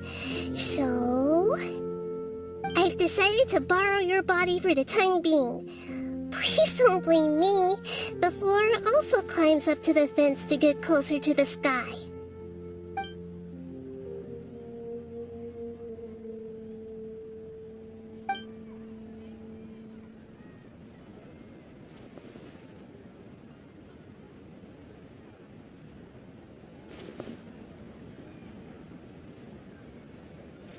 Everyone!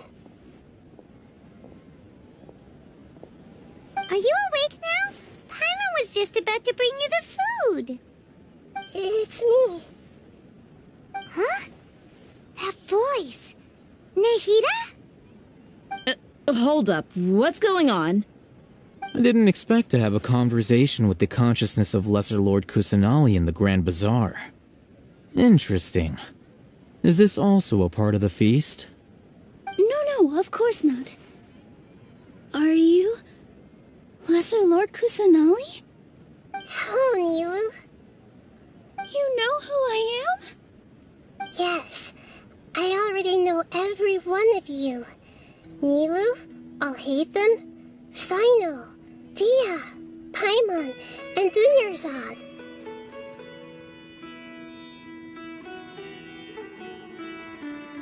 Lesser Lord Kusanali?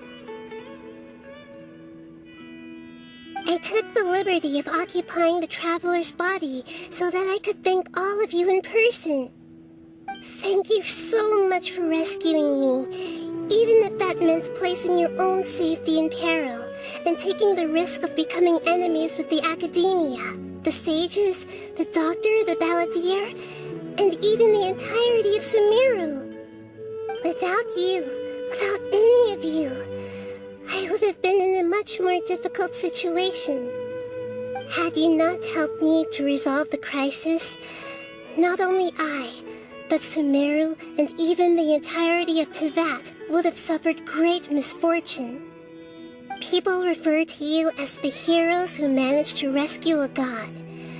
I'm quite fond of this name. It not only explains your identities, but also bears witness to your relationship with me. Please, allow me to present to you my most sincere gratitude. Lesser Lord Kusanali, you have done so much for Sumeru, and I didn't even have a chance to do anything for you. You don't have to do this. Dingerzad, the suffering you endured during your illness is also proof of you being with me and praying for me. Thank you. You don't need to be so ceremonious. It's always been my duty to protect you. This is how the relationship between the Academia and Dendro Archon should be. We just did what was necessary and set things back on the right path. You're an Archon, but you act so humble. You really don't need to be so polite with us. I'm honored to have been able to take part in this plan. I hoped you liked the dance I dedicated to you. Thank you, all of you. Thank you so much.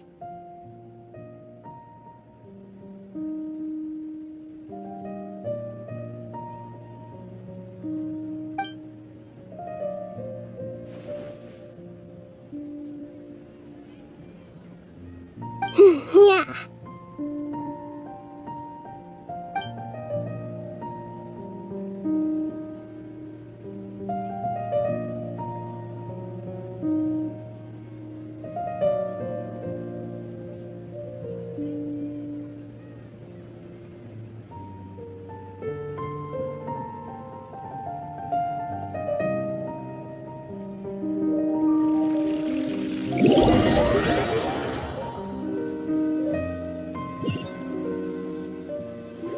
Are you awake? Did you rest well?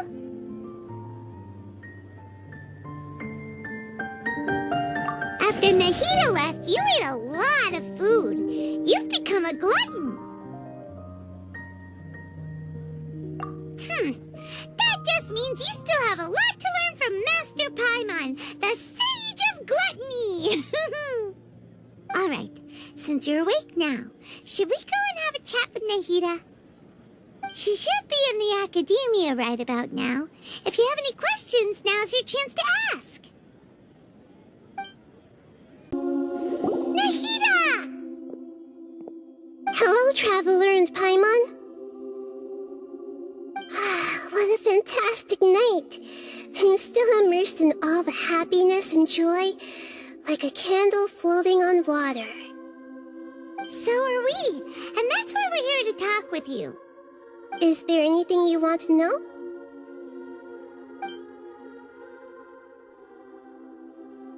After recent events, the Akasha can no longer function as it used to.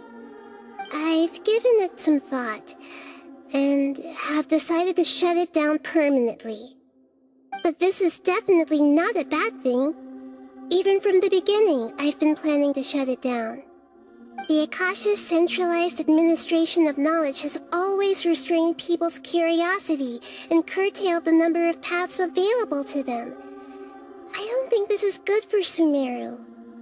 Although people may initially feel a little uncomfortable with the loss of the Akasha, they will soon understand that this life is more suitable for them. And as for the future of Sumeru, I'm preparing to regain control of the Academia. The former sages have received their punishment, but the new sages have yet to be selected. I will oversee the process personally. I hope that the new 6th grade sages will be more focused on academics. Sumeru needs such leaders more than ever. The other big issue is the people of King Deshret. All the residents of the desert, in fact. They have been mistreated for far too long. I've already taken some measures to address this. It will take some time to rebuild everything, but no matter if it's culture, friendship, or trust, we will rebuild it.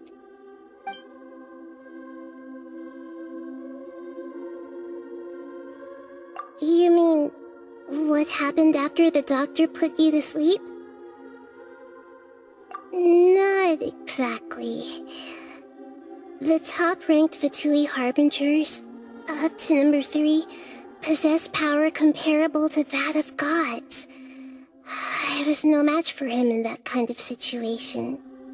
However, in spite of the bad situation, I still managed to make a fair deal with the doctor. I'm sure you remember the entity that changed your fate, the Heavenly Principles. In fact, the Heavenly Principles has been quiet since the Conria disaster 500 years ago. I used this point as leverage against the doctor. I told him that the Heavenly Principles may be awakened if I destroy the Gnosis. Although it was just a bluff, he still fell for it. I assumed that the Heavenly Principles wouldn't just stand by and let such extensive damage to its laws take place.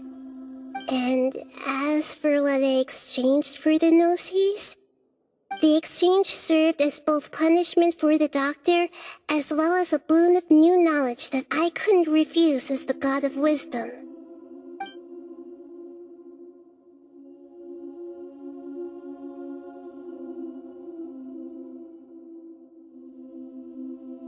He's still in a coma. I've hidden him like how one would hide a feather. I know you have many misgivings about him, but as someone who had become a god, he has retained a number of very useful features. Don't worry, I'll keep an eye on him and make sure he doesn't do any evil. In addition, there are still some mysteries left in him.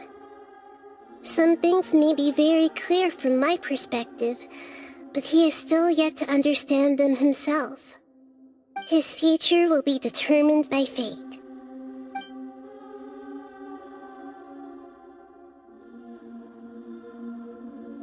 Is that where you're headed next? Fontaine, the nation of justice?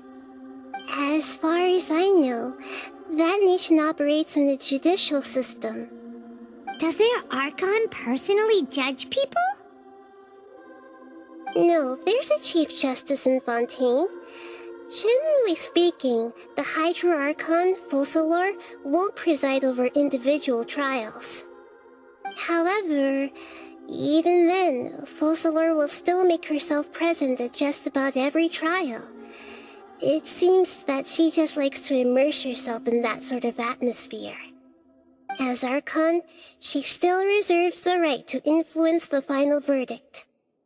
Anyway, let's just say she's got, a very unique personality.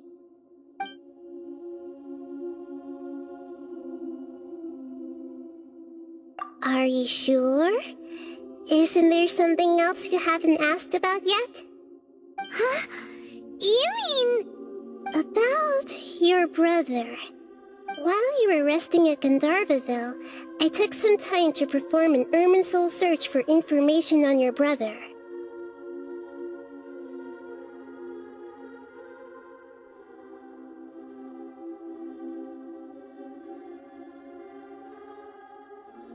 Yeah!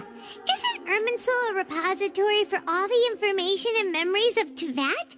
So there shouldn't be anything on her or her brother. This is true in your case. Irminsul indeed does not have any information on you. However, there must be something different about your brother. Because as it turns out, the world has recorded information on him after all. What? There's only one possible explanation. He belongs to this world.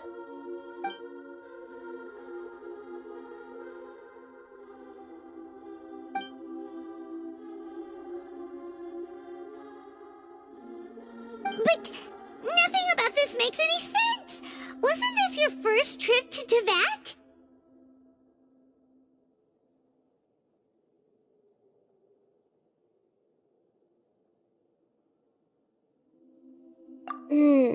According to the records I was able to access, your sibling suddenly appeared in Conria. After the Conria disaster, he began his journey through the 7 nations of Teyvat. But just as his journey was about to reach its conclusion, the Irminsul records on him suddenly become fuzzy. What do you mean, fuzzy? Did something happen to him? All I know for sure is that somebody, for reasons only they can know, is deliberately obfuscating his fate. And whoever it is, if they can do that, who knows what else they're capable of.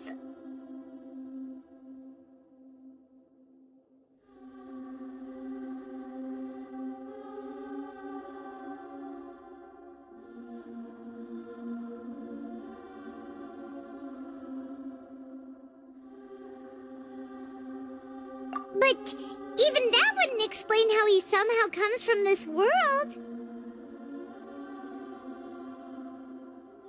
Something else I noticed was that according to these records, the Fatui have not classified your sibling as one of the Descenders.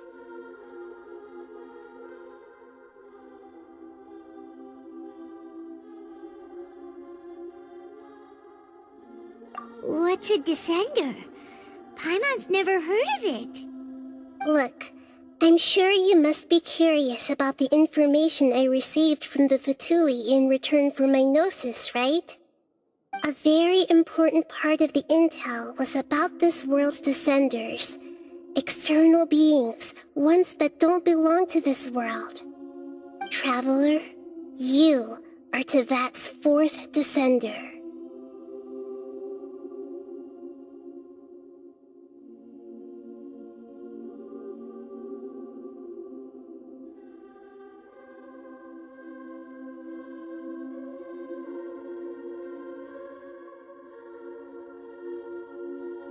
Huh? So the Fatui count 3 other Descenders before the Traveler, and her brother isn't even one of them? That's right. My current hypothesis is that the first Descender was likely what we now call the Heavenly Principles. As for the other Descenders, I still need to verify their existence. It could take me some time. Paimon's head's about to burst from all this crazy new information. And yet, even knowing all this, I'm sure you must still have a lot of unanswered questions. I must say, I truly regret that I can't help you more as the God of Wisdom. There are many questions in my heart as well. I will need some time to go through each one of them. And soon, you'll also begin your journey anew and depart from Sumeru. I'm very interested in your future. It's a journey that can't be observed or recorded by this world. If fate is the ultimate knowledge, then your future will be the ultimate fate. Paimon's sure glad we got to meet you, Nahida. The pleasure is all mine. I can't thank you enough. Alright, that's enough talk for today. If you ever miss me, just close your eyes, and maybe I'll appear in your dreams.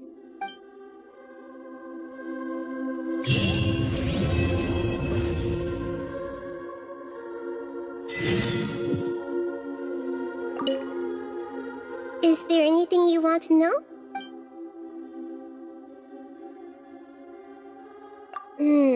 According to the records I was able to access, your sibling suddenly appeared in Conria. After the Conria disaster, He began his journey through the 7 nations of Tevat. But just as his journey was about to reach its conclusion, the Irminsul records on him suddenly become fuzzy. What do you mean, fuzzy? Did something happen? All I know for sure is that somebody, and whoever it is, if they can do that... But even that wouldn't explain how he somehow comes from this world. Something else I noticed was that according to these records... What's a descender? Look, a very important traveler, you are to... Huh? That's right. As for the other... And yet, there are many questions in my heart as well. I will need some... And soon, I'm very interested in your future. If fate is the ultimate knowledge, then your future will be the ultimate fate. I'm sure glad we got to